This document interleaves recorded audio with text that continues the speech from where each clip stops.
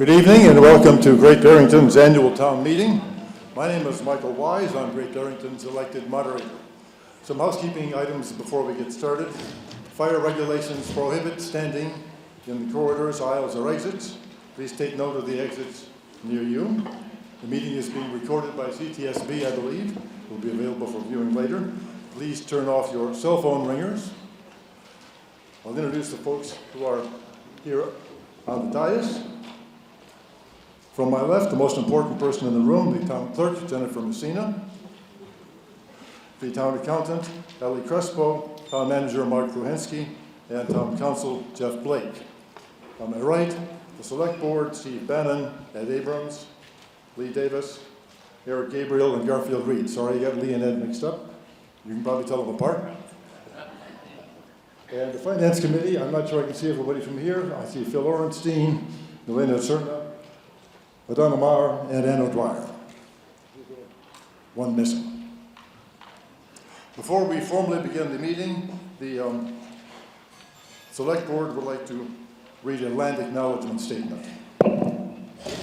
As we gather this evening for our annual town meeting, where we will decide upon the future direction of our community, it is important that we also look to and learn from the lessons of the past. We want to acknowledge that we are gathered on the traditional lands of the Mohican people and honor with gratitude the land itself and people who have stewarded it throughout the generations.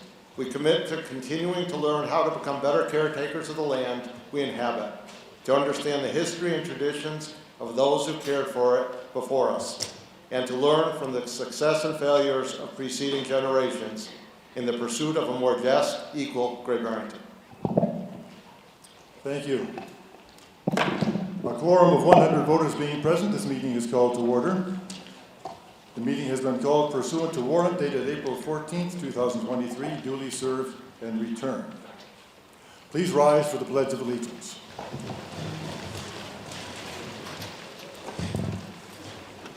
I pledge allegiance to the flag of the United States of America, to the republic for which it stands, one nation, indivisible, with liberty and justice for all.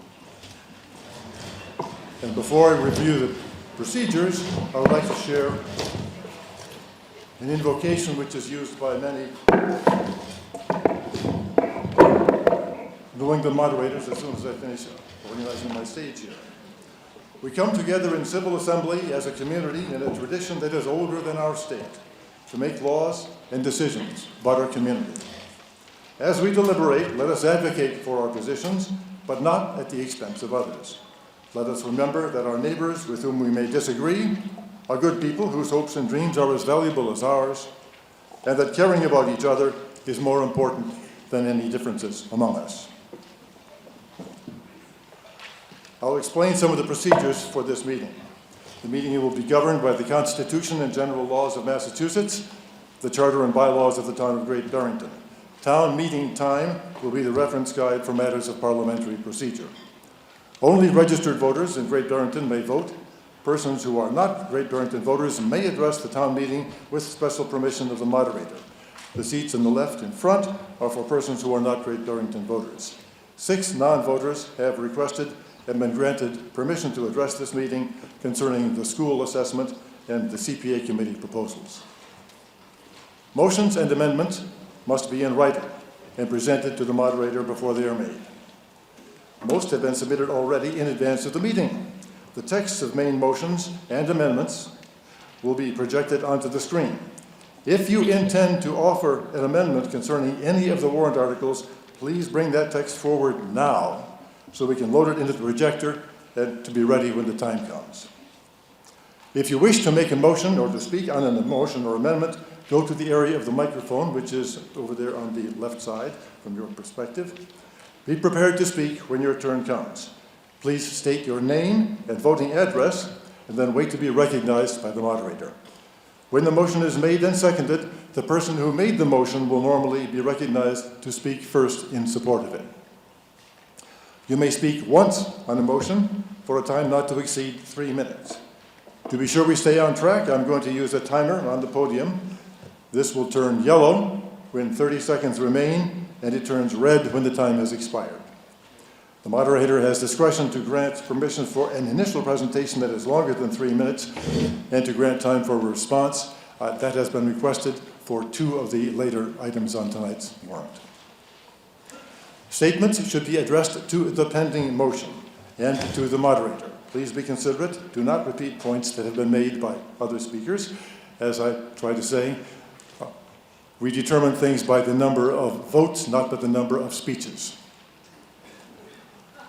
Speakers who are, yes, questions that should be addressed to the moderator, I will find the appropriate person, probably from the staff, to respond to the question.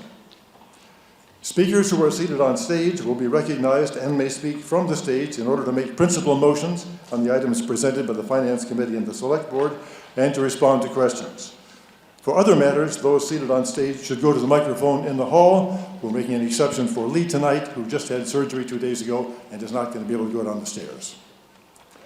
A motion to call the question, that is, to end debate and move directly to a vote on the pending matter, must be made, like any other motion, from the microphone in the hall, after the speaker is recognized by the moderator.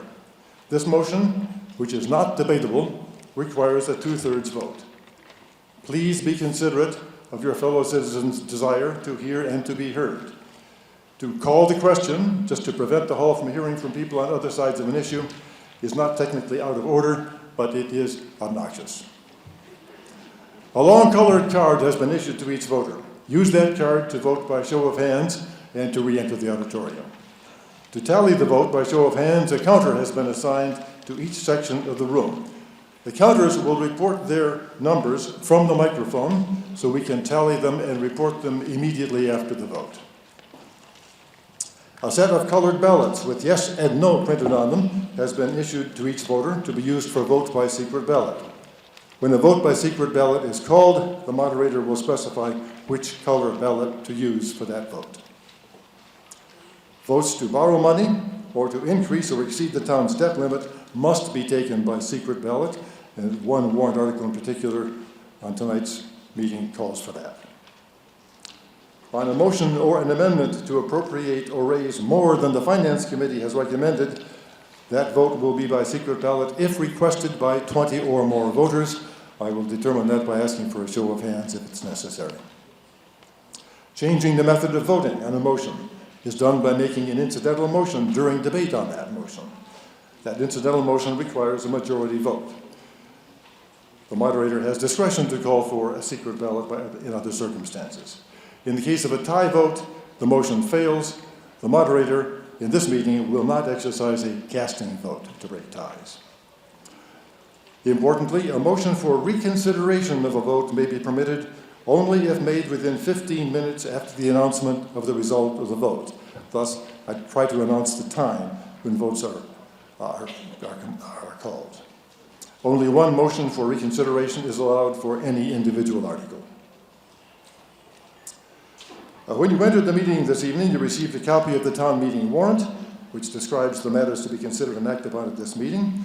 You also received a separate document with the details of the town's proposed annual budget. In connection with the motions on some warrant articles, the moderator will refer to budget items and give instructions about the process for debate on specific items. We will take up the articles in the order they are printed in the warrant. A motion to advance an article to an earlier place is technically permissible, but in order to discourage time-consuming jockeying for position, I'm going to exercise my power to regulate the proceedings as authorized by town meeting time and require that such a motion to advance in the order will require a 2/3 vote. We hope to conclude the business on the warrant tonight. If we do not, the meeting will be continued this Thursday night, May 4th, same time and same place. 2 preliminary motions before we get to the substance of the warrant. Is there a motion to dispense with the reading of the warrant? Second? All in favor? Any opposed? Motion carries unanimously. I have an additional procedural motion I'd like to make tonight. This is somewhat new. I would entertain a motion that the moderator be allowed to declare a 2/3 vote. This is authorized by General Laws, Chapter 39, Section 15. Motion is made. Is there a second? All in favor? Any opposed? Motion carries. Before we proceed with the warrant articles, which begin with the financial ones, the town manager is recognized for a presentation about the town budget.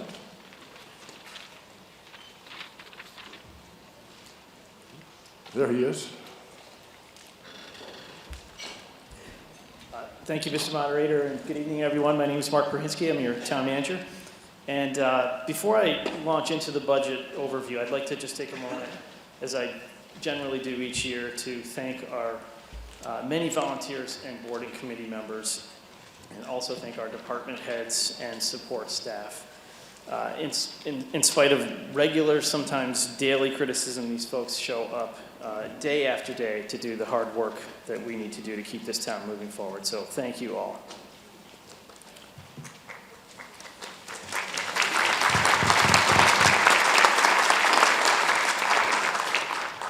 And one volunteer in particular needs special recognition this evening, and that's Dr. Ron Magdalene, who's sitting up here to my right. Ron first joined the ZBA in 1986 and served for 37 years. He's concluding his term next week. He also served on the Board of Health for 27 years. In fact, he was on the Board of Health in 2005 when I was hired as your health agent, and I'll forever be grateful to him for taking a chance on me. So please join me in a round of applause and thanking Ron for all of his years of service.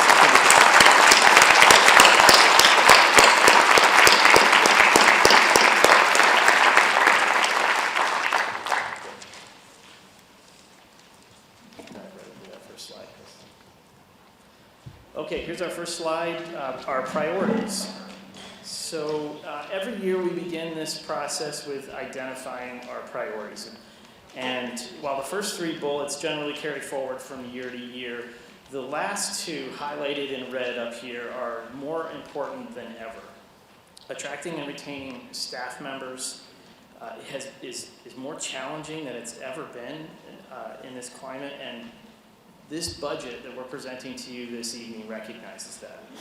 And finally, investing in our rainy day accounts, saving now for leaner outlying years. So those were two major factors that we took into consideration this year.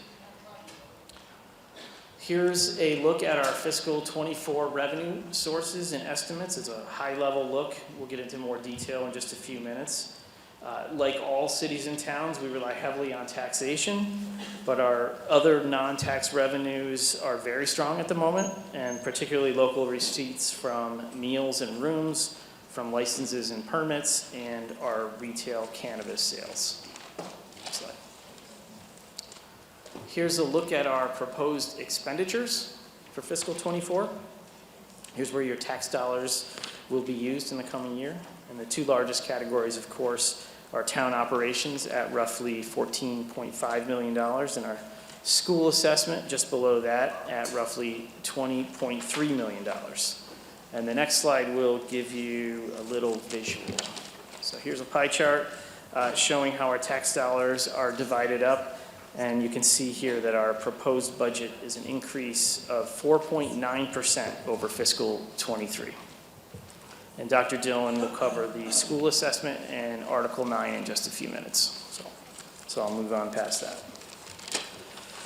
Here's our capital program for the coming year. And this is just a snapshot of our capital program over the last 5 years. And you can see we're proposing an aggressive capital year, and we'll get into the details shortly when we reach Article 4.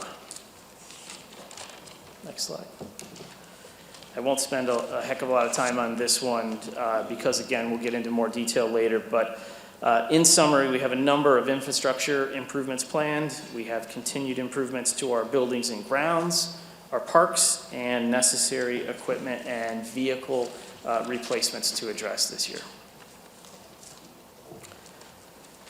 And here's a look at our fiscal 24 budget as presented. And just to wrap it up, here's some important information and fund balances that I just wanted to share with you all as we move into our budget discussion. So our tax rate, according to this budget, is estimated at 1460, and you can see my note up here says that this is a conservative estimate, as always, and it assumes no value growth. We have roughly $1.8 million in levy capacity, so we have additional taxing capacity available to us. Our free cash balances, when you combine them, are over $4.5 million if our budget is approved as presented. And our stabilization accounts are growing every year, and you can see the balances right at the bottom there, about $586,000 in our general fund stabilization and $1.3 million in capital stabilization. So many of our department heads are here tonight. This evening, they're sitting right here to my left, and we'll do the very best we can to answer all of your questions as your questions come up throughout this process. So, thank you. Thank you. Let's proceed to the first of the budget articles, which is Article 1 on revolving funds. Is there a motion? From the Finance Committee, I'm sort of expecting a motion.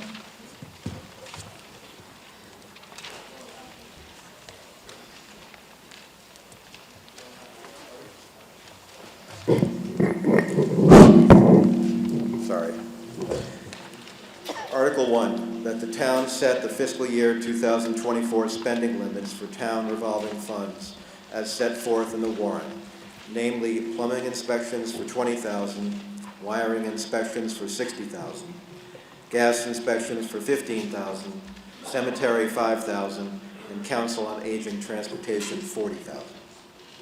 Is there a second? Second. Motion has been made and seconded. Are there any questions, discussion, motions or amendments for this motion? Seeing none, all in favor, please raise your cards.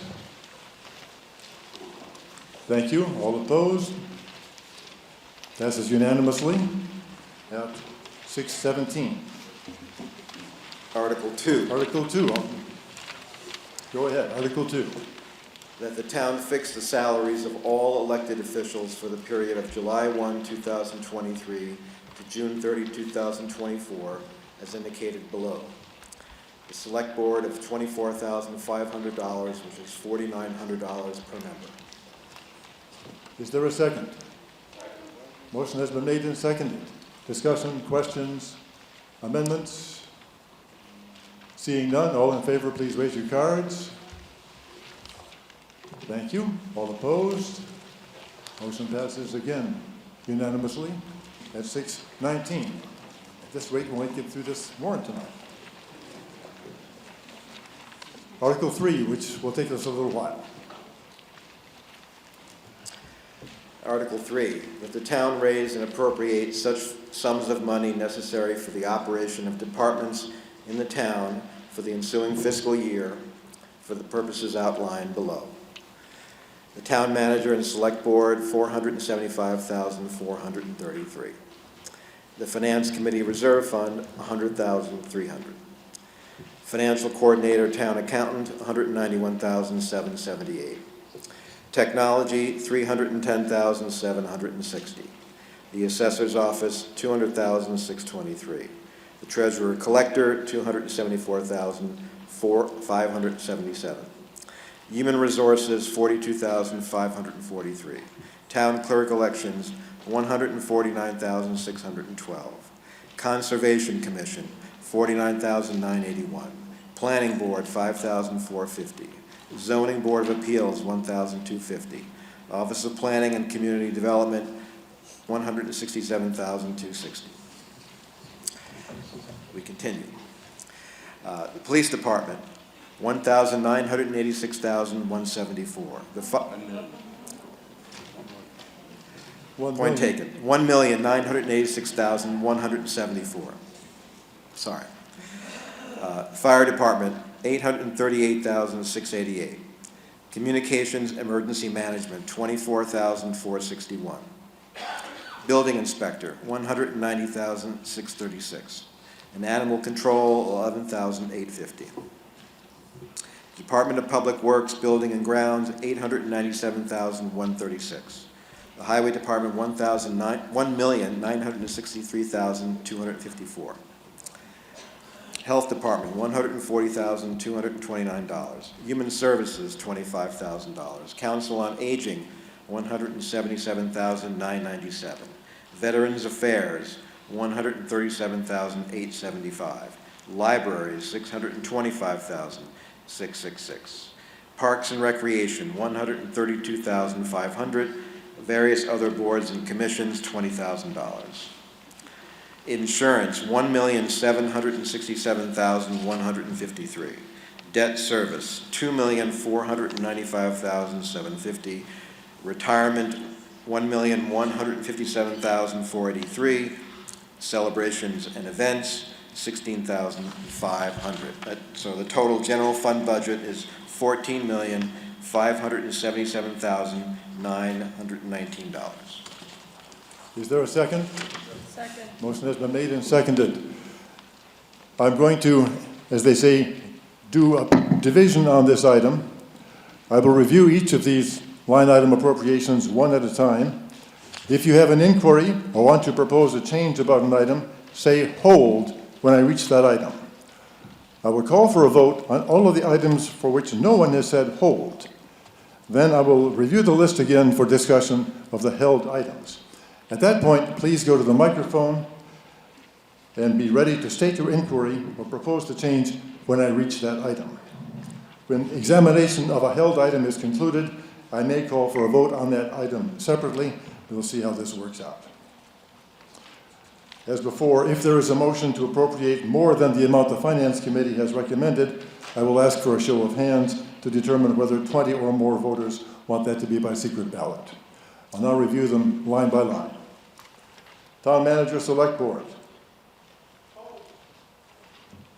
Finance Committee.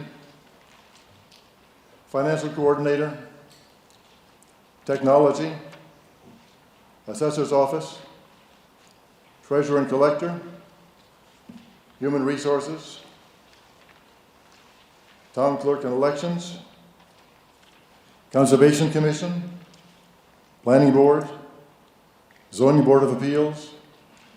Office of Planning and Community Development. Police Department. Fire Department. Communications and Emergency Management. Building Inspector. Animal Control.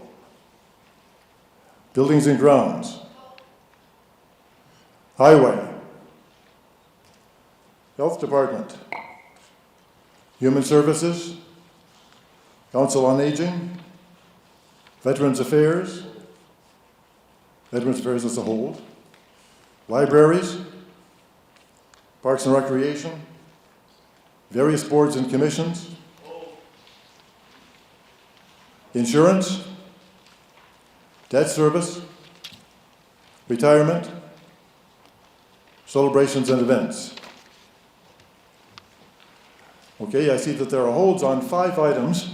I call for a vote at this point on everything in Article 3 except the appropriations for Town Manager Select Board, Police Department, Buildings and Grounds, Veterans Affairs, and various boards and commissions. All those in favor, please raise your cards. Thank you. All those opposed? Motion carries at 6:24. Now we'll go through the held items one by one. Please go to the microphone if you've held it, if you've asked for a hold, and be ready to speak on it as we get there. The first item that was held was for the Town Manager and Select Board. When you get to the microphone, please give your name and voting address.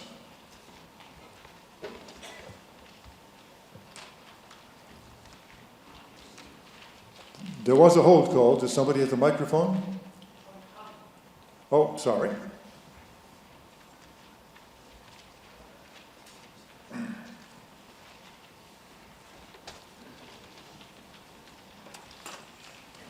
Leo Kalis, 103 Brush Hill Road in Great Barrington. What I'd like to know is if there's any overlap among all of the items that are listed in terms of the budgeted amounts, in terms of salaries. Are there any shared salaries among that entire group of, for example, does the select board and manager employ people who are also employed by other departments? Mark? We do not have any shared employees in this particular budget, but the administration line is 2 employees, 2 administrative assistants in the town manager select board office. Does that answer your question? It does. Are they used in any of the other departments? No. And are there discrete employees in the other departments? Are there discrete employees in the other departments?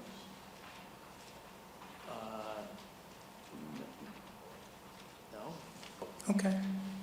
Thank you. Any other inquiries about this line item? Let's see if we can do this all in one vote.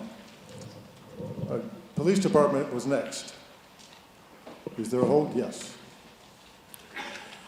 Bruce Palmer, 11 Russell Street in Great Barrington. I just have a general question on staffing for the police. Is there some sense of comparison with other towns of our size in the Commonwealth in terms of the number of police positions? So for the size of our town, are we average, above average, or below? I see the police chief approaching the microphone. Would you like to respond to that? Absolutely. So there are not any other police agencies that are exact size. However, if you compare population and police departments, we are comparable to everybody else as far as officers for population. Any other questions or, yes? Hi, Jennifer Clark, Oak Street. Can we get a sense of how much or what the increase has been since last year in the police budget? And What has been the what it increase might be due to? Okay. Thank you. Has the budget increased, and if so, why? So this year's budget, we have a total increase of 6%. I think it's 6.02%. 4% of that is in the collective bargaining I had no control over. So we increased the budget by 2%, and that was for operations and some staffing modifications. Other questions or inquiries about the police budget? Seeing none, buildings and grounds. The police? Sorry, Bill Warford, 412 Monterey Road. I guess my question is, how many officers do we have on the police department, and how many tasers are we buying, and why do they cost more than a new cruiser? The second part of the question is relevant to the next article. So in 2020, when police reform was passed, some of the stipulations on that made it very, very difficult for us to maintain part-time police officers with the training that was required for them to achieve their certification in the state. So because of that, we have really 0 part-time officers that work for us. And we've tried to recruit, we've tried to get them, but because the requirements are so difficult to maintain it, that no one wants to do it. And if they're going to do it and have the same credentials as a full-time officer, why not just work full-time? So because of that, and if you look at my budget, there's $0 for specials in next year's budget. And that's because we don't have anybody. No one has the certification to do that. So in lieu of that, I asked for an increase of 1 officer to help supplement that staffing. And I was able to do that with only a 2% increase, because I lost some of my senior officers who had retired or left for other agencies or went to the state police. So that gave me a little leeway in my budget to actually increase to 19, ask for the additional officer to help supplement those shifts at a minimal increase in my line. So we have 19 officers? Well, currently we only have 11. Oh, but you're looking to... I'm looking to get to 19. I have 4 in the academy right now that'll graduate in September. I'm hosting an exam June 24th, a hiring exam to hopefully hire another 3 for the fall, get into the academy for the next round.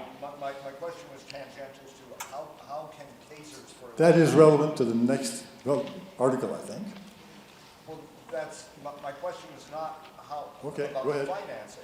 Please go to the microphone to ask your question. I'm sorry, my question is not about the financing and how much we're paying our officers. My question is, with 11 officers on staff, why are we spending $78,000 on tasers? Does everybody get 3? What's going on here? So the tasers, The we question is whether the amount spent on tasers is commensurate. Questions are to be addressed to the moderator. Thank you. I'm sorry. Okay. To answer that question, so with the proposal for the new tasers, it's an upgraded taser than our current old system. It's actually integrated with our body cam, so every time that taser is deployed, it automatically activates our body cam. And then that data goes up into, gets stored, so there's always a record of it. The reason that we have one for each individual officer is because it's licensed, so it's accountability for that taser to that officer. Whenever that taser is deployed, we have an actual digital record of it and a video record of it. So that's why they're a little bit more expensive, but it's really for accountability and transparency for when we are deploying it. Every time we pull it out, there's going to be a record of that. Thank you. Yeah, Are there any other questions about the That police? satisfies my concerns very well. Thank you, sir. Thank you very much. Any other questions about the police line item? I'm going to go slightly out of order here. Various boards and commissions. There was an inquiry about various boards and commissions. Also, go ahead, Bill. Sorry, once again, Bill Warford, 412 Monterey Road. Given the problems that are plaguing Flag Rock in particular, the senior housing out there in Housatonic, the water problems, the mold problems, the lack of accountability in the front office, people who were fired from local towns coming in and taking jobs there. What's the accountability and what are the salaries for those various boards and commissions? What part of that goes to the housing people? Your inquiry is what is in the boards and commissions and whether that has anything to do with housing? Well, is that a housing board? Is that a various board? Let's find out. Mark? Sorry, which board in boards and commissions? This line item is various boards and commissions. The question is whether that includes the housing authority. It does not include any funding for the housing authority. Where is housing authority in this accounting? Where is housing authority in the budget then? Housing authority is not actually a town board. It's not a town board at all. We elect the members, we don't pay for it. Oh, thank you. Okay? About various boards and commissions? Okay. I'm going to ask for a vote on everything except the veterans thing at this point. No one has asked for an amendment. Oh, I'm sorry. Buildings and grounds. I skipped Yes. buildings and grounds. I'm very sorry. That's Thank you. okay. Keep me honest. Hi, Julie Anajar, 15 Sumner Street. Hi, everyone. I'm here on behalf of the Great Barrington Tree Committee, and we are asking for something very simple, some money to plant trees. As of last week, we were officially recognized by the Arbor Day Foundation as a tree city, which is quite an honor. We've met certain criteria to be eligible to be a tree city. However, we have absolutely zero funding to plant trees. Currently, the Department of Public Works has plenty of money to maintain our current tree canopy and to remove trees that have failed for certain reasons, damage, disease, age, peril. But we can't fulfill any citizens' requests or town needs for new trees. And this has become a very critical issue because over the last... Do you have a motion? I do. Motion. Can I have the motion, please? Yes.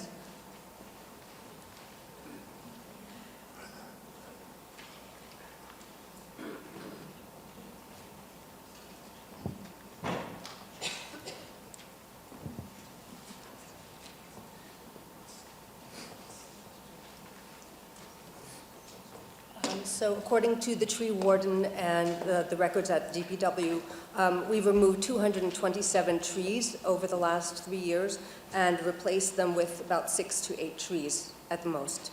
We just have no funding to replant.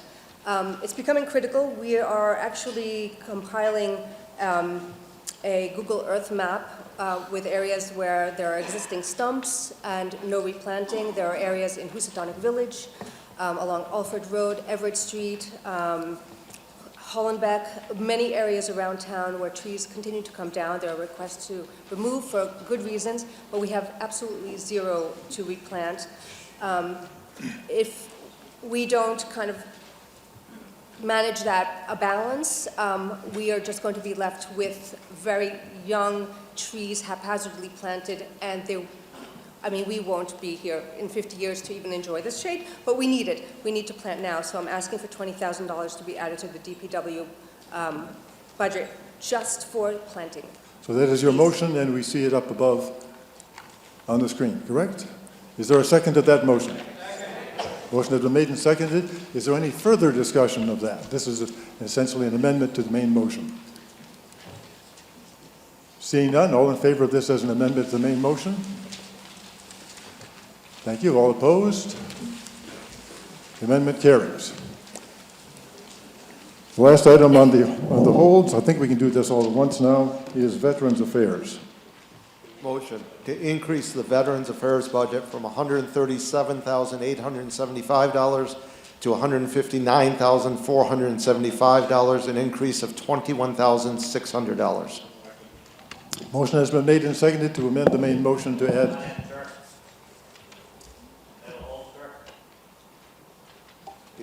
I'm sorry? Yes, there is a hold on that. And I'm now asking for discussion on this item, which, as a result of the hold, has been amended. If you have something to say, please go to the microphone. Yes. Yes, Veterans Affairs.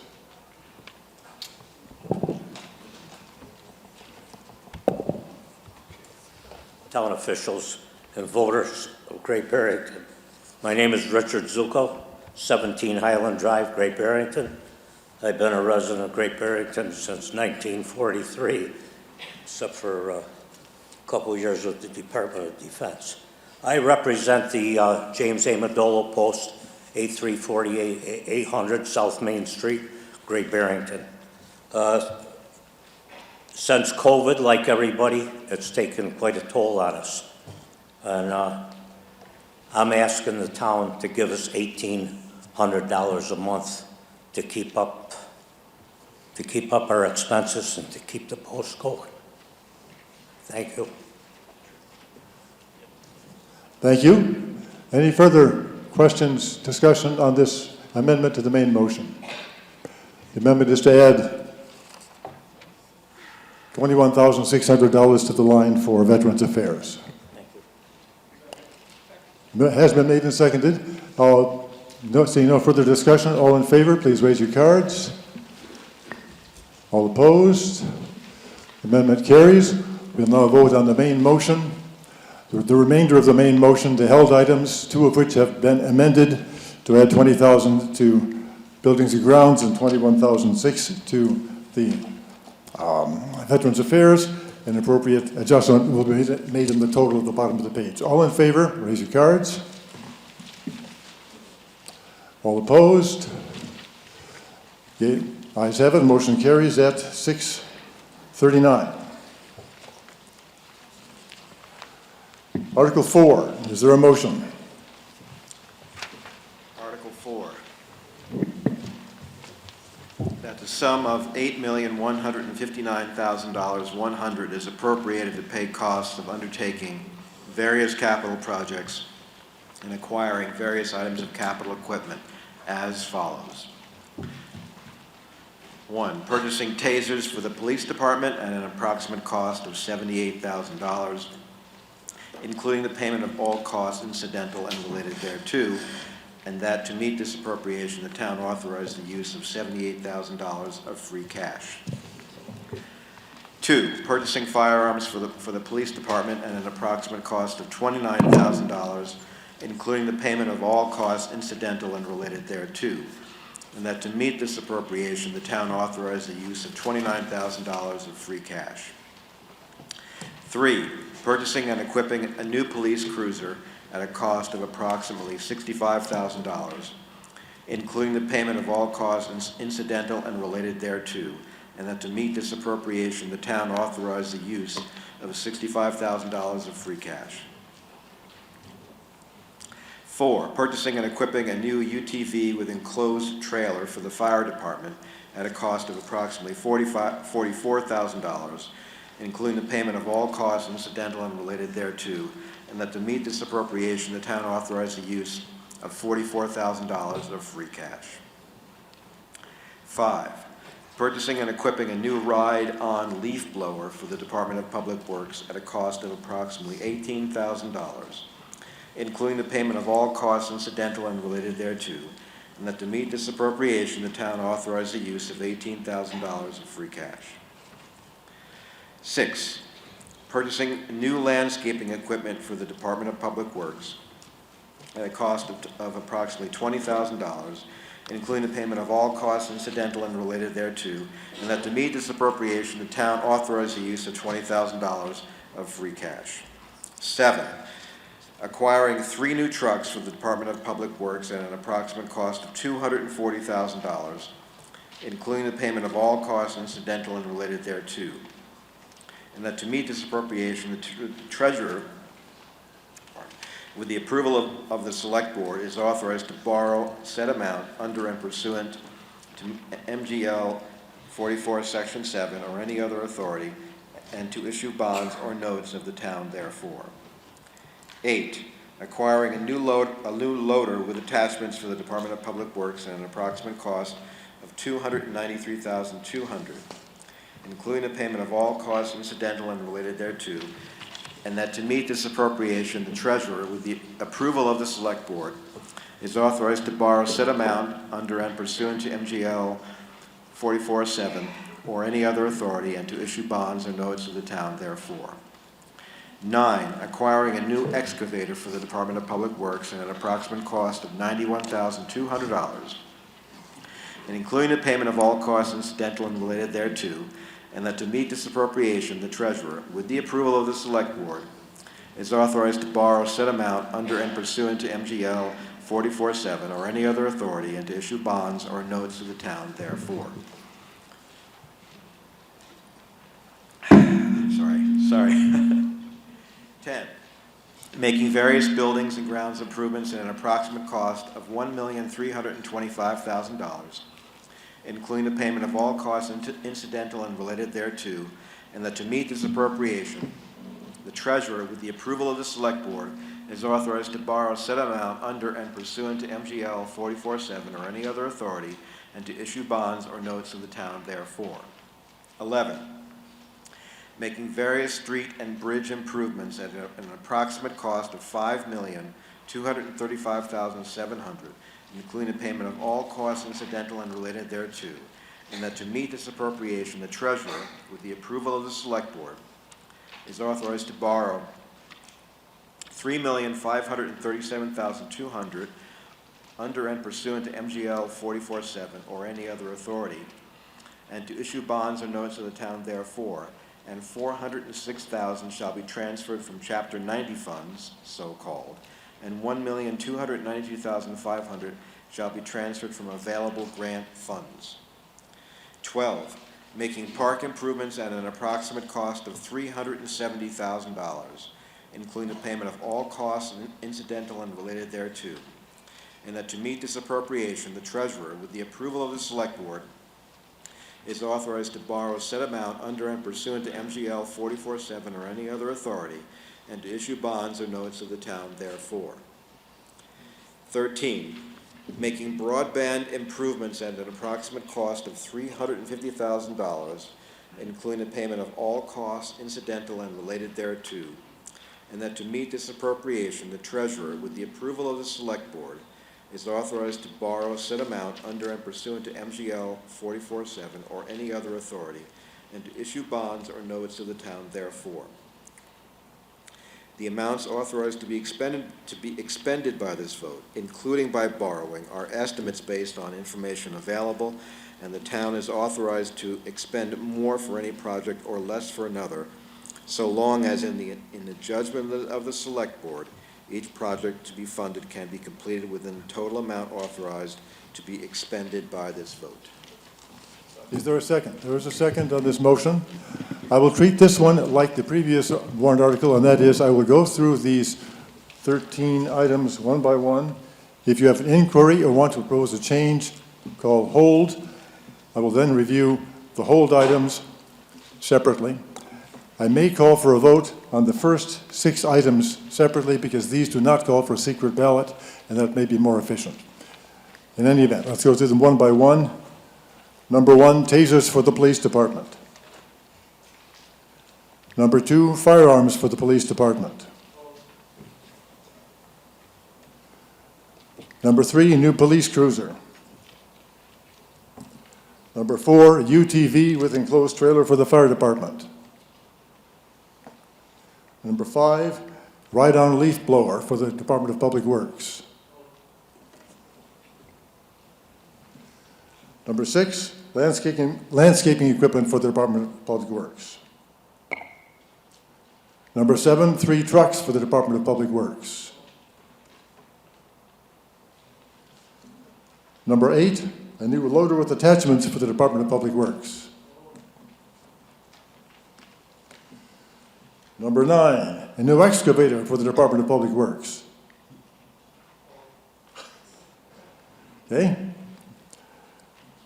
Number 10, buildings and grounds improvements. Okay, I believe we're going to go through nearly every item. Number 11, street and bridge improvements. Number 12, parks improvements. Number 13, broadband improvements. Okay, from the top. There has been no hold on item number 1, 3, 4, and 6. I'll call for a vote on items 1, 3, 4, and 6 at this point. All in favor, please raise your cards. All opposed? Items 1, 3, 4, and 6 are voted at 7-6-48. The items that are held. Number 2, please go to the microphone and be ready to speak when the item comes up. Hi, John Grogan, 360 North Plain Road, Housatonic. And I am not necessarily against these. I just want to know about, or have some sort of discussion about using free cash to pay for stuff. I thought we were generally against that. I'm not. I'd just like to hear about it from the finance folks. Is this the time to have a discussion about the use of free cash? Would you like to do it now? We could. This is a modest amount of money. Yeah, It is, but as you know, there are a dozen items coming up over the course of tonight's meeting that are calling on using free cash. that fit, and moderator. That's what I was talking about. It was sort of a general hold based on free cash, not on this particular thing. Yeah, I just I chose understand. that. So, I guess the only other thing I'd really like to know is, after taking all this free cash out, what does that leave us? Question is to explain it. I'll answer the first part of this. Using free cash is advantageous. Other towns would be very envious of us because we have free cash. That way we don't have to borrow, especially if an item is not going to last 5-10 years. To borrow for 5 or 10 years against an item that's not going to last 5 or 10 years doesn't make any sense. Also, you're not paying, obviously, any interest if you're not borrowing. So using free cash is advantageous. Now, I don't think we've ever been against it. We probably never had as much free cash. That's why we're fortunate.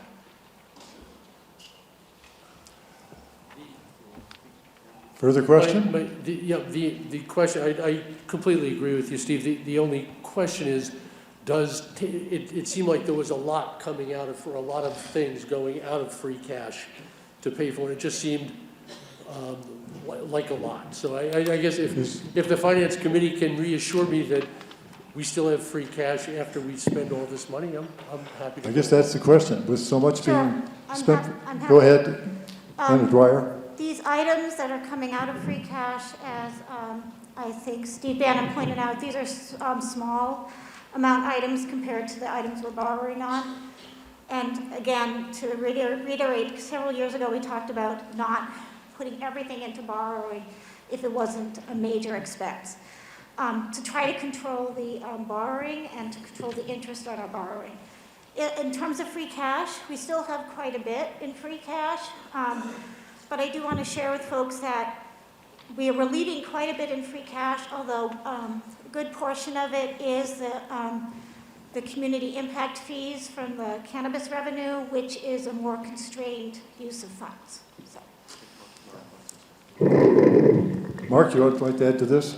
Yeah, I just wanted to add that the free cash balance, assuming everything presented tonight using free cash as a funding source passes, will be $632,289, and that's the general fund portion. And then we have, in our community impact funding portion of our free cash, $4,065,384. So there's quite a bit of free cash remaining. Any other questions or inquiries about item number 2 under Article 4? Item number 5.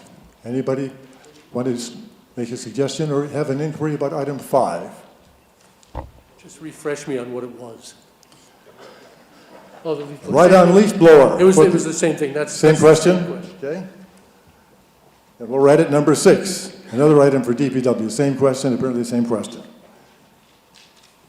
Okay. I will then ask for a vote on those remaining items from the first part of the motion here. I believe those are items 3, 5, and 6. All those in favor of those appropriations, please raise your cards. Thank you. All opposed? Motion passes with 2 no votes at 6:53. Moving on to the ones that call for borrowing. Item 7, new trucks for the Department of Public Works. There was a hold placed on that. There does seem like a rather lot of investment in our DPW. Again, I'm not against it. Do we need 3 new trucks, or can we do with 1, or are the other ones like from 1957 or something? DPW want to respond to why we need trucks?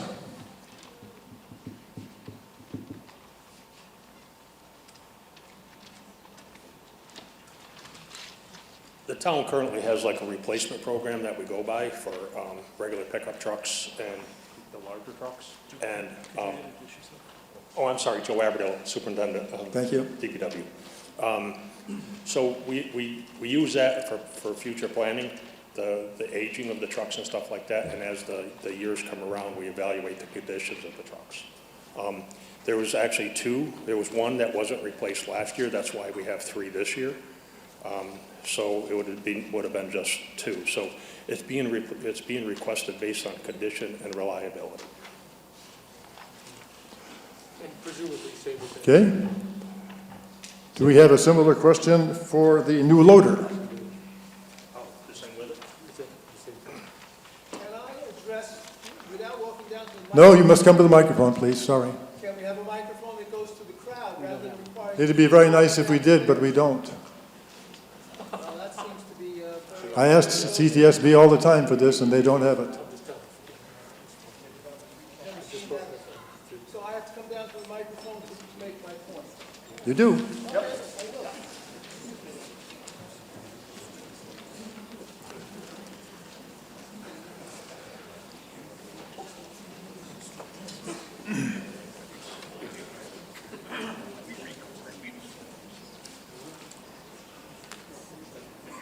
Lou Muscatello, 20 Copper Beach Lane, and luckily I don't have any great disabilities for going up and down stairs. So far as the replacement of trucks, what happens to the trucks that are being replaced? Are they resold on the open market? Are those funds applied to the cost of the new trucks? And how often are the trucks replaced? Joe, are you still here? There you are, yes. So, to answer your first question, the trucks are typically traded against the new purchase to reduce the cost with an estimated value early on. And your second question, we do have a replacement program as a basis for like a 5-year planning purposes. For the trucks, like a regular truck might be 8 years, the bigger truck's 9 or 10 years. Our loader is 14 years old. One of our excavators is 20. Please speak into the microphone, it's kind of hard to hear. Oh, sorry. Yeah. So it's based on age and condition. It was a very good answer. Thank you. Thank you. Can I speak to that for a minute? Yes, Finance Committee. Just as a point of process, during the budget process, the Department of Public Works, as well as other departments, they came before the joint committee of the Select Board and the Finance Committee and gave us a very detailed presentation on their equipment needs as well as their overall budgetary needs. So many of the larger equipment items that are in this budget represent a reduction in the amount that they initially requested. It's based upon the joint committee making an assessment as to balancing their needs relative to the amount of money we felt was appropriate. So I just wanted to highlight that there was much more of a detailed discussion on their equipment needs during the budget process. Any other questions about the DPW equipment items, including the excavator for number 9? Seeing none, how about item 10, which is buildings and grounds improvements? There was a hold put on that. John Grogan, 360 North Plain Road. And I just wanted, as you know, speaking to Phil's point, I just wanted a little more specificity on that. Is someone prepared to give us some detail about what the money will be spent on? Joe, Mark? Okay, Joe is going to do it. Chris is going to do it. Mr. Moderator, Chris Rembold, Assistant Town Manager.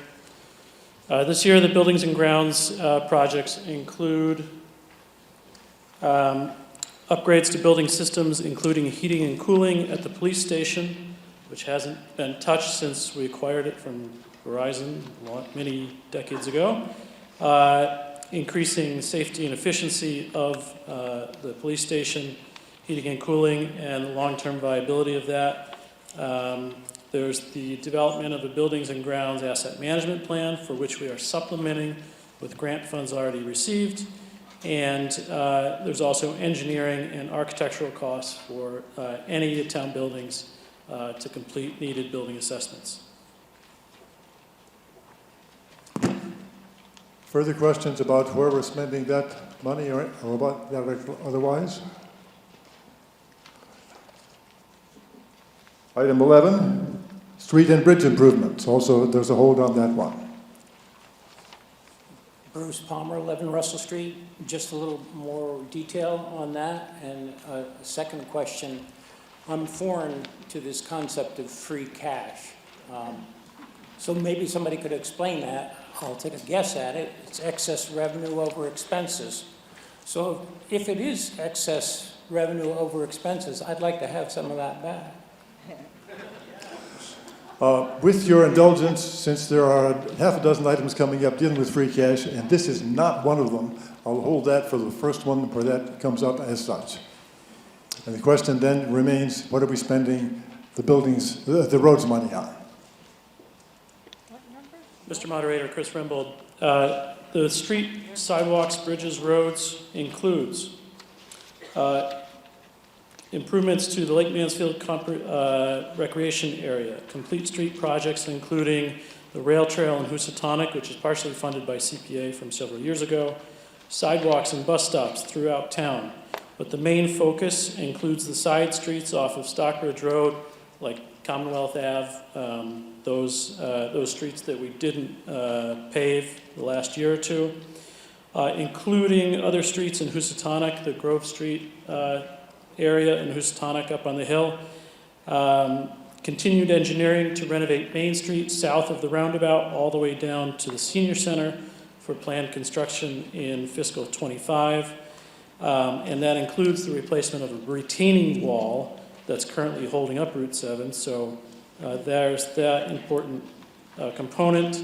A lot of the work this year will be funded by grants already in hand, as well as the state's Chapter 90 allocations. Other questions or proposed changes in the streets and bridges? Thank you. I'm Maura Perry, 399 North Plain Road.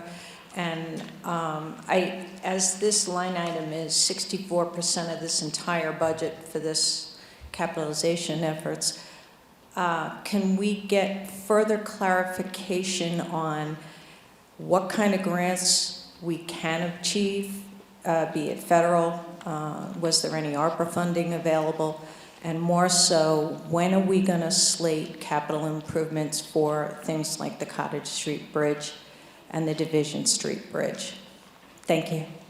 Question is there other funds potentially available from grants, and where do the bridges stand in our schedule? Mr. Moderator, we maximize the grants we can get every year, whether it's from DOT, obviously the Chapter 90 allocation, the Shared Streets and Spaces program. I think we received a couple $100,000 for sidewalks and bus stops near the hospital area. The state is actually funding the Cottage Street Bridge replacement in several years, as well as the full replacement of Division Street Bridge in several years. So those full replacements are not our obligation. They are not in this budget. Other grants include the state's climate change program and I mentioned the Shared Streets and Spaces program. Those are the major sources. For information, people might want to know, do you have any idea how many years is several for those two bridges? We don't, sorry.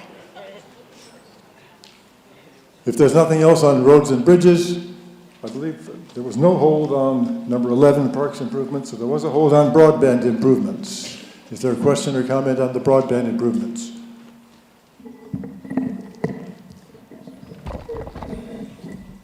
Yes, John Breasted, 151 Christian Hill Road. I have a question. Is this broadband project related in any way to Article 38 near the end of this evening's agenda? It's not clear to me. So, Mr. Moderator, could you refer that question? Is there any connection between this broadband investment and Article 38? Moderator, there is not. There is not, according to the Select Board. There is no connection. Thank you. Any other inquiries? Yes. Bill Warford, 412 Monterey Road. This technology broadband project. I'd love broadband. I'm right out over the hill from Butternut. How far is this broadband going to reach for us residents? I think the question is what is going to be done with this allocation for broadband? Well, if we're going to pay for it, I'd sure like some of it. Okay, fair enough. A description of the project? Chris. Mr. Moderator, this is not to bring broadband from the utility lines directly into every house. Rather, this is to build the highway, the middle mile, if you will, up into Housatonic Village from Stockbridge Road. When the state wired the state, they neglected to include Housatonic despite our urging. So there are several municipal buildings, the fire station, the library, which are not served by fiber optics. So currently, if you live in Housatonic, you're relying on cable, which is difficult when everybody's going to college and school and working at home, or you're relying on spotty internet, spotty cellular service. So this is to make the poles ready for a company to string actual fiber optic from Stockbridge Road into Housatonic. It's about 5 miles of cable. That will then allow patrons along that pole route and in the village to be able to sign into fiber optic service. I think currently those services range like $80 to $90 to $100 per month. So this investment will make that possible. You have a follow-up question? Yeah, so it isn't going to extend to everybody in Great Barrington. This is only going to a certain, say, trunk line into Housatonic. What about the rest of us? You'd like to raise some money to do the rest of it. Well, Is there a plan for doing more? Why not? Why are we not asking for more? Please money? address questions to the And moderator. why are we not asking for more money and getting all of Great Barrington broadband? Is there an answer to that? Well, again, this isn't meant to bring the wires to every single residence. In most of the rest of the town, there's actually fiber optic cables near to most homes, and that infrastructure, that fiber optic highway is already in place. Housatonic is not even close. So this is really to build that fiber optic highway up to Housatonic. It is not to wire every single home. I'm not asking for my home to be wired. I am asking, I can't run a wire from my pole to my home. I could pay for that. I can't pay for them to make that fiber optic highway come out Route 23. I'm not even on a side street. I'm on a main trunk line. I don't have access to this broadband. Why aren't we asking to give every citizen in town that broadband? Okay. Any further comments? I take that as almost a rhetorical question. I have a question. Yes. My name is Thomas Ferris, 90 Christian Hill Road, regarding technology broadband project. So is the town of Great Barrington going to be a middle mile provider? And will we be charging fees for the last mile providers to jump on our middle mile network? The question is, what will the commercial structure of what we're doing be? Will the town be in the business or not? Chris, is there an answer to that? No, this is not intended to get the town into the business. This is to actually pay the fee required by the utility companies to get those poles ready to string the fiber. To add a higher pole, to move the wires on the poles, there's hundreds of thousands of dollars for National Grid and Verizon to make ready, quote unquote, those poles to string fiber optic cable. This is paying for that. The town may issue an RFP for a provider to actually string the fiber. We haven't gotten that far yet. In order to get to that step, the utility companies need to make the poles ready. That's what this is for. Further questions? Okay, so there's no... Questions to the moderator, please. Excuse me. Tom Ferris, 90 Christian Hill Road. My apologies. So there's no fees that are going to be paid by any other last mile provider that might come to town for pole rights or pole improvements made by the town? So we won't be able to recoup any of those costs. The question is, will any of the costs be... There's billions of dollars out there today from federal money being thrown around to broadband providers to come and build in places just like Great Barrington. So I'm just curious why we have to spend the money to make the poles ready when there's plenty of money out there potentially to do that. And by the way, I'm in the technology business. I'm in the wireless industry and the fiber optic industry. And I think this is fantastic, but I'm just trying to understand it. Thank you. Chris, you have an answer? Mr. Moderator, the town has not yet gone to figure out whether there will be utility fees. We haven't gotten that far. There are grants available through the federal government and state government. We hope to get funds this year for a significant portion of this project. The town is required to match any grant, so I'm hoping that this $350,000 isn't completely needed. We will try to get grants for at least half of that if we're successful, but those are competitive grants. The federal federal fiber optic money is much slower in coming out. What we need to do for that, to be competitive for the federal funds, is to do a number of studies. for which we've partnered with the Berkshire Regional Planning Commission and several other South County towns to do a digital equity project to make sure that once we have fiber optic, people have the education, the training, the equipment, and the ability to actually use it. So we need to go through that process before we access the federal grants. So this is step one, make the poles ready. Step two, get a state grant. Step three, hopefully get some federal grants. Any further comments on item 13? Peter Frank, 16 Lakeview. I don't know if I'm out of order, but I heard a line item about the Lake Mansfield Road and that whole expense, and I wonder if someone can update us on what's going on with that. That's not on the floor right now. If it comes up later, revive your question. I thought I heard Mr. Rambo mention that as part of a grant being... I thought this was all on the way out Route 183. Okay. Eric Gabriel, 1052 Main Street, Housatonic.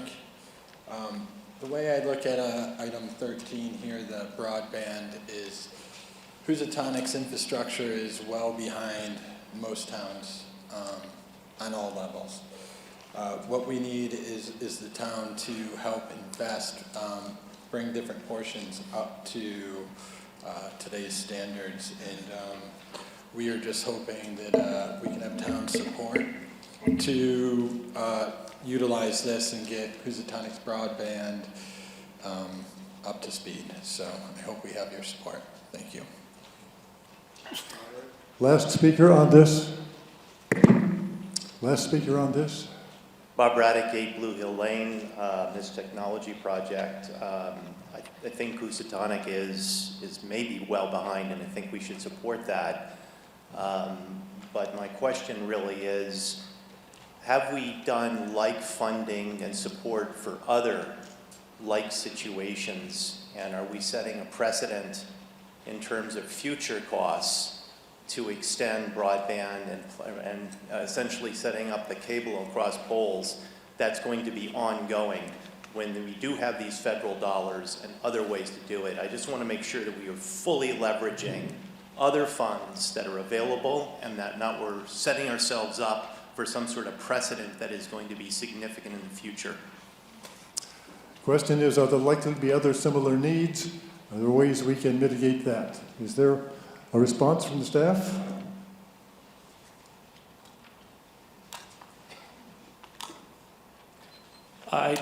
Mr. Moderator, I don't see this as setting a precedent. I think the project has merits on its own. As I said, most of the rest of the town has the fiber optic backbone near or able to serve a neighborhood or a road. Currently, there's nothing up Park Street into Housatonic Village. So that's why we're here. So the answer is the staff does not see a parallel coming up looming in the future. So there are other parts of the community that do need to be addressed, it sounds like, and we may have to fund other parts of it, like the gentleman that spoke earlier. But clearly in Housatonic, there's a need. So basically, take the plunge. Could be. Peter. If I may, if I could speak for how the committee looked at it, the finance committee looked at this. This speaks to, as Chris said, the fiber optic backbone. Right now there was a fiber optic, this is a technical matter that I can't speak to very well, but there was a fiber optic backbone that was wired into the Main Street in Great Barrington, in the Great Barrington town area, around Main Street. And that allowed other providers such as Fiber Connect, independent private companies, to come in and connect from that main fiber optic trunk line to various local businesses and certain residences. So the idea here is that would never happen in Housatonic unless the town came in and connected that fiber optic line from Stockbridge Road into Housatonic.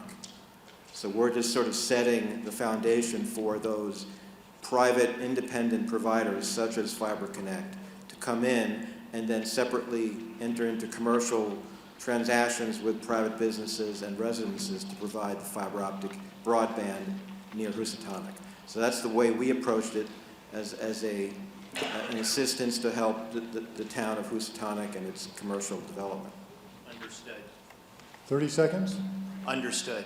And I guess my only and final follow-up question is, when that, essentially that base was set up in downtown Great Barrington, who paid for that? In other words, someone set up the infrastructure that then apparently the town needs to pay for, or that we need to find funding for, before a provider is willing to come in and extend it to make their money. So who paid for that original Great Barrington central, hub? The question is, how was the hub that exists outside of Housatonic where there isn't anything paid for? Thank you. Do we know? And if so, what is the answer? That was the state's initiative in the early 2010s through the Massachusetts Middle Mile Project, the Mass Broadband Institute. So the state paid for We it. can't do that now, or we can't wait for the funding, it's too urgent. NBI's program, the Mass Broadband Institute program to build out these fiber backbones is pretty much expired. They're now transitioning the funds into other grant programs, including the Community Compact Municipal Fiber, which, as I mentioned, that's one of the programs that we hope to apply for to reduce our own costs on this particular project. Thank you very much. You've asked about 5 questions so far, sir. I know. But Bill has another one. A final question. Final request is just that we make every possible effort to secure funding, grant funding for this initiative to offset this. Thank you. Thank you. Bill, you have a last point to make? Last point. I believe you haven't spoken on Once this again, one. You're right, you have not. Go ahead. 412 Monterey Road. It doesn't sound to me like you all have done your homework on this. And rather than vote to spend that kind of money on something that has a lot of ifs, maybes, and certain homes, rather than all town people, I think we ought to just wait and vote on this some other time when you have all your ducks in a row.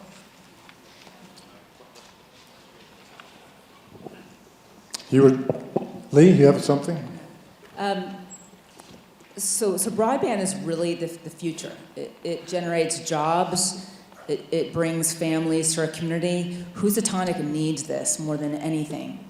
We need to lay this foundation. I have full confidence in the town's ability to seek grants. It's a partnership between the local government, the state government, the federal government. They need to see that we're willing to put the money in. And this is something that's necessary. This is a long time coming. And if we don't invest in broadband right now, we're going to be losing jobs, we're going to be losing family, we're going to be losing opportunities for employment. This is incredibly important right now, and I urge everyone to vote yes on this. Seeing no one at the microphone, let's proceed to a vote on the remaining items in Article 4. There are several. We're voting on one vote on items 7 through 13, the DPW machinery, buildings and grounds improvements, street and bridge improvements, parks improvements, and the broadband discussion. This requires a 2/3 majority and a secret ballot. This is the point in the meeting where we all get up, stretch our legs, and socialize while voting in the ballot boxes stationed along the middle aisle there. Use the yellow ballot. Yes means you're in favor of the motion. No means you are opposed. We'll take a short break right now to mingle and vote. The next item on the agenda, which is Article 5, free cash for community programs. Is there a motion?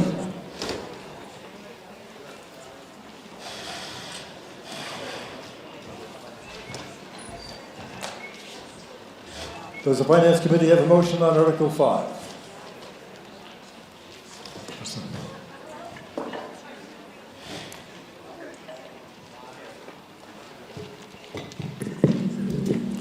Article 5. Article 5. That the town appropriate and authorize the use of $500,000 in free cash, representing amounts received under host community agreements with marijuana establishments to fund various community programs under an application and approval process to be administered by the town manager. Is there a second? Second. Is there an explanation of the motion, or are there any questions concerning the motion? Mark. So the The source of funding for this article is, as mentioned, free cash collected from cannabis retailers from the sale of cannabis products. And the money each year, this is our 4th year of this grant program. It's distributed through a grant process each year overseen by the Community Impact Funding Committee. Those applications open in August, and we usually conclude the process in December. And last year's recipients were Berkshire Hills Regional School District, Railroad Street Youth Project, Volunteers in Medicine, Community Legal Aid, and Rural Recovery. Any questions or proposed changes on this item? Seeing none, all in favor, raise your cards. Thank you. All opposed? The ayes have it. Motion passes at 7:26. Article 6, the wastewater plant operating budget. Is there a motion? Voted that the town appropriate from the receipts of the wastewater treatment plant such sums of money necessary for the operation of the sewer division for the ensuing fiscal year for the purposes outlined below. Salaries, $534,384. Expenses, $877,640. Insurance benefits, $336,141. Miscellaneous transfers, $283,677. Debt service, $792,869.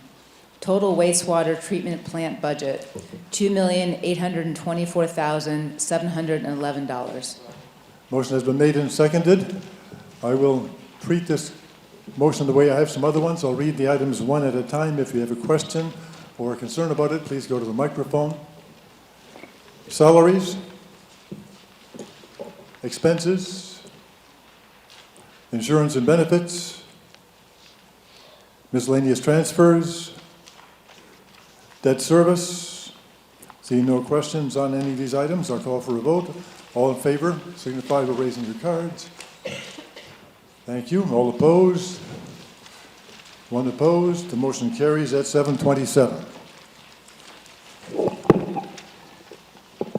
Article 7, is there a motion on the wastewater plant capital items? Voted that the sum of $614,400 is appropriated to pay costs of undertaking various capital projects and acquiring capital equipment in the wastewater department as follows. 1.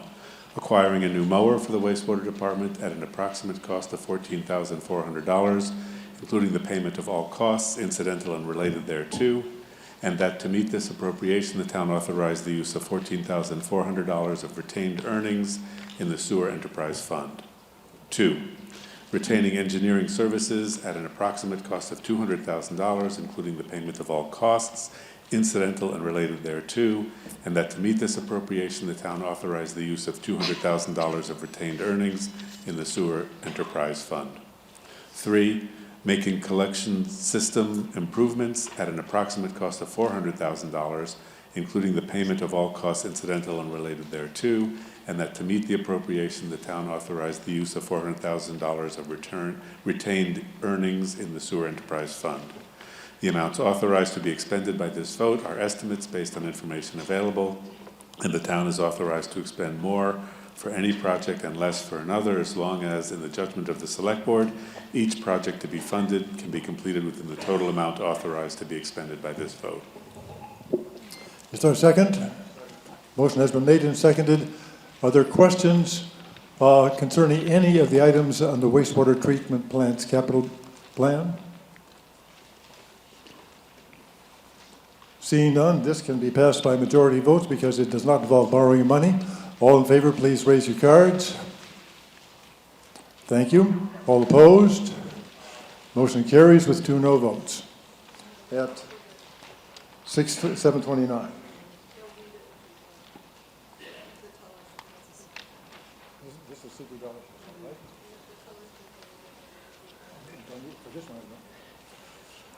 The vote is in on Article 4, the capital item. The yeas are 232 and the nays are 17. It passes by a 2/3 majority. I'm declaring the vote at 7:29.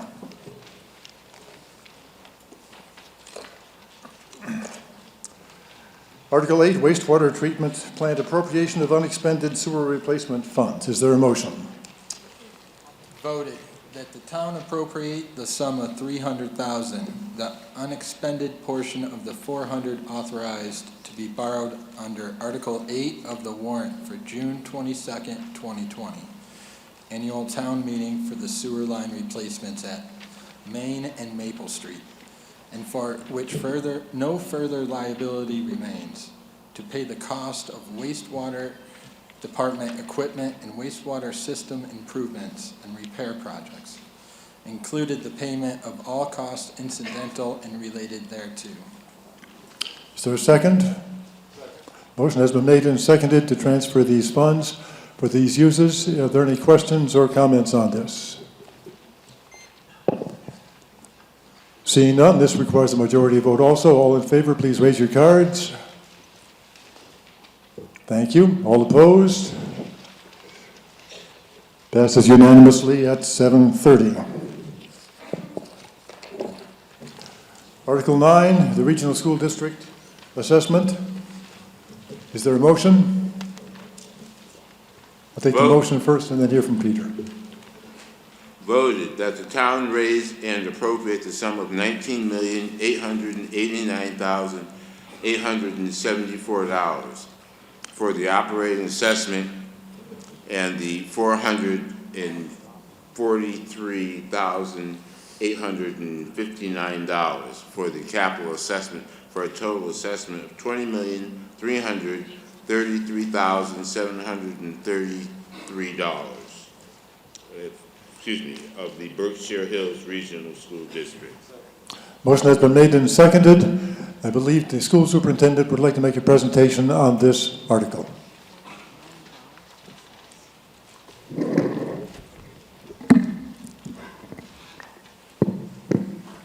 Thanks, Chris. So good evening and thank you. My name is Peter Dillon. I'm your school superintendent. I'll share 7 slides with you tonight to give context for, I hope, your support of our budget.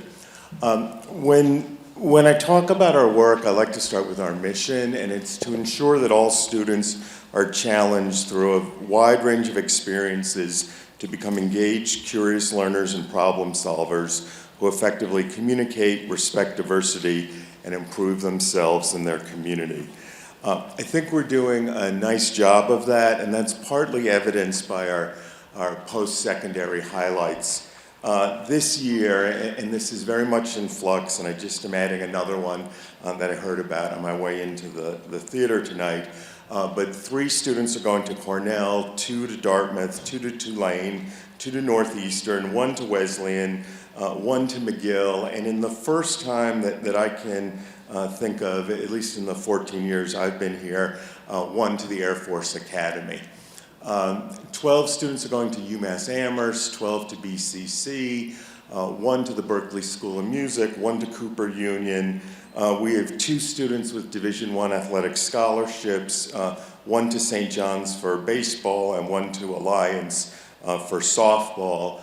Students are enrolling at Hudson Valley Community College, working at places like Haddad's, taking gap years, and a number of other things. And 1 student that I know of now is enlisting in the Air Force.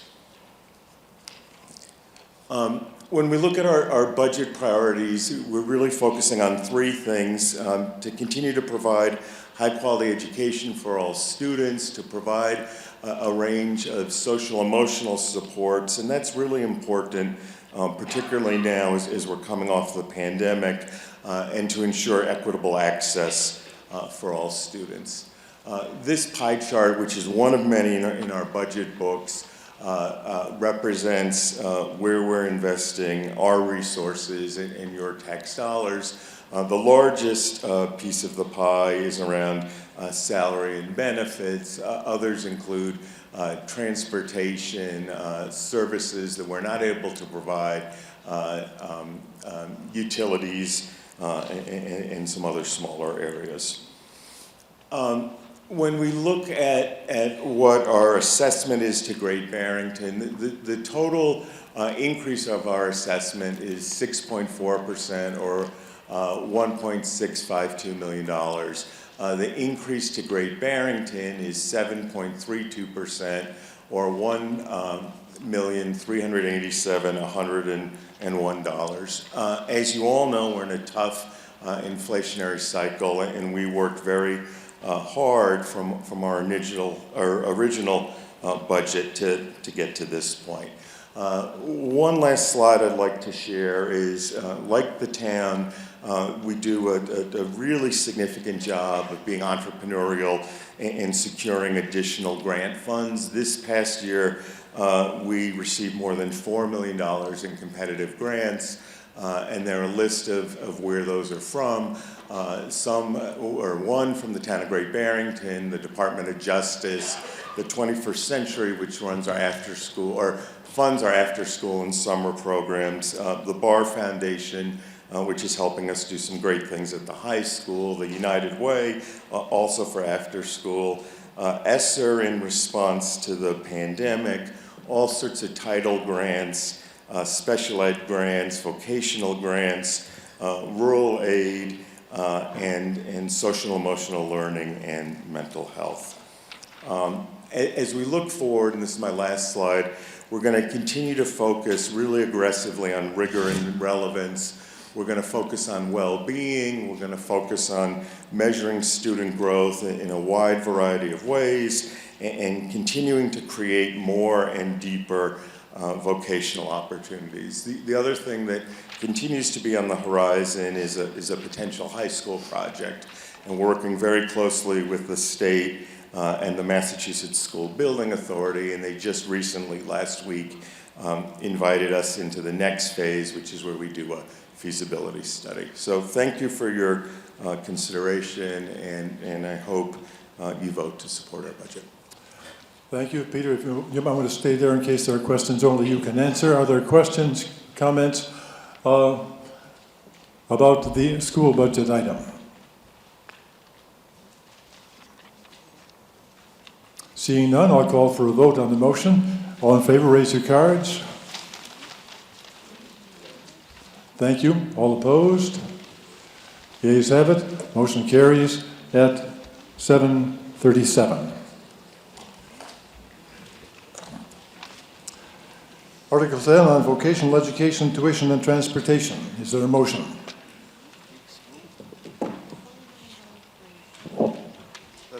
That the town raise and appropriate $140,000 to fund the fiscal year 2024 tuition and transportation costs for out-of-district vocational education in accordance with Chapter 74 of the Massachusetts General Laws. Motion has been made and seconded. Are there questions or inquiries about this? Seeing none, all in favor, raise your cards. Thank you. All opposed? Motion carries essentially unanimously at 7:39. Article 11, free cash for the tax levy. Is there a motion? The town authorized the use of $4,175,000 in free cash to reduce the tax levy for fiscal year 2024. Is there a second? Is this the occasion to explain what free cash is and why we can use it this way? Yes, please. Yes. I hear a yes out there. Peter? Well, you meant Philip, right? Whoever wants to explain it over here. If Edward prefers, it's fine. Well, free cash is basically the unrestricted funds that the town has from the prior year.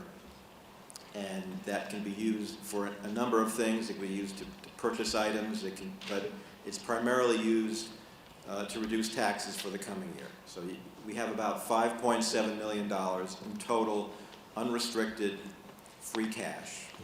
And we're using over $4 million to reduce the tax levy for the future, for the year we're going to be starting in 2024. So We also use free cash to put money away for a rainy day. The stabilization funds are getting a chunk of the free cash as well. We also use it to buy, some small items that we mentioned earlier in the discussion process. But hopefully that makes the free cash topic a little more straightforward.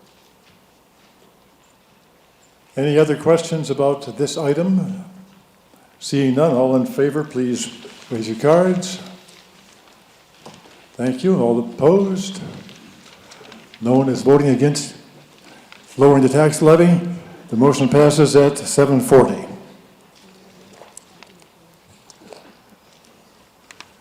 Article 12.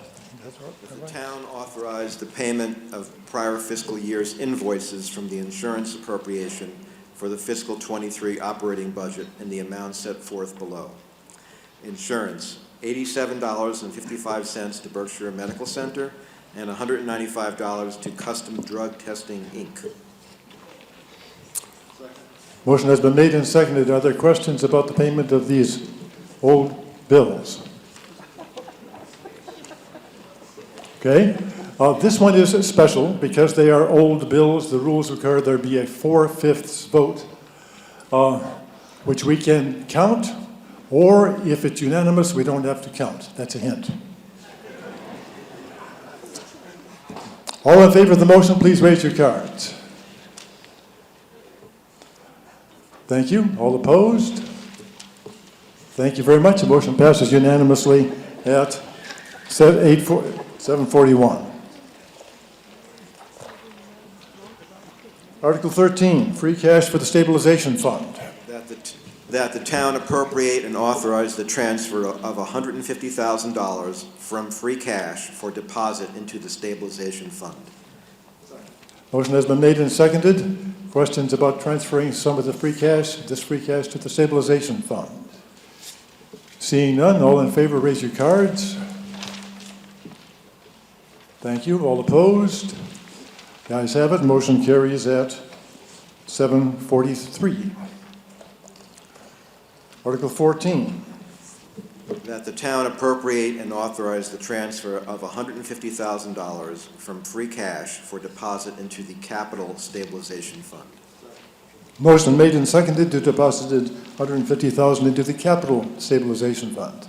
Questions? Seeing none, all in favor, raise your cards. Thank you. All opposed? Motion carries at 7:43. I hope that's later than the last one was. 7:43. Very good. Article 15, creation of an OPEB trust. Article 15, that the town accept Section 20 of General Laws, Chapter 32B, and establish an other post-employment benefits, or OPEB, trust fund to account for appropriations made to cover current and future liabilities of the town for group health insurance benefits for retirees and their dependents. Motion has been made and seconded to set up an OPEB trust. Are there questions or inquiries or changes about this?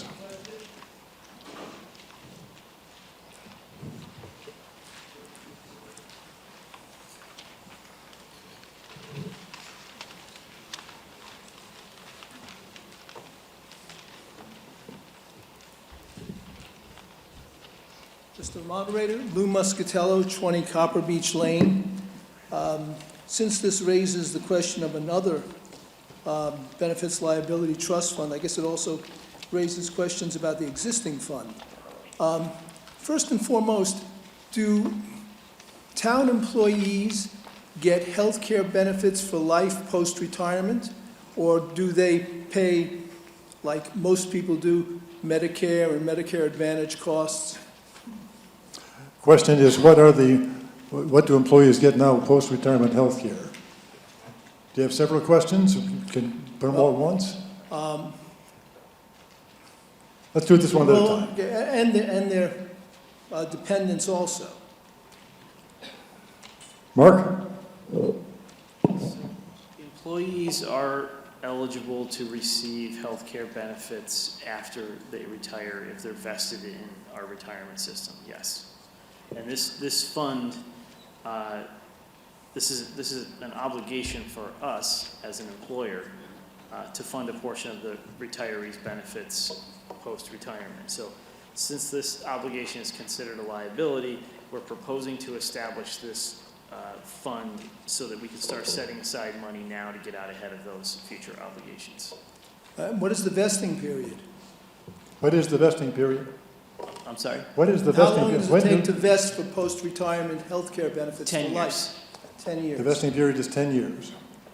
And again, this is a current liability of the town. There's, if the fund is insufficient to meet the current benefits, money needs to be added.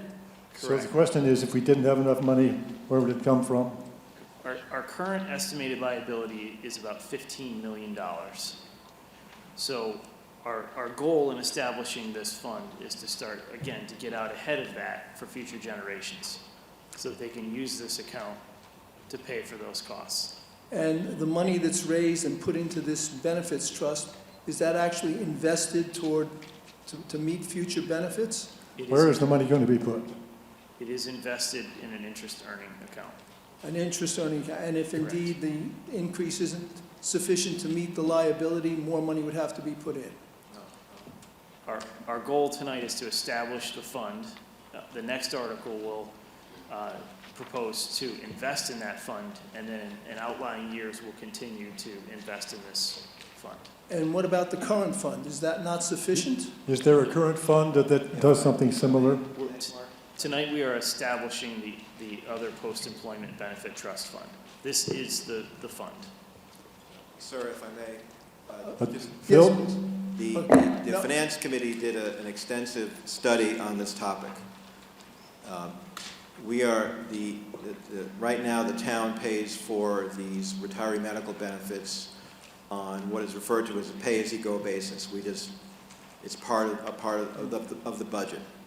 And it's for 2021, it was roughly $474,000.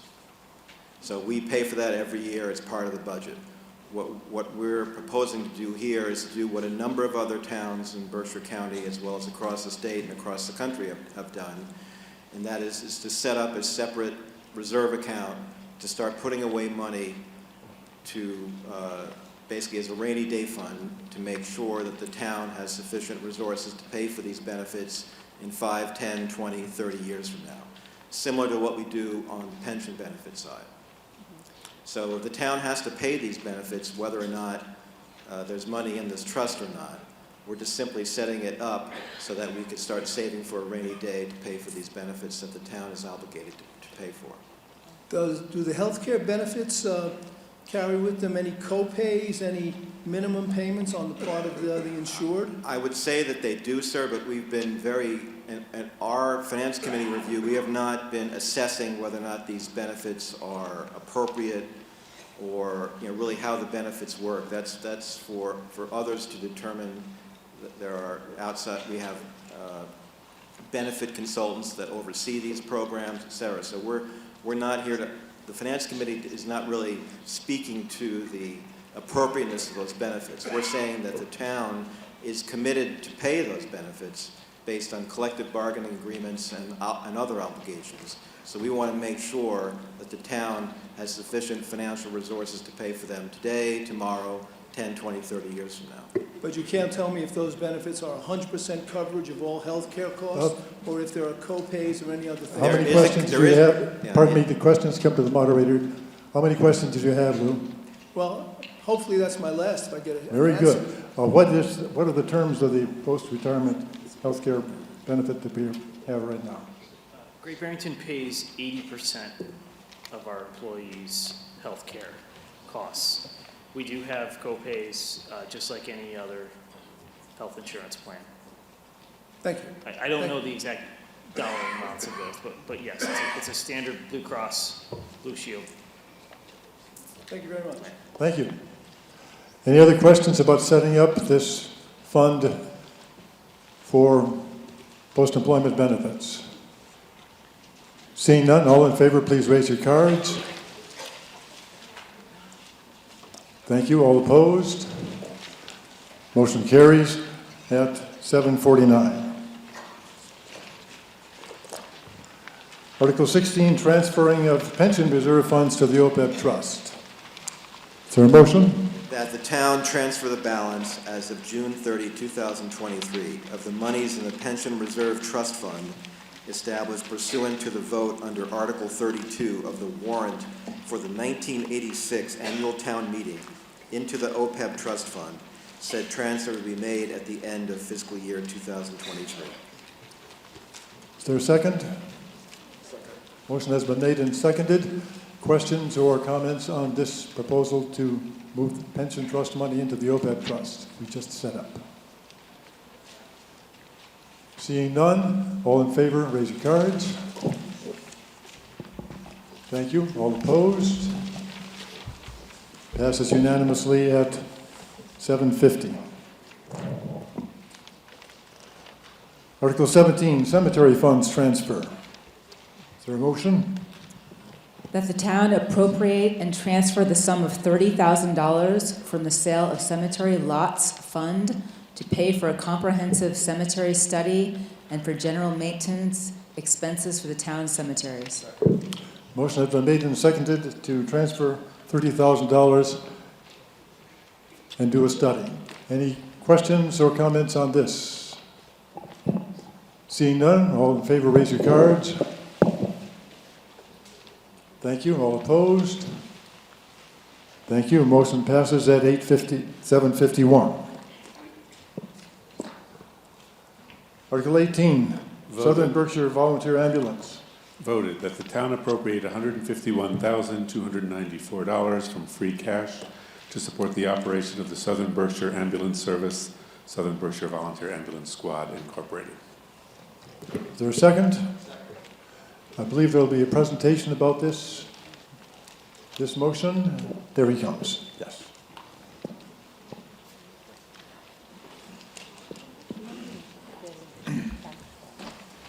Good evening. My name is Jim Santos. I live at 9 Lovers Lane. I'm currently the president of the board of trustees, directors. The Southern Berkshire Ambulance, it is no longer the Southern Berkshire Volunteer Ambulance, so there's been a change of name. This is just to give you some brief history as to why we're doing this, and I have to be here this evening. The Southern Berkshire Volunteer Ambulance was incorporated and began back in 1968. So this organization, in one form or another, has been providing ambulance service to the 6 towns that we provide for 55 years now. In 2014, we made 2 major changes. The first thing we did is that we became a 501c3 non-profit organization. And when that happened, we did 2 things. We upgraded our staffing to the paramedic level, which is the highest level that an ambulance can be staffed. And we also went from a truly volunteer organization to a fully paid organization. Since 1968, we have been providing this service to all these 6 towns for free. You've been getting free ambulance service from us for 55 years.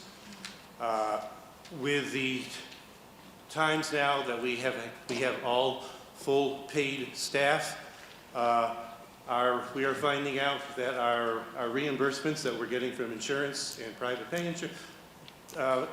insurance, we just cannot meet our budgets and we can't meet our payroll.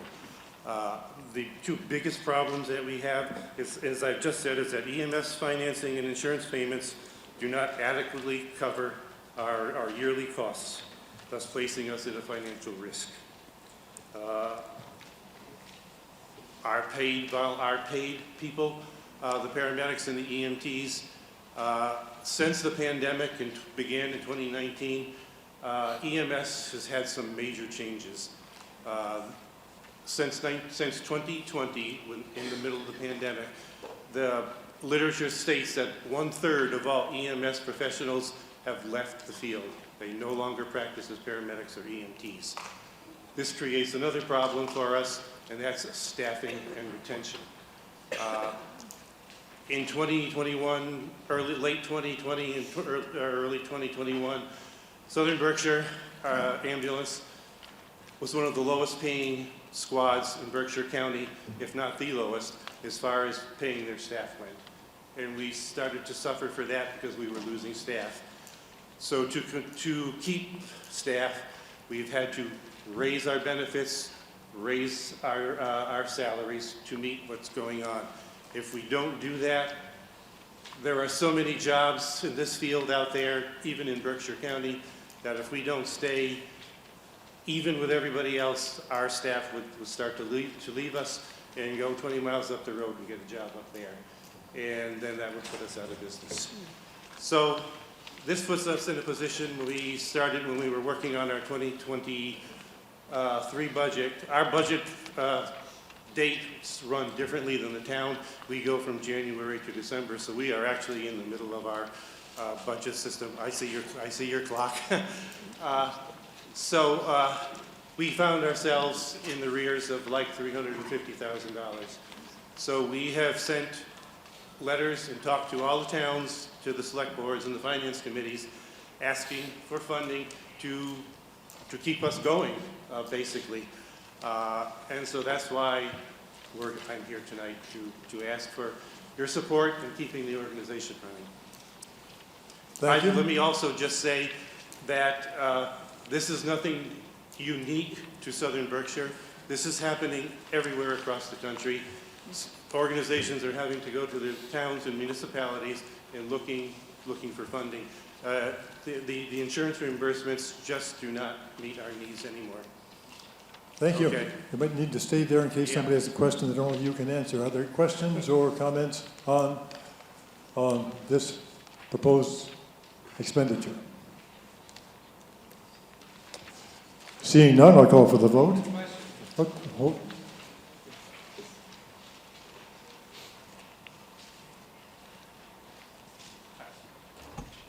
Hi, I'm Teresa Atchison at 31 Pleasant Street in Great Barrington.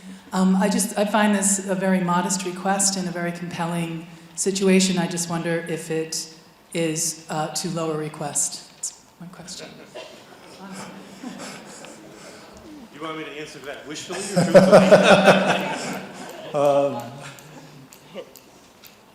We feel that if we receive what we have asked for from all the 6 towns, it is an adequate request for this year. Bob Radicate, Blue Hill Lane. I don't know about the rest of you, but if I got a problem, I'd like an ambulance to be there. Okay. If there are no other inquiries about this one, I'll call for the vote on the motion for Article 18. All in favor, please raise your cards. Thank you. All opposed? Motion carries at 7:57. Article 19, Unemployment Trust Fund Free Cash Appropriation. Voted that the town appropriate the transfer of $20,000 from free cash for deposit into the unemployment trust fund. Motion has been made and seconded. Any questions, inquiries about this item? Seeing none, I'll call for the vote. All in favor, raise your cards. Thank you. All opposed? Motion carries at 7:58. Article 20, Affordable Housing Trust Fund Free Cash Appropriation. Voted that the town appropriate and authorize the transfer of $175,000 from free cash for deposit into the Affordable Housing Trust Fund. Motion has been made and seconded to transfer funds into the Affordable Housing Trust Fund. Questions or comments on this proposal? Seeing none, all in favor raise your cards. Thank you. All opposed? Motion carries at, well, my watch says it's also still 7:58. Did that one in under a minute. Article 21, website upgrade. Voted that the town appropriate $30,600 from the free cash to upgrade the town's website, including the payment of all costs incidental and related thereto. Questions or comments about improving the town website? Seeing none, I'll call for the vote. All in favor, raise your cards. Thank you. All opposed? Motion carries at 7:59. Article 22, host agreement legal fees, appropriation from free cash. That the town appropriate $15,000 from free cash to pay legal fees associated with the upcoming renewals of host community agreements in accordance with the Cannabis Control Commission guidelines. Motion has been made and seconded to fund legal fees about these guidelines, about these agreements. Any questions, inquiries about this? Seeing none, I'll call for the vote. All in favor, raise your cards. Thank you. All opposed? Motion carries not quite unanimously at 8 o'clock. Article 23, rescinding unused borrowing authority. Is there a motion? Voted that the town hereby rescinds the following amounts that have been authorized to be borrowed by vote of town meeting, but which are no longer needed for the purposes for which they were initially approved. $45,000 for fire department equipment air packs. $11,300 for police computer hardware. $24,000 for a police phone system. $45,600 for police cruisers. $45,000 for pickup truck. $2,500 for voting machines, $9,000 for police cruisers, $2,100 for the Jaws of Life, $1,000 for a 4,600 dump truck with plow and sander, $900 for a roadside mower, $3,700 for 2 mowers, $250 for a 1-ton roller, and $13,400 for the sewer department service vehicle. Motion has been made and seconded to rescind these borrowing authorities that are not needed. Any questions or comments on this? Seeing none, I'll call for the vote. All in favor, raise your cards. Thank you very much. All opposed? Nobody wants to keep on borrowing money we don't need. The motion carries at 1 minute after 8. Article 24, authorize closing town offices on Saturdays. Voted that the town authorize the closing of any public office in the town on any or all Saturdays as may be determined from time to time pursuant to Chapter 41, Section 110A of the Massachusetts General Laws. Motion has been made and seconded. Is there a question about this or maybe an explanation of why we need to do it?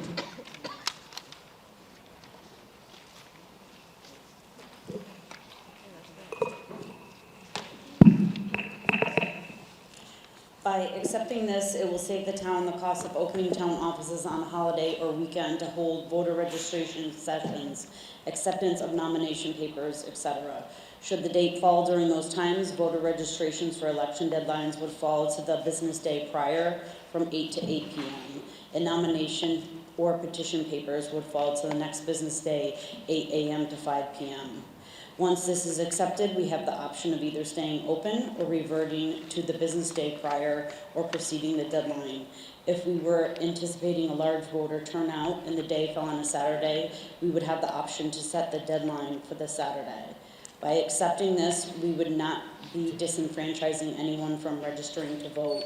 There are many avenues today for people to register to vote in person, by mail, online, or through the Registry of Motor Vehicles, and we advertise the deadlines accordingly. Thank you. Any questions about that explanation and about the motion? Seeing none, I'll call for the vote. All in favor, raise your cards. Thank you. All opposed? Motion passes unanimously at 3 minutes after 8. Article 25. Am I right? Yes. Okay, we now get into ones which will probably involve some more discussion. Article 25, is there a motion? Yes. Good evening, Mr. Moderator. Voted that the town appropriate from the Community Preservation Fund annual revenues the following amounts recommended by the Community Preservation Committee for committee administrative expenses in FY24 and for payment of debt service and costs related thereto for the Memorial Field Improvement Project authorized by the vote of the June 6, 2022 annual town meeting and reserved for future appropriation for community preservation projects the following reserve amounts, with each item to be considered a separate appropriation. Reserves. From FY24 revenues for historic resource reserves, $55,000. From FY24 revenues for community housing reserve, $55,000. From FY24 revenues for open space, $0. Under appropriations, from FY24 revenues for debt service on Memorial Field project and the costs related thereto, $62,000. From FY24 revenues for administrative expenses, $15,000. And the balance of FY24 revenues for FY24 budgeted reserve, $363,000. Motion has been made and seconded. Is there going to be an explanation of the reasons for this particular motion compared to the one that's going to follow, or do you want to do it all at once? I think we could roll them all together. I mean, this one is a standard housekeeping one we do each year so that we're complying with the statute. Yes. Okay. That was the explanation I was anticipating. Any questions about this article, which is about essentially the running of the program for the Community Preservation Act? Seeing none, I'll call for a vote. All in favor, raise your cards. Thank you. All opposed? Motion carries unanimously at 8:06. Article 26, the Community Preservation Act project proposals. Yes, Mr. Moderator, voted that the town appropriate from the Community Preservation Fund for FY24 and from the fund balance the following amounts recommended by the Community Preservation Committee, with each item to be considered a separate appropriation. Project 1, Affordable Housing. This is a town-sponsored project for the Affordable Housing Trust Fund. Total appropriation, $265,000. Project 2, Constructing Housing Feasibility. Total appropriation, $150,000. The Allender Group Housing at 322 Main Street, $250,000. Wait till we get there. We'll do that later. Historic Resources, project number 4. This is a town project to preserve the Brown Mausoleum, $20,000. Project number 5, First Congregational Church, restoration of the manse exterior, $225,000. Project 6, the Allender Group for historic preservation of 322 Main Street, $150,000. Project number 7, BAB Capital 77 LLC for preservation of the Cove, Phase 1, $50,000. The last category, Open Space and Recreation. Project number 8, Conservation Commission for the McAllister Wildlife Preservation Project, $20,000. Project number 9, the Berkshire Natural Resource Council for 3 Mile Hill Trail improvements, $40,000. Total appropriation, $1,170,000. Motion has been made and seconded. As is usual for these, I will divide this by going through one by one. When I reach the number of the item, if you want it held, please call out hold, and we'll go back over those. We'll vote separately on the ones that are not held. I may call for a separate vote on the ones that are held too. We'll see how this works. Number 1. Number 2, Construct Housing Authority. Number 3, Allender Group, Main Street. Number 4, the Brown Mausoleum. Number 5, Congregational Church Manse exterior. Was that a hold? Okay. Number 6, Allender Group, 322 Main Street. Number 7, BAB Capital concerning Cove. Was that a hold? I couldn't hear. Okay. Number 8, Conservation Commission McAllister Refuge. Number 9, BNRC 3 Mile Hill Trail Improvements. There was no hold call for items 1, 2, 4, 8, and 9. I'll call for a vote right now on those 5 items so we can take care of them. All in favor, please raise your cards. Thank you. Put them down. All those opposed? Those items 1, 2, 4, 8, and 9 are adopted at 8:09. Now we'll go through the ones on which there was a call of a hold and see what happens. Number 3, the Alander Group for Housing at 322 Main Street. Comments, questions, proposed amendments? Please come to the microphone.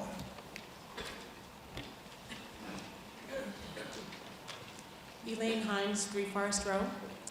So what would be it says 80% of the area median income, but what would be the typical cost, like a 1-bedroom or a 2-bedroom apartment? Your question is what would the cost for how much of AMI? For a 1-bedroom or a 2-bedroom apartment that they're proposing, the Alander Group. Okay, is there an answer to this from the CPA committee? Mr. Moderator, happy to answer that question. The project sponsor may be here as well. Typically, at 80% of area median income for a family or a household of 4 people, the rent would be not greater than about $1,800 a month. That's a 4-person household, 2 or 3 bedroom. Okay, I get out in front of myself. Was there a presentation that the committee wanted to make about this project? No, okay. Yeah, I'm just curious. Name and address, please. Oh, James Manning, 304 Main Street. My question is, there's probably money being given here in trade for, quote, holding some apartments for affordable housing. Is that correct, and what percentage? The question is this okay, what paying percentage for affordable housing in this project? Yeah, what's the trade? 80%? What's the trade-off? How many apartments are what? Mr. Moderator, I believe there's 22 units in the building. It's the 2nd and 3rd floors of 322 Main Street. A minimum of 2 of those units will be reserved for a minimum of 10 years, affordable to households earning less than 80% of area median income. So 2 of the 22. Okay. Could you please ask all of your questions at once, and then we get all the answers at once? Okay, sure. Thank you. Alander's that doesn't seem like a fair trade to me as far as they've already eliminated all the low rents, which has already happened. They're a for-profit organization. I don't understand why they're in here. I don't think they should be in here. Should I ask about them on number 6 now? Nope, we're dealing only with item 3 right now. Okay. Which is the affordable housing element of this request. Yeah, hi, Andrew Blackman, 14 Gilmore. I guess I don't really understand why we're giving money to a profitable for-profit corporation for housing. My understanding is you're looking at a maximum of 2, so we'll say 2, a maximum of 10 years, so we'll say 10 years of affordable housing in a for-profit situation there. I just don't understand why our CPA money is being used that way. I was on the first CPA committee back when it was formed. I lobbied for the creation of the CPA, and we promised people at the time that we would spend the money extremely carefully. It is our money, it's your money in this audience. I don't think it was designed to be given to for-profit corporations. Please, we make decisions by voting, not by clapping. Any further comments on this proposal? Yes. Yes, Mr. Moderator, I'm Jennifer Clark, Oak Street. I am reluctantly voting for this grant of $250,000 to Alander Group for 2 units that will be rented as affordable housing units in the heart of town, last for only 10 years. I've spoken to experts in the affordable housing field, and I'm told that given the downside of this arrangement, it's still better to have 2 more apartments than none. I'm reluctant to vote for this as I feel as it should be an obligation for all developers working in Great Barrington to provide a minimum percentage of units as affordable without any financial help from the town. This is required in some other towns, but it is not here yet. So I ask you to vote for 2 more apartments. $125,000 per apartment over a 10-year period is about $1,040 per month subsidy that this town would be giving the renter. So I don't see that as a lot, nor does the experts who I consulted with construct. So I ask you to consider this more broadly. I know it looks fishy because they are a for-profit company, but they are building 2 things that could be useful to this town. Thank you. Thank you. Hi, Leora Khan, 33 Grove Street, Great Barrington. My question is, why 10 years? What happens after that? I don't think that's fair. Is it going to revert back to the owner of the apartments? And what happens to the affordable housing of those 2 apartments? The question is, what happens to these places after 10 years? Is there staff have an answer? Thank you. The Community Preservation Committee discussed this project at length and discussed the 10 years and what happens after 10 years and came to an understanding that the town would have the ability to appropriate further funds for beyond that 10-year period. And if we don't want to, then it turns to become a fully market rate unit. Thank you. Hi, Annie Alquist, 219 South Street, 219 South Street, Housatonic. So if we don't agree to this amount, none of the 22 units will be affordable housing. Am I understanding that correctly? The question is, if we don't do this, they will all be market rate? Okay.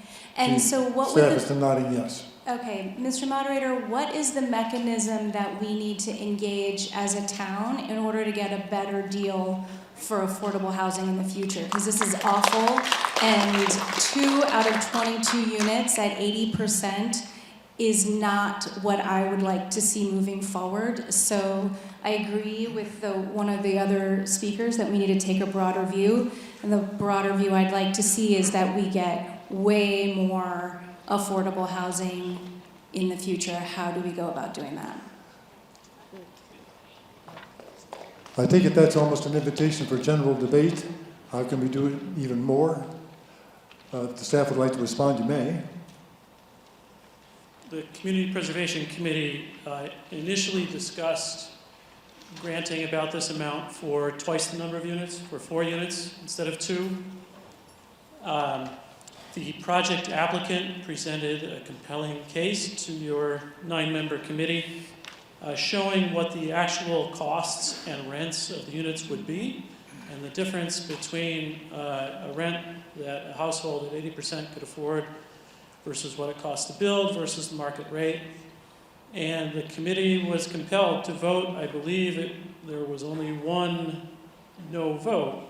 That this was a good deal, and the committee recommends these 2 units to the town. Thank you. Jim? James Bailey, Housatonic. Just one question, and then I have a statement. Is there a representative from Alander here? I believe there is. Okay. I have a question. May I direct a question, Jim? I'll send it on to him. Okay, perfect. Please explain to us why you feel you need our tax dollars.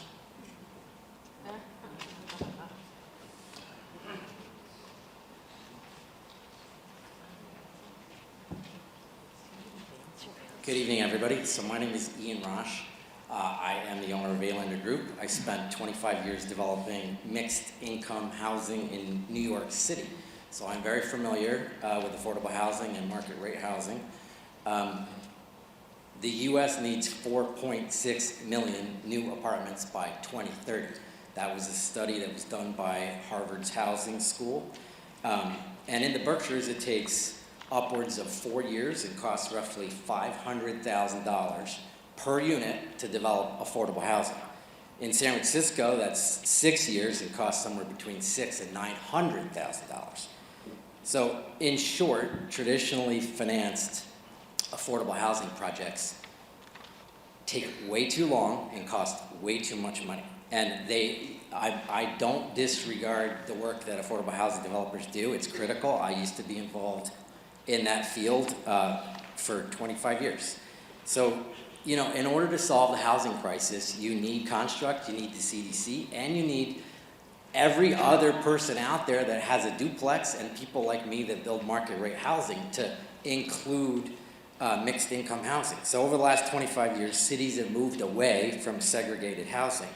In the Berkshires, we still have segregated housing. There's no mixed income projects. That means all income restricted people live in one building and all market rate folks live in another.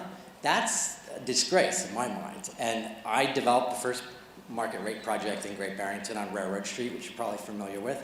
And over the last couple of years have become saddened by what I'm seeing. There's rich people housing and poor people housing. Everywhere else in the world it's mixed. So this is an effort, a modest effort, but a step in the direction to come up with another model that can be replicated over and over again.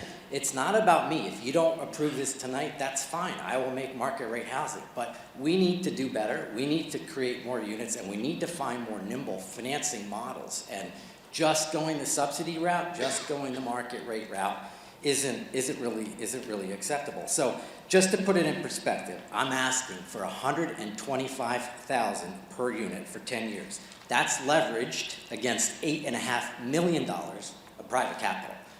That's a pretty good return on public investment.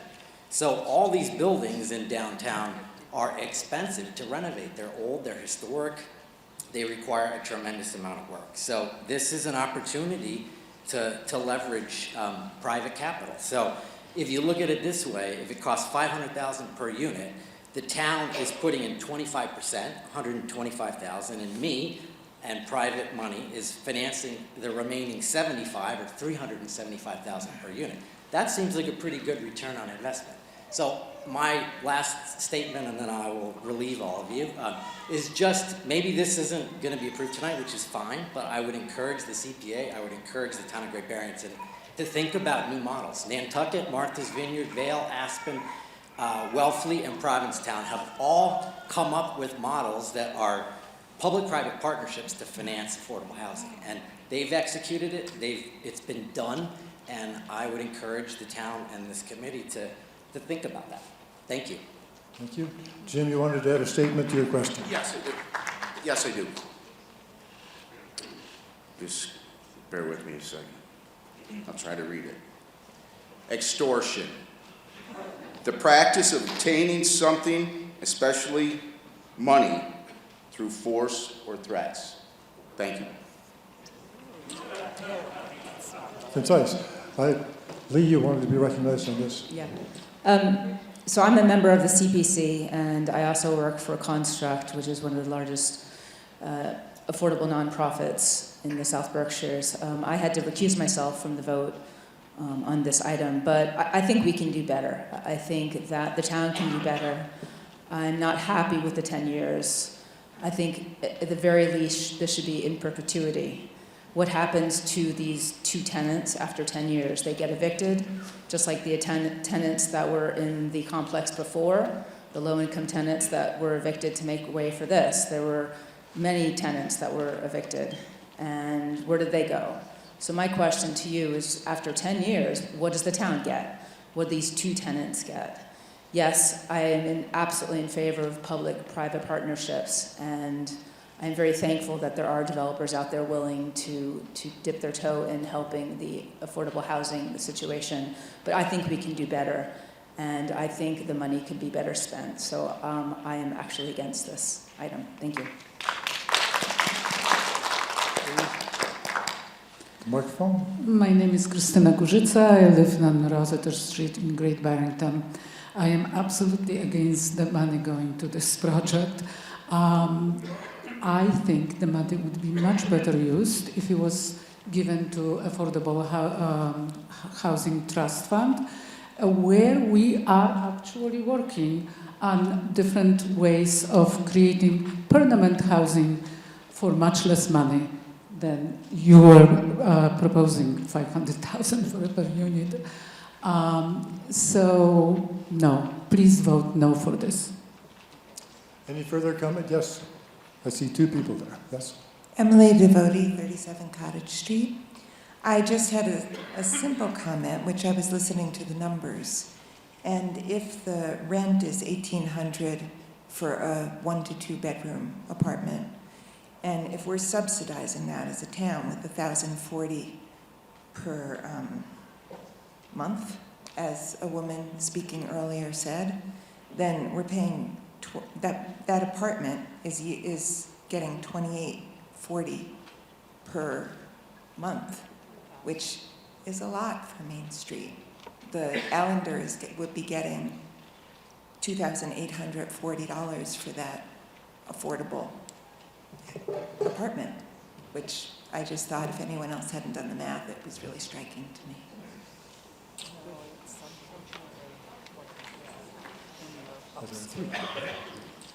Ken Schumacher, 160 Castle Street. And I just had a question about Bentley Avenue. How many units there go to local people?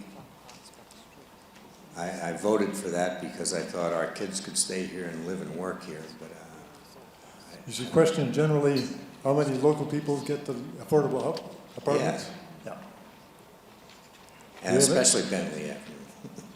That being the biggest one. Does the staff have an answer to that?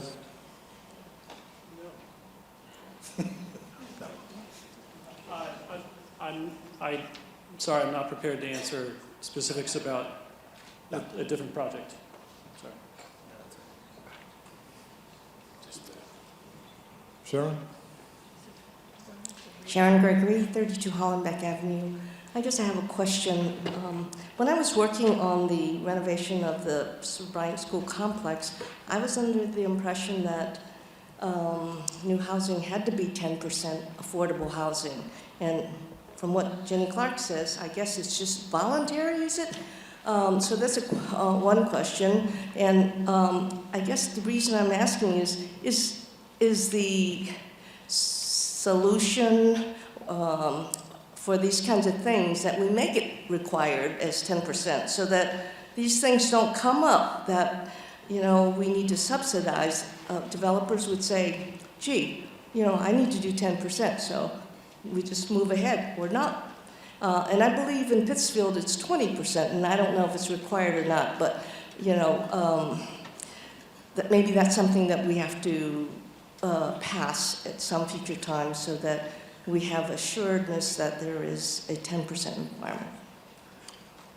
Your question is whether there is anything in the bylaw or state law now that sets a minimum percentage such as 10 for affordable units? Yes. And I see heads shaking among the staff. There is nothing on our bylaw right now that requires that. Mr. Moderator, there's nothing that requires a project like this, which is a renovation of an existing building, to provide a minimum amount of affordable housing. This project will only provide affordable housing if there is a subsidy through the CPA. So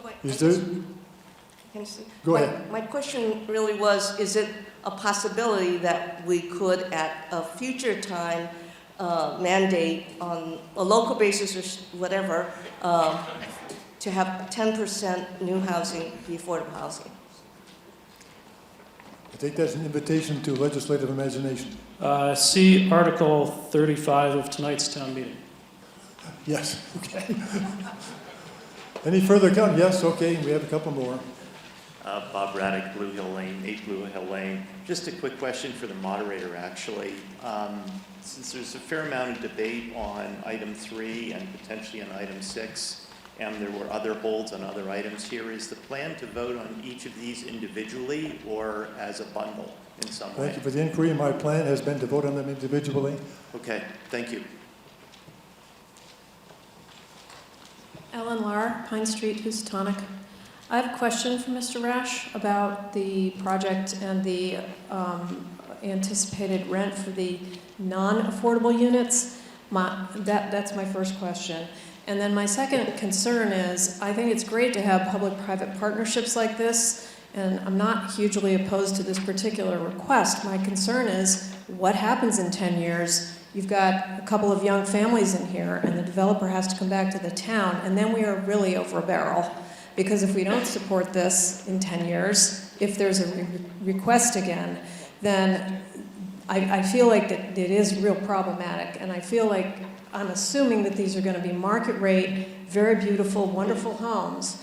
And the idea that we have to subsidize 2 units only for 10 years, putting a couple of families potentially at risk, I don't see that being a very desirable rental for a family looking for affordable housing if they don't have long-term housing security.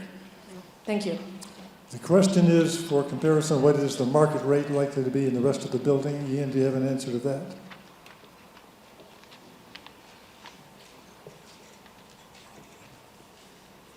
The market rents in in that particular building will be $1,800 to $3,500.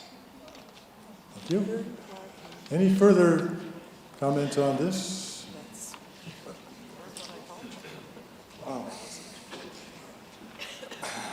I'm looking at item 3 and item 6, both for the same address for the Allender Group. That means it's really $400,000, not $250,000 for the work on that particular building. Is that accurate? Well, your math is right. There are 2 separate requests for different aspects for that building. That's okay. Once again, doesn't sound like y'all did your homework before agreeing to this, and I agree with the other gentleman. Extortion is the word for it. Thank you. If there are no further comments on this, I am going to go. Pedro, quickly, please. This is 15 people have talked on this already. Sure. Pedro Pachano at Abbey Hill. I'd like to just respond to Ms. Gregory's comment. At the B3, which is where the school is, we did have what is called inclusionary zoning, which is what she's suggesting, and it didn't work. That zoning was in place for 12 years, and we didn't get a single unit out of it. So the inclusionary zoning works in big cities. It works in Pittsfield, in places where those units can be subsidized and they can be built at high volume, for one thing. And I would encourage everybody to listen to Ms. Clark's comments. I think we're kind of missing, what's the comment? You're missing the trees for the forest here. We're asking for a very small subsidy to have 2 units of affordable housing in the middle of downtown. I think it's worth it. Thank you very much. Andy, Andy I believe you've already talked on I this didn't motion. use my 3 minutes, though. You speak once for up to 3 minutes. Sorry. One quick question, Mr. Moderator, please. Annie Alquist, 219 South Street. Ms. Davis made a wonderful proposal that we make an amendment to this, that it not be for 10 years, that it be in perpetuity. Is it possible to do that right now, and what would the mechanism for that be? Somebody might be recognized to make it. We can start a new discussion. Does anybody want to make that motion? Thank you. Let's go to a vote on the motion as it stands right now. I'm going to vote on this item separately. Tellers, be prepared to count votes because I think this is going to be close. The motion before us is to approve the appropriation listed as number 3 under Article 26. All those in favor, please raise your cards and hold them up so the tellers can count. We are voting right now on item 3 under Article 26, which is the appropriation of $250,000 to the Allender Group for the affordable housing units at 322 Main Street. Only that item is being voted on right now. Please raise your cards and hold them up.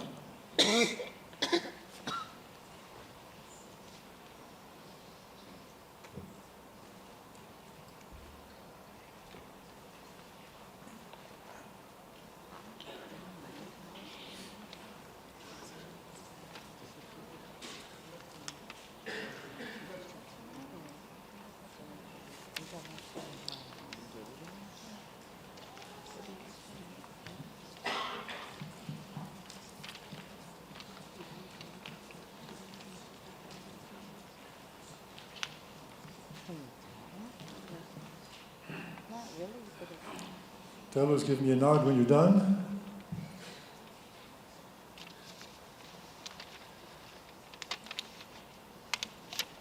Teller's finished. Thank you. Put the cards down. All those opposed, please raise your cards and hold them up.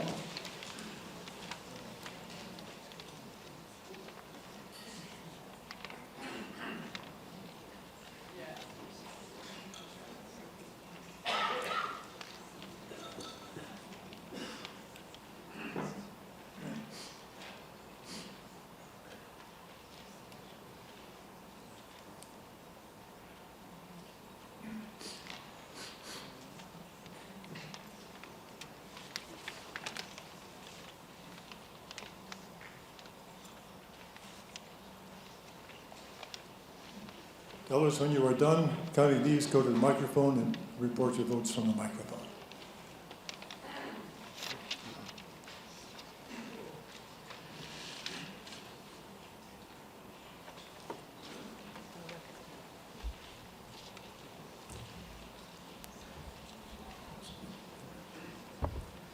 Go ahead. Yes, 17, no, 13. Yes, 17, no, 13. Yes, 12, 9 no. Yes, 12, 9 no. Yes, 10, and no, 30. Yes, 10, no, 30. Yes, 7, no, 54. Yes, 7, no, 54. Yes, 23, no, 40. Yes, 23, no, 40. The motion. That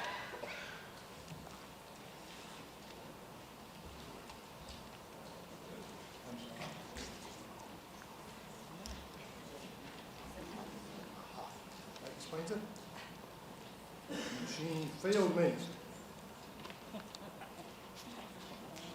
That makes more sense, yes. The motion fails by a vote of 146 to 69. Does anybody want to make another motion on item number 3? If not, we'll proceed to item number 5. Item number 5, proposal is to spend $225,000 on the restoration of the manse at the First Congregational Church. Are there questions, comments about this one? Somebody put a hold on it. Is there somebody who put a hold on it no longer here? Apparently. Item number 6. Also? Okay, you're right. Thank you for the reminder. I was lost in there. Let's vote on it separately and be done with it. Item number 5. Voting separately on that item. All those in favor, please raise your cards. Thank you. All those opposed? That motion carries at 8:37. Now, moving on to item 6. I know it's getting late, which is for historic preservation at 322 Main Street. Questions or comments about that? Yes. Good evening again, Jennifer Clark. I request that town meeting vote no on this particular item of the CPA projects. Granting $150,000 of our money to Allender Group, which is a for-profit LLC and development company, is not what I or most of us imagined CPA monies would be used for when we voted to pass it in 2014. I attended 3 meetings of the CPC this year, and I conclude that this application for funds for the Mahawi Block Building, to address the masonry, the cornices, repairs, and the window replacement at the Mahawi Block Building is an inappropriate use of our money. CPA funds are raised through a surcharge on local real estate taxes for the purpose of preserving and improving a community's character and quality of life. In addition, the state normally contributes annually to the CPA Trust Fund as an incentive for communities to pass CPA, but this is big news. As of last week, April 27th, the Mass House budget did not include any provisions for the CPA trust fund statewide for the next fiscal year. Apparently, rising interest rates and low real estate activity have meant decreased collections at the state's Registry of Deeds, and these are what provide revenue to the fund. To date, nearly all the applications for these CPA funds here in Great Barrington come from nonprofit community organizations. However, last year we awarded erroneously $250,000 to Allender Group for their restoration of windows in the former BCC building. I wasn't prepared to call that out last year, but this year I am. In 2014, I voted originally for the CPA, believing that these funds would go to organizations that otherwise would not have means to accomplish their goals. We were told that these funds would incentivize improvements to our community that otherwise would not be accomplished. But this year, we're being asked to award funds a second time to a well-capitalized corporation with plenty of investment money from private investors. Please vote no on the 6th item of Article 26. And please put the $150,000 in this request toward next year's fund, which may have less in it due to the state's probable withholding of their normal contributions. Thank you. Thank you. Comments, further comments on this item? Yes. Go ahead. Oh, James Manning, 304 Main Street. There's been a local law in New York City since around 1980 when a brick fell off a building and killed somebody.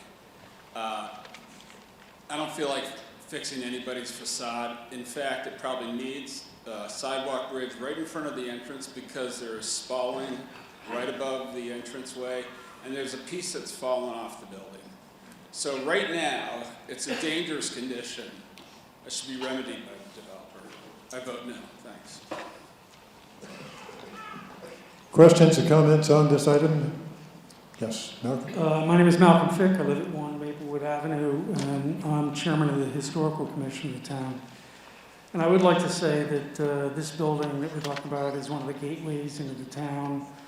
The developer is going to develop the building, but he has agreed to develop the building in an historical restoration, which I think is a benefit to the town, both in terms of economic development and also the beauty of the town that attracts visitors. So I am in favor of this expense, historical expense as part of CPA funds, which is one of the 3 legs for CPA funds, which are open space and recreation, affordable housing, and historical preservation. So I urge you to vote yes for this allocation. Thank you. Lee? I'm a member of the CPC, and I am one of 2 committee members that voted no on this item. I urge you to vote no. I believe that the building has been maintained, and the new owners will find a way to keep up that maintenance, especially if they're charging $3,500 an apartment. So I think that the money could be better spent. So I urge you to turn down this particular item. Thank you. Staff have a comment here? Mr. Moderator, I'd hate for anybody to vote with a misconception that CPA funds can only be used for town projects or for nonprofit entities. That is not the case. And while members of the Community Preservation Committee may disagree and have pretty heated debates at times, overall, the Community Preservation Committee recommends projects that provide community benefits, regardless of who provides them. It may be affordable housing, it may be historic preservation, or it may be open space and recreation projects. So that is why the projects here tonight are in front of you, not because of who is sponsoring them, but because of the community benefit that the CPC believes will be provided the town. If there are no further questions or comments on item number 6, we will proceed to vote on it. Same way as for the first one, raising your cards and hold them up while the tellers count the votes. All those in favor of the appropriation for item 6, raise your cards. I take that back. We're not going to need the teller count. Thank you. All opposed? Thank you. Motion fails at 8:44. Item number 7 on the list. Other questions or comments about item number 7? Funding for Cove Bowling Alley project.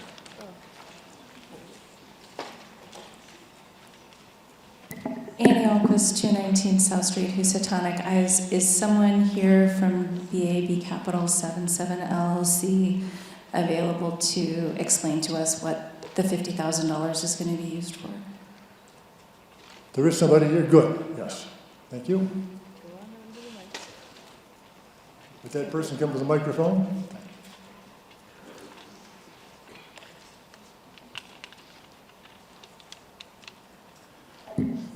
Hi, Craig Barnum. The project was, first, the project is finding a way to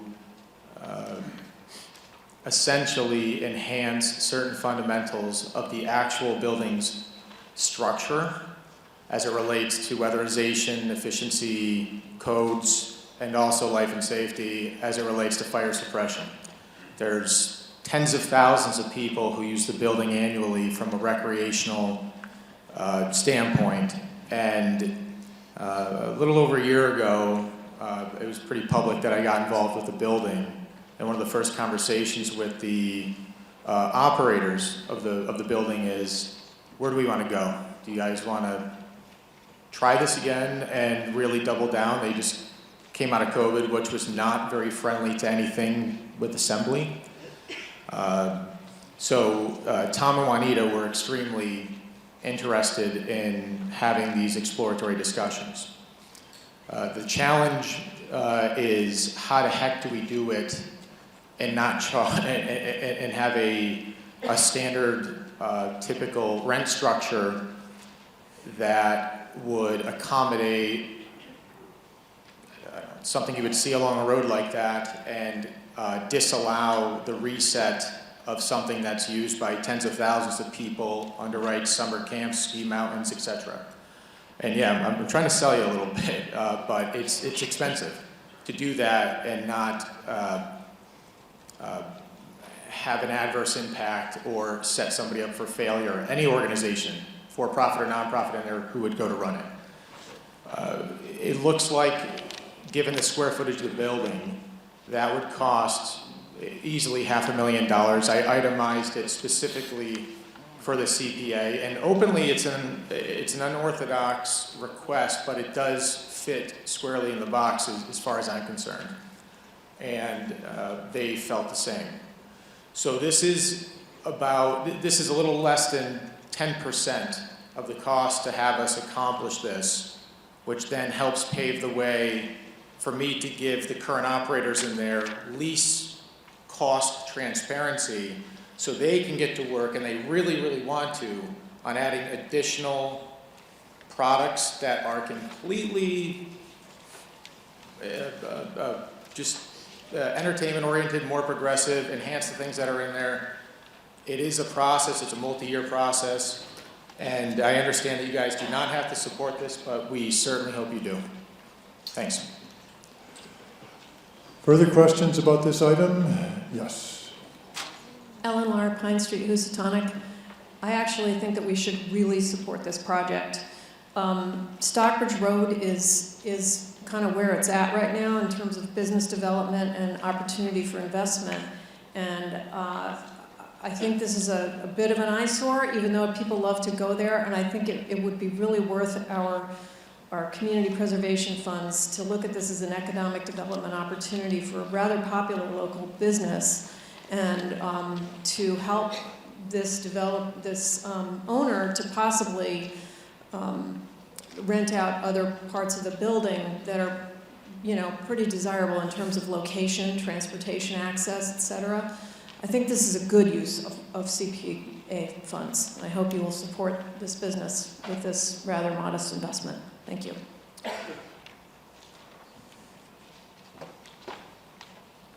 Tim Manning, Main Street. Once again, I think giving money for weatherization of a questionably historic building. I mean, I don't see any history in that building at all. Again, to me, it's a cut and dry. It's to a private developer to make the building better so he can rent it out for more. I mean, it's kind of an easy story. I vote no. Further questions or comments on this item? One more? No?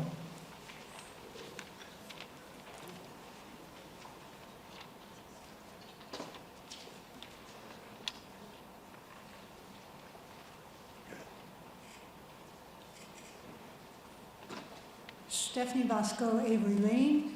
I think we need to look at this project a little differently from the subsidized housing in the Allender project, because whereas that project would have provided affordable housing for 10 years on 2 units, when you're talking the Cove, you are talking a valuable recreational asset for the community, for people in the community primarily who maybe are not able to travel afar or invest in some of the more costly recreational activities. It's a great place for kids to gather and families, birthday parties. I've lived in Great Barrington for 30 plus years, and the Cove has been that focus for all of the years that I've been here. My children went there. I'm not a bowler, so I don't usually go there. But I think that this is a community asset that will give back to the community for a long time if the community supports it in this way. Thank you. Further comments? One more?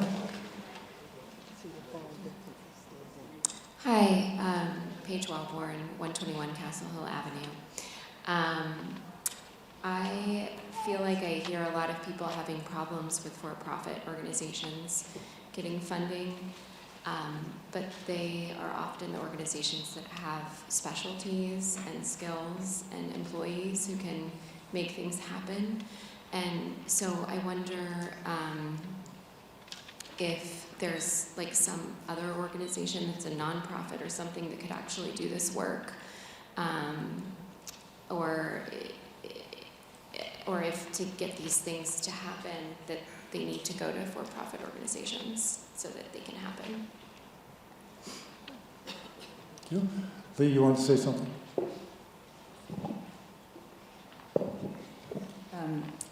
I'm on the CPC, and I actually voted in favor of this item.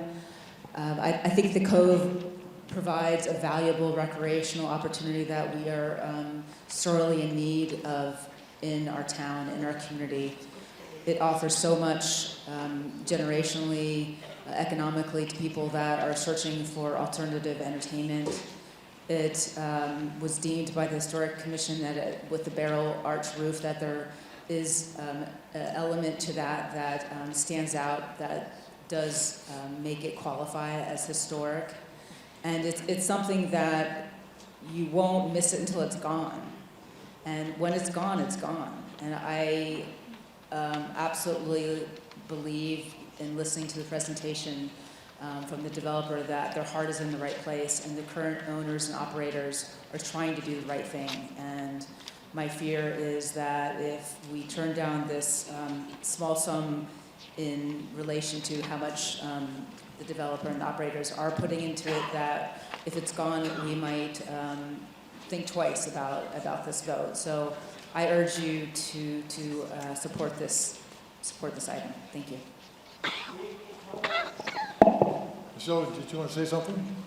Yes. Thank you, Mr. Moderator. Michelle Loubier, 70 Division Street. First off, thank you to Jenny Clark for giving us a historical on the CPC. Her recollection is my recollection on it.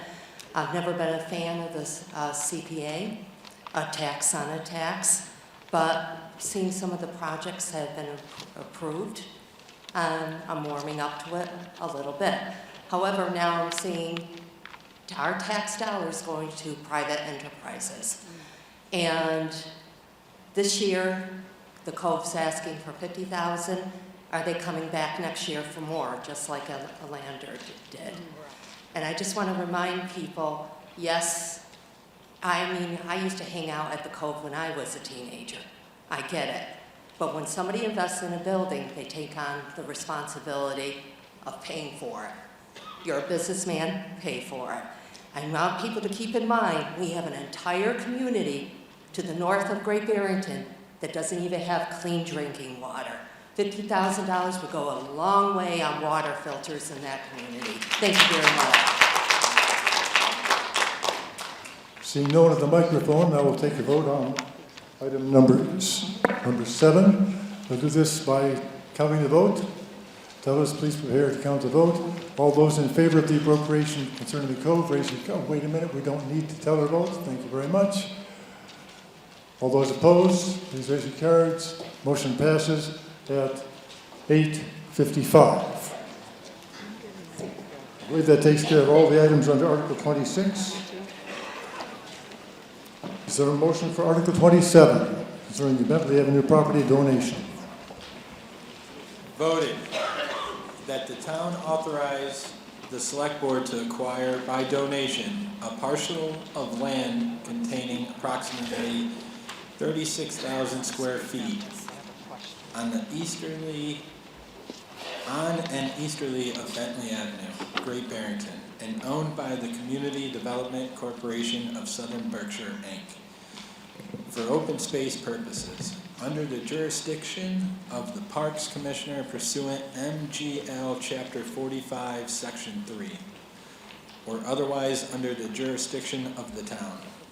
Said land being shown as Parcel A on Plot P-198, recorded at the Southern Berkshire Registry of Deeds on December 22nd, 2011, a copy of which is on file with the town clerk, and to authorize the park commissioners and the select board to take all actions and execute all documents necessary in connection therewithin. Motion has been made and seconded to accept the donation of this property. Are there questions about this? Put down. Michelle Gilligan, 320 State Road, Great Barrington. There's no map up there. Is this the land that is currently part of the remediation of the chemicals from the log homes project? Because it doesn't say there. I see a lot of shaking heads saying no. Does the staff want to explain where the land is? Yes, that's what I'm interested in, where it is. Mr. Moderator, this property that's owned by the CDC of South Berkshire does not involve the contaminated portion of the old New England log home site. It involves land on the eastern side of Bentley Avenue and going up the hill towards and bordering with Grove Street Park. So it's the stream that comes down from East Mountain past Grove Street towards Bentley Avenue. That's the parcel of land. All of that used to be owned by New England Log Homes. The CDC now has it. They have no use for that. It would connect very nicely to Grove Street Park, and so they're willing to donate this to the town. Any further questions? I believe that this only requires a majority vote because they're giving it to us. All those in favor, please raise your hand, your cards. Thank you. All those opposed? Motion passes at 8:58.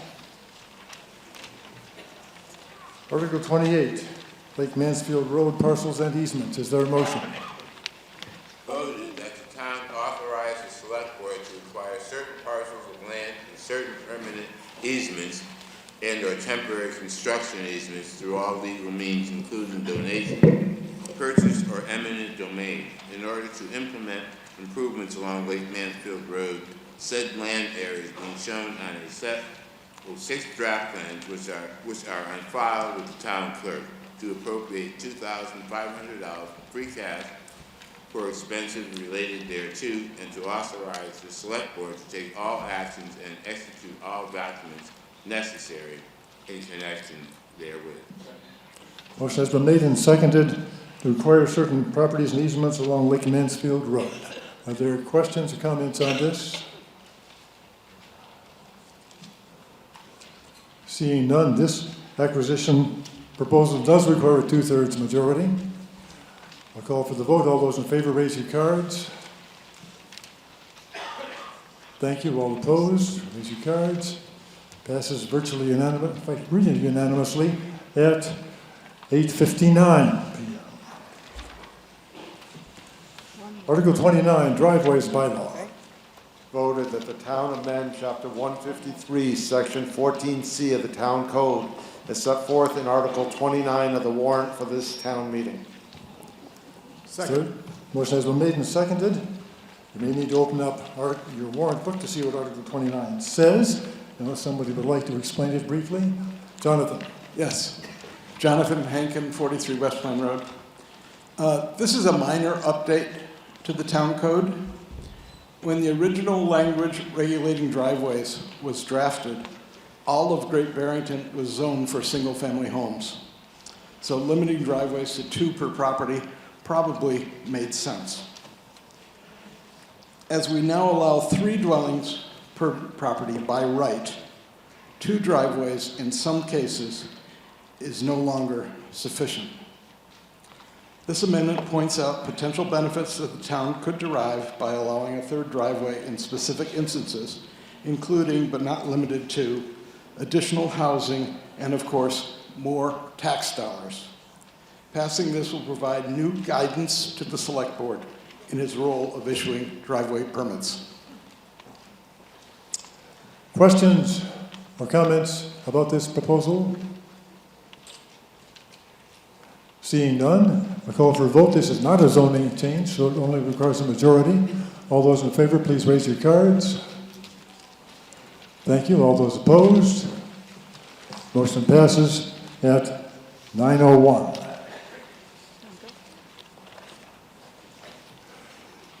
We're now beginning a collection of zoning articles.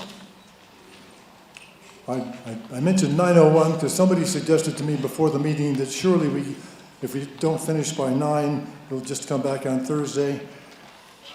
Do you want us to finish it tonight? Yes. Okay, we'll see if we can finish it tonight. Article 30, is there a motion?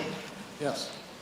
Voted that the town amends Section 11.0 of the zoning bylaw as set forth in Article 30 of the warrant for this town meeting and make corresponding changes of terminology in those portions of the zoning bylaw where the defined terms being amended are used.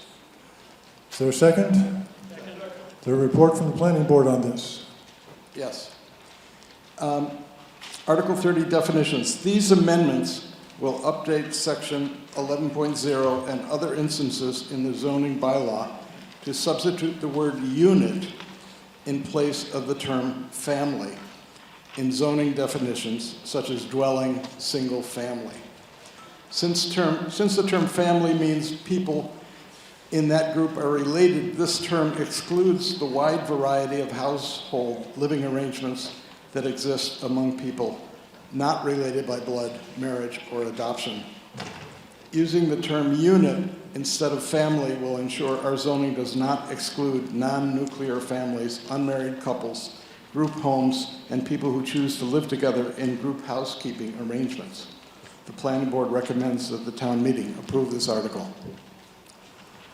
Are there questions or proposed changes to this proposal? Seeing none, I'll call for a vote. This requires a 2/3 vote. All in favor, raise your cards. Thank you. All opposed? Motion passes by a 2/3 vote at 9:03. Article 31. Voted that the town amend Section 6.4 performance standards of the zoning bylaw as set forth in Article 31 of this warrant. Is there a second? Motion has been made and seconded. Whoop. I'm dropping things. Is there a report from the planning board? Yes, sir. Article 31, performance standards. These amendments will amend Section 6.4 performance standards in order to codify certain criteria that are applicable to types of land uses, rather than leaving these criteria to the discretion of the permit granting authority. For example, exterior lighting is frequently a concern of neighbors and of permitting boards, but there are currently no regulations. This amendment will create clear regulations for lighting and for site design. The planning board recommends the town meeting approve this article. Questions concerning the motion for Article 31? Seeing none, we'll call for a vote. This requires a 2/3 vote. All in favor? Hold on. We're coming up in order, so you have some warning. This is a lot of stuff to look at. Do we have enough time to just get an eyeball on it? Could you go over it with us? Just give us some general descriptions? You would like a further explanation of what's involved? Any particulars you wanted to focus on, or just general? Go ahead. All right, you can have a little more time, Pedro. Thanks, sir. The performance standards in our bylaw that generally are telling people who are coming before our board and coming before the town what the town is expecting of their projects. What we're proposing is to add certain things to what's already there. Things having to do with pest control, fire hazards, with the way that the sites are developed and how they're designed for drainage and other purposes. The site design is quite, there's a lot there, as Ms. Clark has stated. But it's all stuff that we want. We don't want glare. We want pedestrian access. We want site circulation to be clear and to allow for accessibility. We want drainage controls on the site to be effective. Parking, storage, other things like that, garbage, disposal, recycling, we want all those to exist and to be placed in conspicuous locations. Lighting, again, we are including a whole section on lighting. The section on lighting generally, and it's a shame that our chair is not here because she's the one who really pushes us on lighting. We really want to keep the skies dark and the lands lit as little as possible to make it safe for everybody. If there's anything else, Jenny, that you need, I'm happy to answer your questions in more specificity, but I think that is a summary that I hope convinces everybody to vote positively for this article. Demonstrating one of the downsides of the cross-reference motion when you have a large in the warrant. Are there further questions or suggestions or comments on this particular item? Okay, thank you. You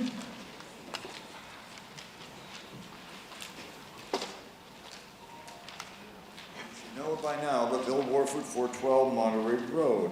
I'm looking at 6.4.6, lighting. Fully horizontal shielding so that light shines only downwards.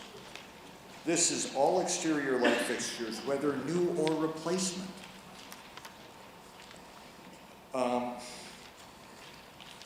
How do you intend to enforce this, particularly the LED lights Kelvin temperature?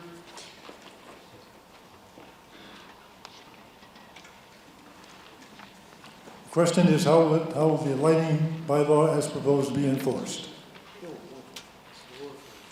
Mr. Warford brings up an excellent point, and that is enforcement. Enforcement is very difficult.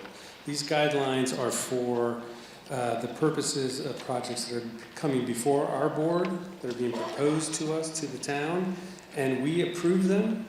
They go directly to the building inspector. The building inspector is the enforcement officer, and he is the one who needs to make sure that they meet the approvals that we give him from our board. Does that make sense? So they come to us, they show us the light fixture. We make sure that it's horizontal facing, it only faces downward, that it meets the Kelvin temperature requirements.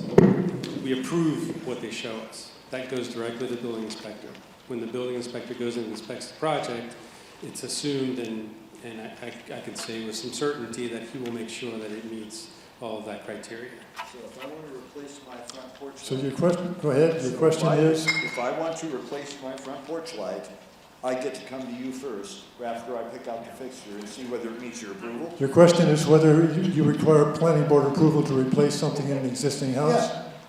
That's the question. Is there an answer? I have a 30-year-old fixture. I understand the question. I have to replace it with I'm something. asking the planning board if there's an answer. Mr. Warford, I do believe that there are certain things that are exempt from this type of review. Your replacement of your light on your porch would not come before the board. You would not need a building permit to replace it. You could do it on your own and nobody's going to say anything. This performance criteria are specifically for projects that require site plan approval, special permits, and building permits. I had to get that last year in order to redo the front of my house. Mr. Warford, you may express. I'm sorry, so would I have been subject to these regulations when they applied for the permit to dig up the front of my house in order to replace the siding, the window, and basically the entire front facade? I replaced 4 porch lights. Would I have had to come to? No. That type of project would just require a building permit. You would not have required review from any board for that. These are basically for big projects, like if the grocery store was going in, or a doctor's office was installing a parking lot with 15 parking spots in it. We want to make sure that the lighting there is safe and that it's downward facing so the sky's clear. I am not seeing that language in this proposal. Thank I you. am not saying that it applies to only big projects or parking lots or supermarkets. It says all.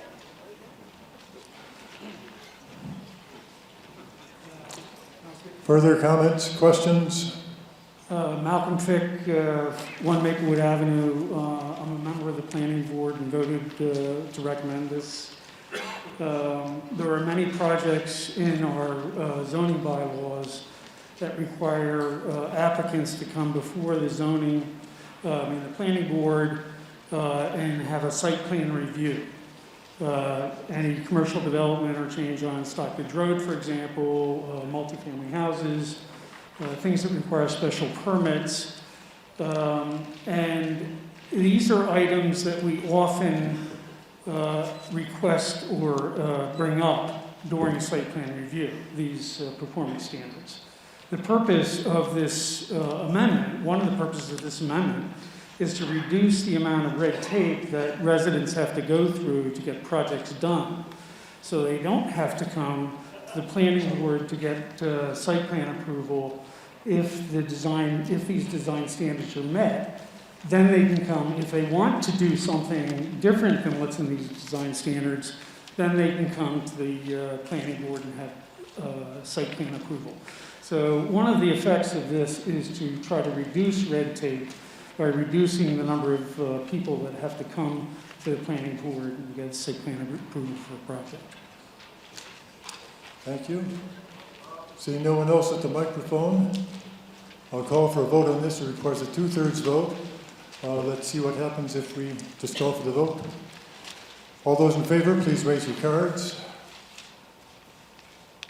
All those opposed? Motion carries by a 2/3 majority at 9:13. Article 32, Table of Uses, also a zoning matter. Voted that the town amend section 3.1.4, Table of Use Regulations of the zoning bylaw as set forth in Article 32 of the warrant for the town meeting. Motion has been made and seconded. Is there a report from the planning board on the content of this proposal? Yes, there is. So Table of Use Regulations, Article 32. These amendments are proposed in order to regulate 3-unit residential uses in the same manner as 2-unit residential uses. In other words, 3-unit structures would be allowed by right in all zones, rather than by special permit in residential zones and by right in business zones. It would thus classify those uses with 4 or more units as multi-unit residential uses, and those uses would be allowed as per row A3 of the Table of Use Regulations.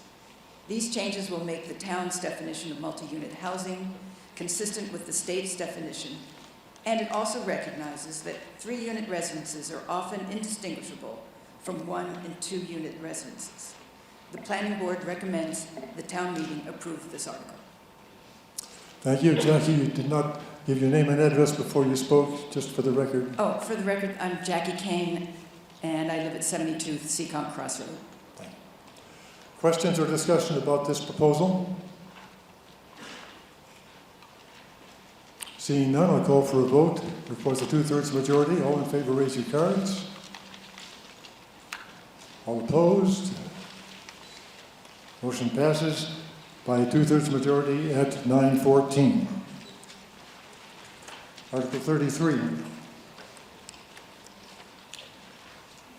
My name is Malcolm Fick, 1 Maplewood Avenue, and voted that the town amend section 8.1, 8.2, and 8.3 of the zoning bylaw as set forth in Article 33 of the warrant. Motion made and seconded. Is there a report from the planning board? Yes, there is. Thank you. These amendments will amend section 8.1 and 8.3 of the bylaw to reflect that 2-unit and 3-unit residential uses are now regulated similarly, as was voted in the previous article. These amendments are also intended to remove the site plan review requirement for accessory dwelling units and for 2 and 3 residential uses. Instead, the design performance and neighborhood impact of these uses will be required to comply with clear criteria set forth in the bylaw section 6.4 as amended and voted in Article 31 previously. The planning board recommends that the town meeting approve this article. Thank you. Are there questions, requests for clarification, etc. on this item? Seeing none, we'll proceed to a vote. Request a 2/3 majority. All in favor, please raise your cards. Thank you. All opposed? Motion passes by a 2/3 majority at 9:15. Article 34, tree requirements on Route 7. Voted that the town amend section 6.2.7 of the zoning bylaw as set forth in Article 34 of the warrant for this town meeting. Motion has been made and seconded. Is there a report from the planning board? Yes, there is. My name is Malcolm Fick, 1 Maplewood Avenue.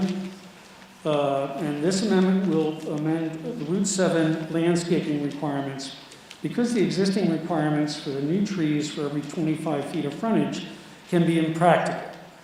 The new sentence added will provide flexibility for sites where the dense tree planting is not possible, perhaps due to sidewalks, driveways, underground or overhead utilities, or other unique circumstances. The planning board recommends that town meeting approve this article. Questions about trees on Route 7? Seeing none, I'll call for a vote. This too requires a 2/3 vote. All in favor, please raise your cards. Thank you. All opposed? Motion passes by a 2/3 majority at 9:16.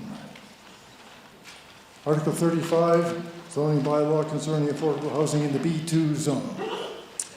Voted that the town amend the B2 column of section 3.1.4 table of use regulations of the zoning bylaw by adding a footnote as set forth in Article 35 of the warrant for this town meeting and authorize the town clerk to assign to the footnote the applicable number.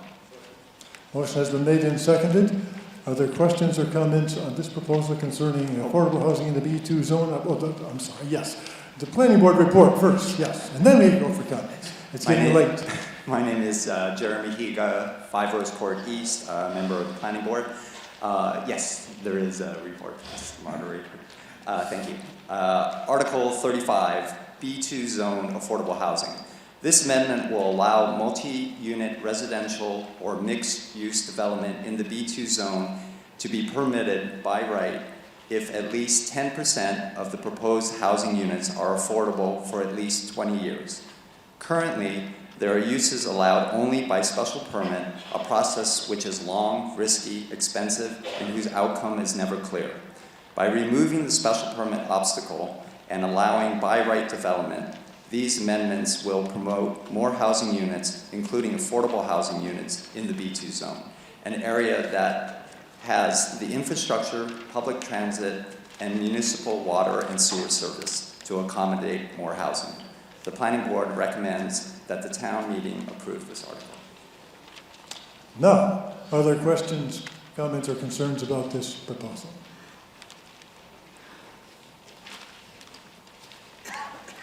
Thomas Ferris, 90 Christian Hill Road. It seems like we're giving up a little bit here, giving up our rights to kind of keep development on Route 7 in check. I know it is outside of the downtown area, but it's still in an area where we frequent quite often. And I think it still needs to be, we need to be respectful of it. And I'm not quite sure what the definition of giving up the rights for permitting to developers will allow them to do and not to do on these properties.